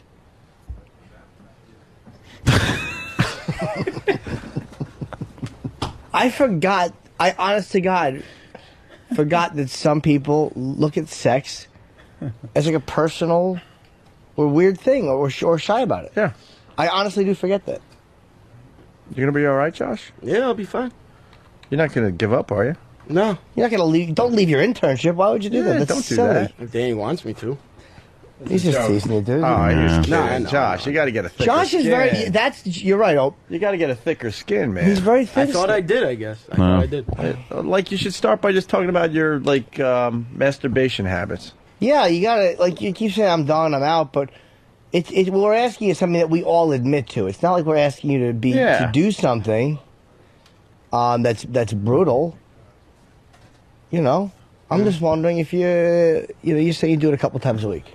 Do your parents listen to the show? Oh. I mean, is that what you're worried about? I'm done, man. I'm done. Oh. Done. What are you done with? Yeah. I'm not sure what you mean. You're saying you're done, but we're not. I'm done talking about it, I guess. About what? About the tomato bit or sex? Or, I'm honest to God, I don't know. I think about the masturbation thing. Everything, yeah, I guess. Everything. But Josh, we're trying to break you out of your shell. Yeah, you Seriously. seem a little uptight. Yeah. That might be one of the issues that happens with the girl thing. Do your friends? What are you laughing at? Do your friends, like you said, they get girls? You ever like maybe like one of the girls that your friends is going out with or something? Well, basically, what Ant's asking, That's happened. Have you ever hid in the closet while your friend is banging? No, because sometimes what? it sucks. You see your friends all getting fucking laid, and you just gotta sit there and go home and jerk off. It's degrading. Who's the girl you like right now? Maybe you can't say her name, but is there one girl that you really like now? No. No? There's no one you have your eye on even? No. Are you afraid you wouldn't Gotta get it? be. Everyone's got like their kind of dream girl. Yeah, who's your dream girl? I don't know. Dude, what are you shutting down for? You're on the radio. Just be open. Yeah, I don't know. Any no dream girl? No, not really. I'm depressed. I know, you make us feel bad. No, now I feel. I'm really sad. What the fuck is happening at the end of every show now? I don't know. Patty basically admitted to being touched by her father yesterday. Oh, really? Oh, fuck. You missed a What would doozy her yesterday. fucking father do? It was her old 60-year-old Josh, you hang. stepfather or foster father. Of course. Tell Jimmy what... Quickly. One thing she brought up was the fact that when she was 15 and she was in the bathtub, he'd come in the bathroom to shave. And she didn't like and that. she didn't like and it. he was like, oh, stop it. He goes, oh, you're a little girl. You're a little girl. Doesn't matter. It doesn't matter. Stop. It's like Carl Malden in Nuts. Did anybody see that? Barbara Streisand? Okay. And then when they went on vacation to see Stark and Patty's aunt, her brother, who we didn't know, Patty had a brother, slept with Patty's mom, and Patty slept with her father on the couch. On the couch. Why? Exactly. Exactly. Wow. Yeah. What the? But did she say anything happened? She said she couldn't remember a lot of stuff. So we're getting But hypnotist. she felt very bad about it. Oh, that's okay. So we know that's what's been going on. That's why she's Has so to be. Yeah, it is, definitely. repressed and awful about sex. She also smelled Danny's finger after Danny scratched his ball bag. Well, he scratched that canyon between your thigh and ball Oh, bag. that must have been awful. It was terrible. He said it smelled like an everything bagel. But I had to smell hers too. Yeah, she fingered herself, and it smelled like old musty vagina. Closet. That's exactly what I said. But Yeah. It was a closet. We should put, yeah. the hypnotist is coming in. Oh, to put her under, and we're gonna hope to find some out. She's so susceptible on those two. You have any guns, Josh? Oh, that's cool. No. Oh, good. Josh, you like this? Oh, check this out. You like it? Yeah, sure. Take a look. It's great.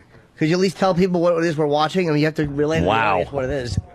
I believe that's a woman getting a load in her mouth. Yeah. Now, if you were alone, who do you think is the lucky one in this picture? Probably the guy. And a boy? Wow. Look, see, look at the She bukkake. is just getting. Oh, there's a lot of cum being Yeah. shot here, Josh. Is this the type of stuff that you That would be a masturbate to? cum mustache. Yeah. What do you like? What do you think about? I'm done. Sorry. You got to fantasize about something. That's not that like graphic. Yeah, no. Are you gay? No. You sure? If it's cool, you are. I mean, I don't I'm care. not, no. He's You're just not. very shy. Yeah. All right, Josh. You're We're gonna, shy enough where you can't watch that. I could watch. Oh, okay. but I was just wondering. 'Cause Josh, you seem to be turning away from it. Josh, you have become our project. Yeah. We don't want you to give up. We're gonna turn you into a lean, mean fucking machine. That's right. It's very, there's a lot of fucking Leonard Lawrence comparisons so far. We don't want to. Yes. We don't want you to give up. I like the energy and the passion. What happened? The hell's going on out there? What do you guys think out there? What is Derek saying? Who knows? With his messy hair, he's losing his fucking mind. Derek is losing his fucking Derek mind. is going insane. His stupid open-toed shoes and his... He just also is like, He's going insane. He is losing his mind. I thought he was the responsible one. No, he's a when he got here. shaggy-headed ass. He got a haircut because he's trying to keep his hair long. And, All right, check this out. Is this something maybe you'd go for? Sure. You would? Yeah, like It's a woman, and she's kind of putting a big... she's using a double dong dildo. One side's up her ass. She bent it in half, and now she's sticking the other side up her pussy. up her pussy, and she's like double dong dildoing herself. I'm trying to... Josh, up there. You have to look with us. Yeah. What do you think of that? Does that do anything for you? Sure. Yeah? Does it? Really? Yeah. Josh, you're not giving up, right? No. All right, good. Yeah, So- don't give up. You're an only child. And do you get along good with your parents? Yeah. Just, did they listen to this show or no? I don't know if they're listening. They don't get XM, so. Do you have an interest in sex at all? Are you like asexual? No. You have an interest in sex? Yeah.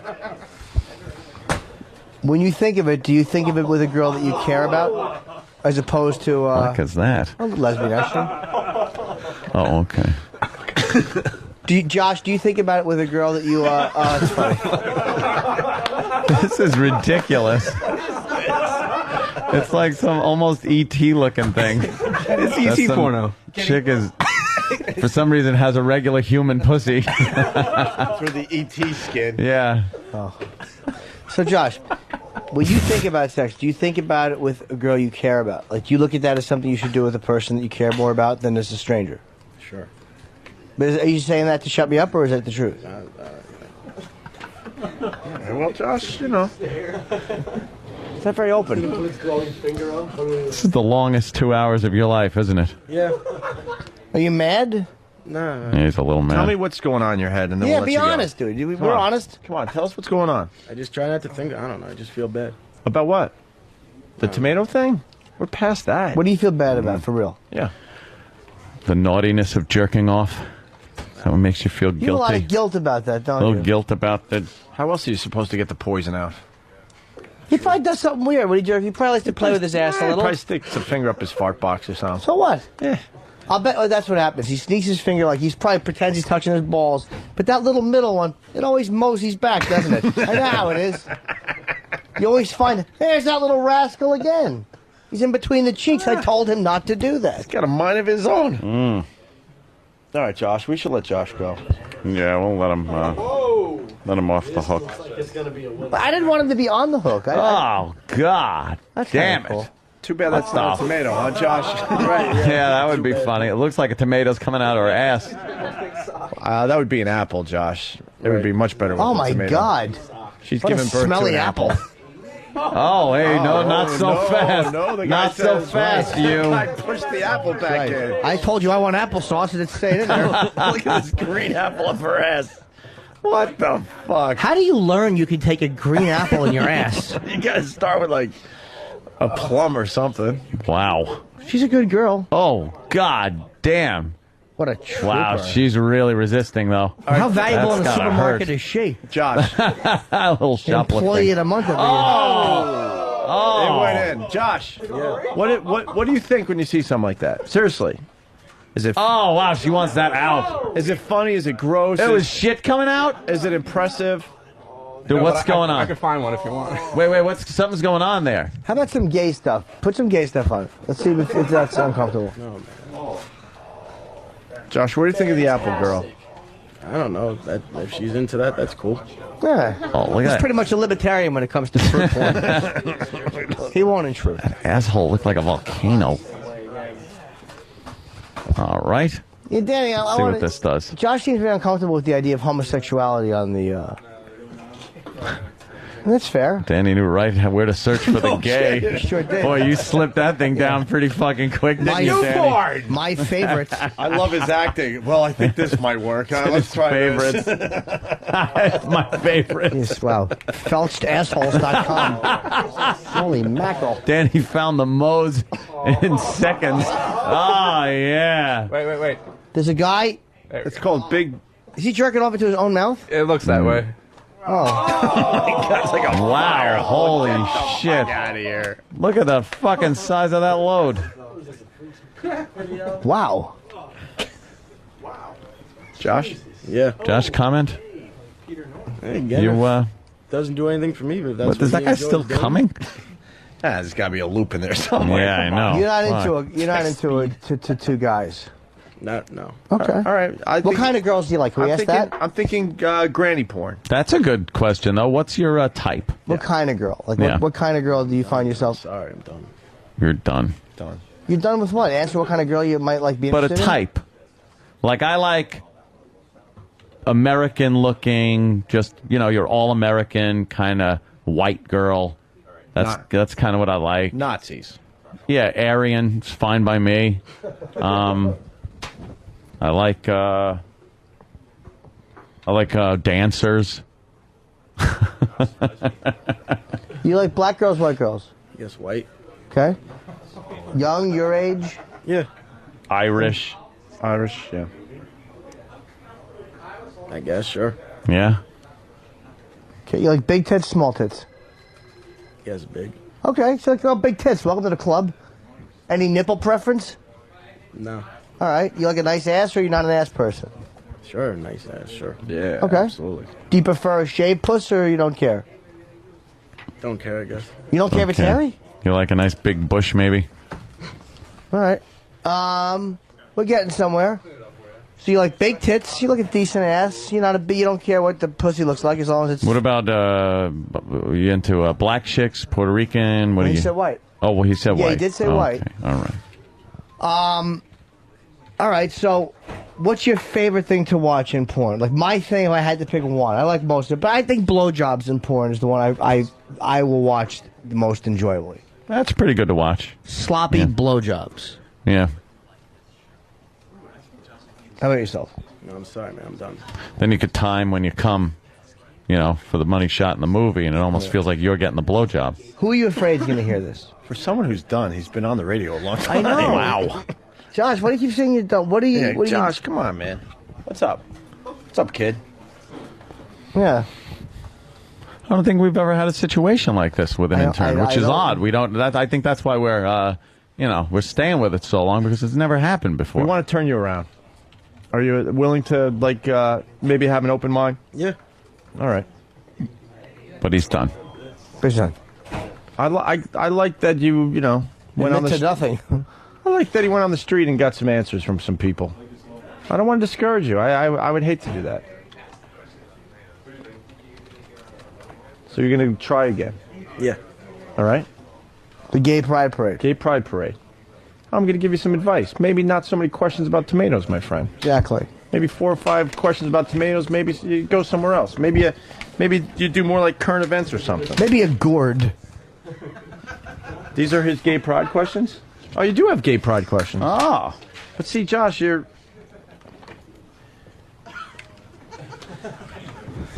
Thanks, Dan. How about, does Josh have a copy? I want Josh. Can we have a copy for young Josh? Wow. All right. Gay Pride Parade questions. Right. Will you continue to use tomatoes as sex toys? You reuse that one? That mechanism's ridiculous. There's some woman riding around on something that's drilling her asshole, and it's got wheels. That thing's silly. Look at that fucking thing. It's like they converted a little rascal scooter. There's a woman on all fours. It's just kind of funny, you know. And there's a big dildo pumping in and out of her as the thing rolls around. It's remote controlled. It's remote controlled. Yeah, see, there's the guy with the remote control. Wow. You see the questions, Jimmy? Yep. Josh. Yeah. No more tomato questions, please. Can you read, Josh? Can you read a couple of these, please? Oh, Gay Pride. I'm done. I mean, the other intern shit is obviously gold, so. Oh, snap! Now we're hearing it. Which other intern? Hold on. Which other intern? What other intern? I'm done, man. I'm done. Why is this Bob guy back? Bob? Who are you mad at? No one. Yes, that's not true. Who are you mad at? You're pretty angry. I'm not mad. I'm all right. You're an angry you guy. You can't not read something if we're telling you to read on the air. What are you doing? No, they're not funny. I get it. They're not Well, funny. so then read them. That's the beauty of it. Why do you think they played their first show? Because it was a barn burner? It stunk. Hey, no disrespect, Jimmy! guys. Jimmy! I mean, that was the goof. Hey, I thought it was. Yeah, but they have something good to compare it to. What? No offense, guys. None taken, Jim. Yeah, but you're not willing We're to. gonna need everybody hurt soon. But you have to be willing to deconstruct yourself a little bit. I mean, I would be nice to you here, but it's like enough already. This is a fucking radio show, and we're teasing you a little bit. It's nothing personal. Why we are they like being you. mean? Yeah, We're not being mean. I like this dude. I'm not fucking with him. Hey, Mother Kisser, saying you'd be angry too if you were 21 and haven't touched tits. We'll get to him. We're trying to help him. Come on. I don't even know what he jerks off to. I'm trying to work with this guy. I want to know, do you come in a sock? Do you Josh, this is going to be a very good exercise. I want you to take your questions, and I want you to read your questions. Yes. Stop saying you're done. Let's go. You've probably done that many times in school. Yeah. Stop being the shy guy. You want to fucking... time to not be done anymore. It's time for Josh to go, all right, I'm done with this. I'm going to tough it out. You want a real homo to read these to? Steve! Steve! I'm uploading. David. Go ahead, Josh. We're going to end with you reading your Gay Pride Parade what do you think of this so far? What's your impression of what's happening here? I think you really you're starting to make some headway with young Josh. Do you like Josh, Steve? He's a good kid. He's a good kid. He tries hard. His tomato questions sucked. Oh my fuck! You hurt his feelings. Yeah, Steve. What the fuck? You know what? All these interns know that they have to have somewhat of a thick skin if they're going to work here, and they all get that spiel when they first get interviewed. So I appreciate He's the skin of a Progeria kid. We haven't been mean to him. It's not like we're trying to hurt his. It's like we're just teasing him and being silly. It's not like we're trying to be dicks. And what disease does Bob have? Exactly. You really? You got a creepy bunch of you. I know. Where'd you meet fucking Bob? At headstandsallday.com? Thanks, man. That's one of the first things. I think that was one of the first things we told Bob that he was going to get picked on for is his face and his ears. It's fucking. What's wrong with his ears? Rosy red. What? Are his ears red? No, his ears are just they protrude. Oh, let's see his protruding exactly. ears. Bob, come back in here. Yeah. Hey, fucking Dumbo, get in here. We want to look at you. 40. I'm doing big ear jokes. Holy, yeah, they're all right. That's not that Yes, bad. gentlemen. Do you think your ears are big? Steve thinks so. The first time I ever heard anyone comment on it was when Steve told me. Oh, yeah. Where are you from? Steve just I'm from New Jersey. Steve just wants to Where's grab that both accent your from? ears. Yes, I do. You got me. I don't know. That's not a Jersey accent, is it? I do not. I don't think I really have an accent. Oh, Yeah, weird. It's a diction thing. Yeah, It's a clipped. Yes. It's just You almost sound English. Do you like Josh? Yeah, I've known Josh for about 2 or 3 weeks now, and the first thing I noticed about him is very enthusiastic. At the moment? Well, not from the looks of him right now, but he was very enthusiastic about working here. And actually, what I believe was that he didn't even sign up to work at XM, but he was a K-Rock intern and he wanted to work here so much. Stunt Brain brought him over to XM with Steve's permission. Oh. That's true. So, Josh. Wow, you put in for a transfer and this is what happens. Yep, I guess. But Josh. What'd you expect on this show? Yeah, you got to stop, Josh. You got to chill. Smile and take it with a grain of salt. Yeah. I'm serious, man. Like a tomato, you put salt on it. Do you understand that the tomato theme for your entire time here, you're going to get... For me, it's trannies. I mean, it's all a myth, of course. I mean, you make a couple hundred mistakes and nobody lets you forget it. Swing and a miss. I think you're done with tomato questions and you just ask like gay pride parade questions. Exactly. You're trying to mix the tomatoes and the gay thing and it's not really... Well, why don't we have him just read through? Yeah, will you read through the questions? Josh, please. Oh, please, you should do it. You do it. What are you doing? You got to toughen up a little bit. Just reading questions. We're not asking you to talk about your cock and balls anymore. Jim, What? mellow out a little bit. All right. You're being tough. If you did, would you read them? If I'm done after this. Yeah, you're done. Go ahead. Will you continue to use tomatoes as a sex toy? Oh, What do you see, think is no, more hold on. dangerous, tomatoes or That's something not. else? No, That's no, not no, no. what you're not going to... No. That we need a little enthusiasm The way and you some would read 'em. separation of questions. Remember Bob saying how excited you were to be here? Let's hear some of that excitement. Read them like old Rosy Cheeks is the faggot. Yeah. That should be an easy one to pull off. Read it to the twink. Yeah, where's this enthusiasm that fucking big-eared red face or something? See, Josh, now we're making fun of Bob. Yeah, look See? at Bob. Look at that Bob's just giant... taking it. Look at that giant toothy grin. He's a happy, fucking goofy retard. No disrespect. How much tooth Not taking, Jim. Not Like taking. he's like a happy skeleton face. No one likes him. I've never seen a cadaver with skin on Oh, it it's before. terrible. Wow. Who does he remind me of? He reminds me of somebody. Fucking skeleton. It's an No, He's no, the no. grandson of the kid, the old guy that comes to the door in Poltergeist 2. Oh, Yeah. God is in his holy temple. No, he reminds me Nice of somebody I kid. know, like an older man. Prince Charles. No, the smile. He looks like a proper gentleman. Josh. Yeah. Stop. Oh, wow. Josh is just now rolling his head around like, We I've just had beat it. up Bob. Josh, Pretty good, man. Is this only child sulking? Is this kind of like an only child I'll sulk thing? Oh, were you spoiled? Were you spoiled as a kid? Because you're an real. only child? Did you get like everything you wanted growing up and stuff like that? I guess, sure. Yeah. All right. All right, he's not answering anything. Could you at least read the questions for us? Do you see a connection between the price of tomatoes dropping drastically and the price of gas increasing dramatically? How would that have worked? I don't know. Does the size of your lover's tomatoes or stalk matter to you? Do you suck the juice out of your lover's tomatoes when tossing his salad? When someone's tossing your salad, what do you want them to do to your tomatoes? When you get old, how will you care for your sun-dried tomatoes? When someone's playing with your tomatoes, how long does it take for you to... These peel are the gay tomatoes? pride questions. Would you prefer your lover to have big tomatoes or long celery stalk? How old are you when Hold you on. play- A different. I like With the fact someone's a different tomatoes for the vegetable was first thrown in time. there. Oh, he's not stopping. He's plowing No, right I'll through. wait. I'll wait. But you He's won't answer plowing questions. through. We want to ask you questions about it. You want to answer questions? All right. I was asking, like, oh, I don't remember. I'll figure out another question. Go ahead, sweetie. Would you prefer... Where were you? Oh, boy. Do you swallow the mayonnaise that comes from tomatoes? Whose tomatoes would you put in your salad? Is a tomato crisis a government conspiracy to take attention away from the gay marriage? No. crisis? Wait, hold on. You forgot the rest of the question. Why didn't you read the question? You tied it in with the election. Yeah, I asked whose tomatoes would you put in your salad, Barack Obama or John McCain? Whose tomato juice would you enjoy more, Michelle Obama or Cindy McCain? Do you prefer to put your dressing on baby tomatoes, ripe tomatoes, or sun-dried tomatoes? At what age are tomatoes truly ready to be digested in a salad? Besides tomatoes, what other vegetables do you like in your salad? Should the government be more focused on the tomato? You forgot crisis? one.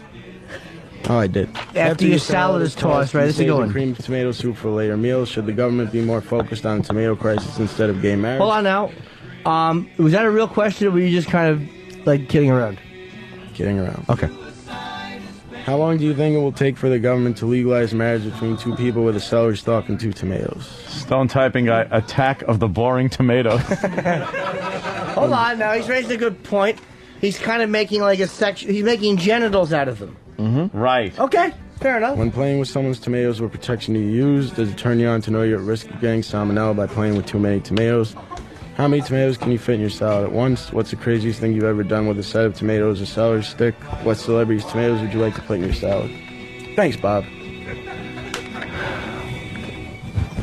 I thought you were friends with Bob. Yeah. You like Bob? Yeah, he's a good kid. Gosh, Bob likes you. What's with the tomatoes? I don't know. Like I said, I try to do something different. But they're all the same. Yes. So if you try to do something different, Bob thinks out the of the same box. as the other thing. Yes. It's Bob thinks out of the box, but in the crate of tomatoes. So, Bob, that's funny. Right? I said Bob. Can you that's smile Josh. or laugh before you leave? What's your name? He's Josh. No, that's Bob. My name is Bob. Oh, Bob. Okay. Good thing we don't have a Tom here. His last name might be Ado.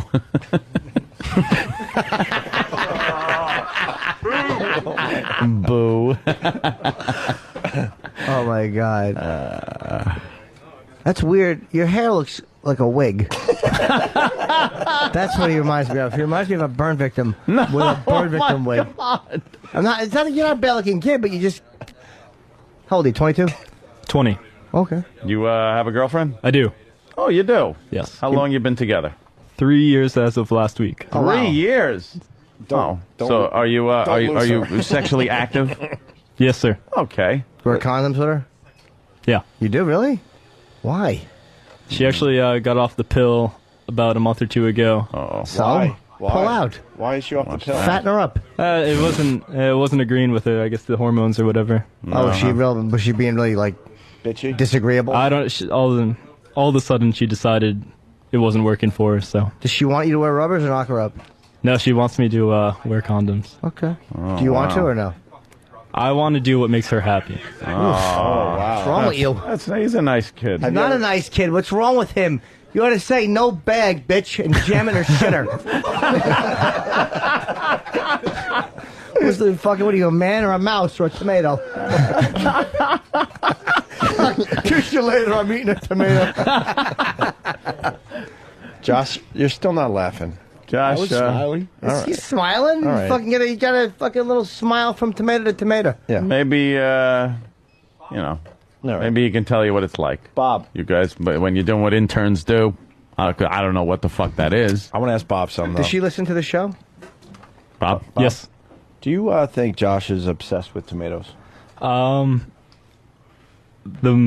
Yes. In recent days, he just didn't drop the subject. That's all. I don't know if it's an obsession, but So I guess you would have some advice for Josh. What would it be? move off tomato.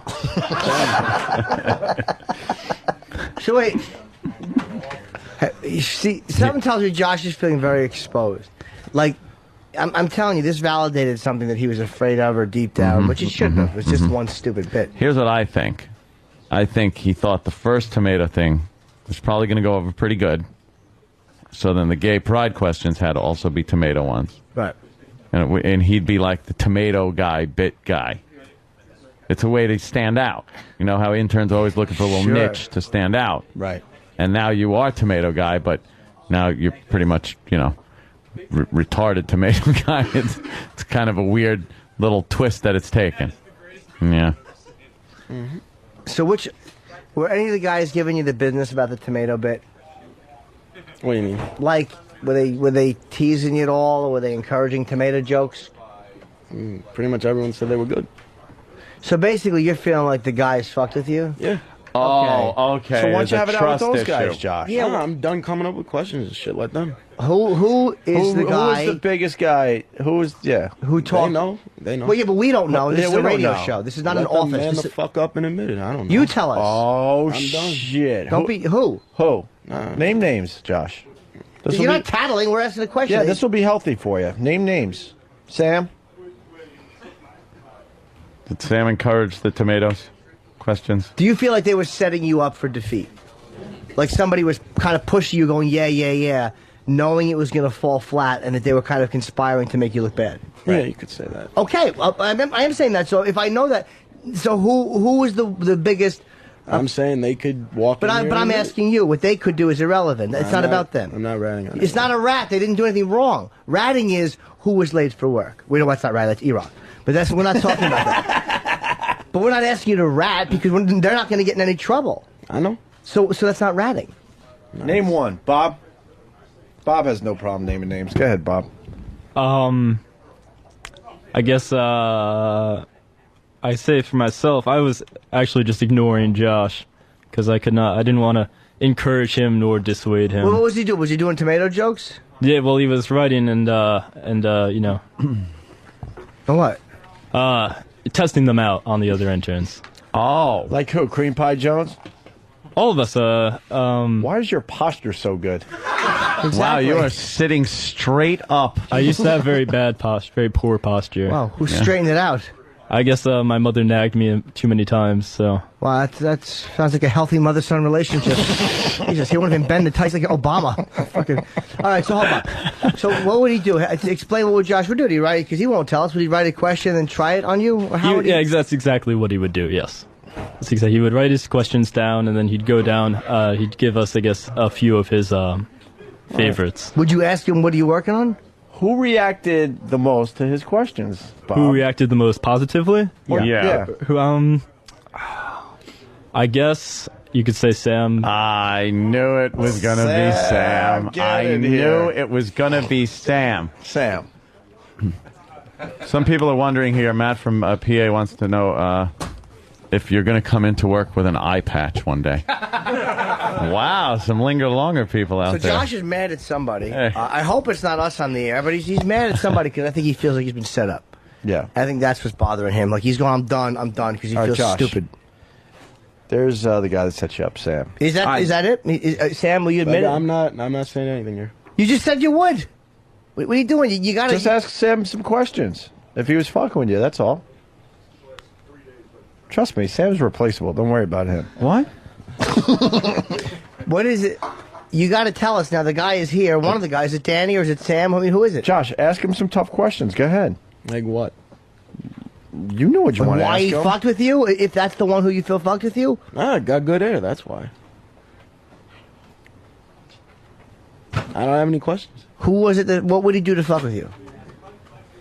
People would say it was good, and I believed it. Oh, see, it's a trust issue. Of course it is. He You feels guys- betrayed. That's gone. Don't worry about Yeah, that.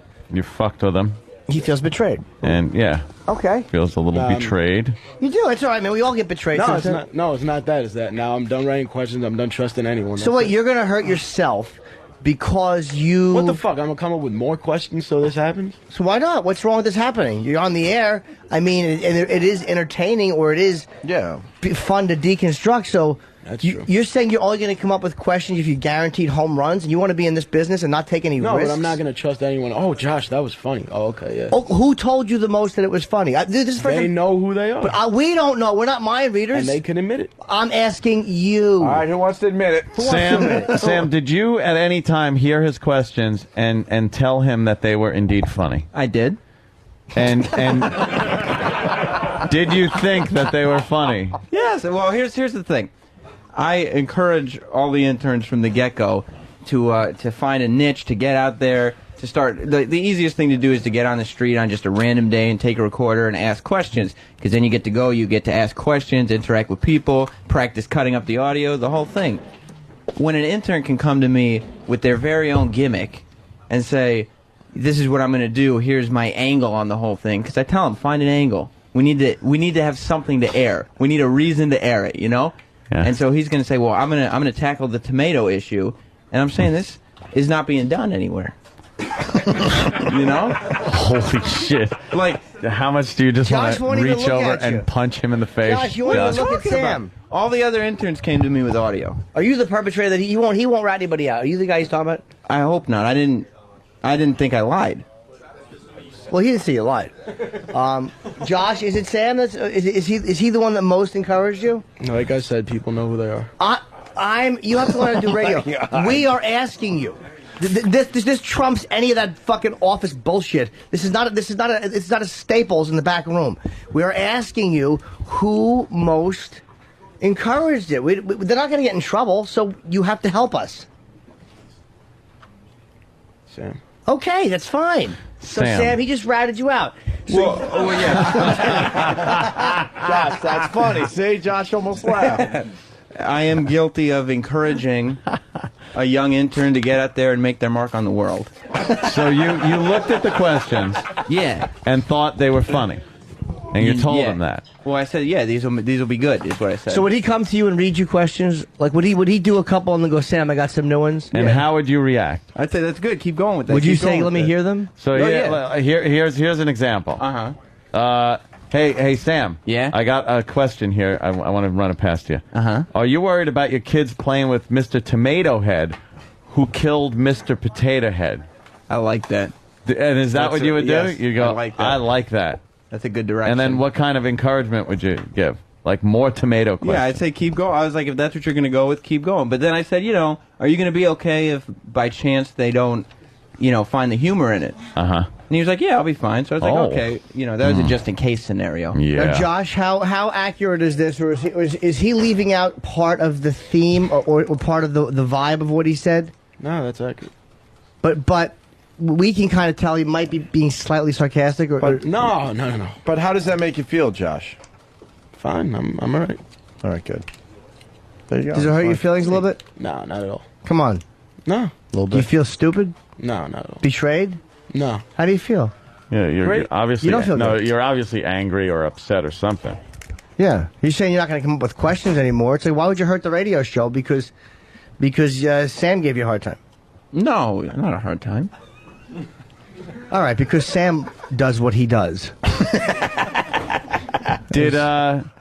Was Danny approached at all with any of these? At least he was honest and said I it. certainly was. What did you say, Dan? I said these questions are a big pile of horseshit. I should have listened. And that should have been a clue as to where this bit was heading. But now, since you were getting encouragement from other people, you decided to take Danny's advice and throw it away and go with the people that said that you were doing like it was good. And go with the wise asses. The smart asses in the Danny group. was mean. What about E-Rock? Did you approach E-Rock with any of these questions? No. No. Okay. What about Steve? I might have shown them to them. Do you remember what Steve said? I think he said they were good. Ah, okay. Yeah, So Steve Steve was probably also meant it. fucking with you. Yeah, Steve probably did mean it. Yeah. Jimmy's right. Yes. So that one. What doesn't about count. Travis? Yes. I actually get money every time someone clicks on a tomato link from Foundry. A tomato link. Oh, shit. I got to piss. Don't go anywhere. Just keep talking. How about Derek? No. And not Derek. No, there's no one else. No one else. It's Oh, mostly okay. Sam. So it was pretty much Sam And Steve, he's the big boss of all this. and so. Steve. So why don't you talk to Sam for a second, Josh? I have nothing to say. Oh, You have to have something to say. Go, what the fuck, dude? Why'd you throw me under the bus like that? Thank you for your guidance. Oh, yeah. Oof. Because I'll say this. All the other interns collected audio, and none of them made it to the air. Which, if you ask me, is worse. Wow. So, Well, you have been in the business for a little while. I've been 3 years in this business. 3 years. Yeah. In this business. Did you ever hear us on the show give it a year and a talk half. about Sam? No, not really. No? Because I think I've said on numerous occasions, Sam is probably the biggest smart-ass motherfucker and he looks like the most innocent, but he is the most notoriously fucked guy you'll ever deal with. At times. Not like always. He's not to be trusted. That's Everything is a work with him. He's Come trying on. to fuck people over at every turn. No. And I think he nailed you pretty good on this one. by Don't let it- encouraging you. And then I think your pride also, because Danny told you it was a steaming pile of horse shit, was it? Something like that. Yeah. Some kind of excretory thing. But because of your pride, you didn't want to listen to that. You'd rather listen to Sam, and who said it was good. And Yeah. Steve, you said those questions were good. Yes, he did. I actually remember the day that Josh brought these questions, and Well, Sam of was. course you did. It's like 9/11. Yeah, exactly. Sam was standing about a foot away from me as I was about to utter the words, "These questions fucking suck." Sam was like, "At that." Oh, so Sam stepped in to save the. Yes, and then I was like, I don't think that's accurate at all. Of all the things I fucking forget, that one I remember. That's not. And Look, so you guys, at this point, I think you guys are done playing mind games with Josh. It's not fair to him to paint me as a bad guy in this whole situation is unfair to both of us. All right, well, let's let Josh get out of here. Yeah. Josh, You all right, Josh? Yeah, I'm good. Josh, don't you give up. All right. I'm serious. All right. I'm serious, man. Sam's an asshole. What? Yeah, Sam is a douchebag, asshole, motherfucker. Life's all about learning some lessons, and you learned one today. Sam's an asshole. Never to be trusted. And I think you should do the gay pride parade, but you do like a variety of questions and leave the tomato thing alone. Yeah, or just only 11 or 12 tomato questions. There's no need to get carried away with 300. Well, in all seriousness, I might not be able to. This is before this. I might not be able to make it. Why? I'm going to the baseball game in the afternoon. What's more important? Fuck the baseball game. Who are you, Charlie Cheswick? You want to make a mark in a radio show. What baseball game? The Yankees? You know what? Fuck them. You think Jeter would take off to watch you radio shit? No, fuck the Yankees. Those motherfuckers. Jimmy, but baseballs look a lot like... They really do. Like fucking prostate tumors. Fuck those motherfuckers. Listen to the game on a transistor or something, man. Don't take off to go watch those shitheads. They would never take off to watch you. We need Fuck Josh. 'em. We need Josh in the streets. Yeah. Of New I'll York. let Sam give me some funny questions. Oh, snap. Hey, that's a little bit of Yeah. sarcasm there. He No, did. because that's a test. That's laying down the gauntlet going, all right, Sam, you fucking do that. You write some questions. I'll go out there. I like how this kid thinks. No, I'm serious. This Josh is going places. There you go, Josh. See? You did good there. Did this shithead say anything to you? No. I mean, he has no idea what's going on. Got Bob. This fucking place. You got Bob just wandering around, making everyone uncomfortable. Just, that big, Josh is ready to cry. that fucking big Midwestern smile. That's what bugs everybody. Fucking T-square posture. Yeah. Just fucking Americana smile and burn victim wig hair. Nobody likes your straw hair. Who misses shooting loads into his chick. Exactly. Hey, did your girl listen to this show? Oh, Bob's over there. Cream pie Bob. What's that? She doesn't have XM. So when I said, do you want to dump loads in her, you really meant like whatever makes her happy? Exactly. Yeah. What's wrong with you? How big's the cock? It's fine. She doesn't have any complaints. Of course she doesn't. It's the only one she's ever seen it. That's not true. Ooh. Uh-oh. Wait, how old is she? 20. So you were 17 and she had a whole history of them before? Good A girl. very short history. Cool. Oh, okay. No black guys? None. All right. Good boy. Yeah, I was talking about you. Why are you so happy, Bob? I just am happy to be on the air, that's all. Attaboy. Good attitude. I See, like Josh, you should be happy. You're on the air. That's what I wanted. Happiness. There's at least 300 people still listening. True. Started at 1 million, but you know. Line of the day is sponsored by Carbonite.com. Josh, why don't you read this for us, please? In a Line radio of the voice. day. Radio voice. Let's go. Line of the day is sponsored by Carbonite.com. Carbonite backs up your computer hard drive so you never have to worry about losing any of your files. Josh, a little energy. They're paying for this, please. Oh, I didn't want to interrupt your snoring. Ooh. Check it out. Check it out at Carbonite.com, promo code XM. 5 runners up, 1 Holy winner. shit. Wow. That's some balls. Josh, see? All right, Spider. I like that. Go. Here's the first runner-up line of the day. Run Around Park Eddie is saying this is the douche and chill show. Very funny. Josh, this does come on a day where Anthony and I looked back from 10 years ago. 10 years. And we looked like complete dicks for the first couple hours of the show today. That's right. So you're taking a stride. Exactly. Here's another runner-up line of the day.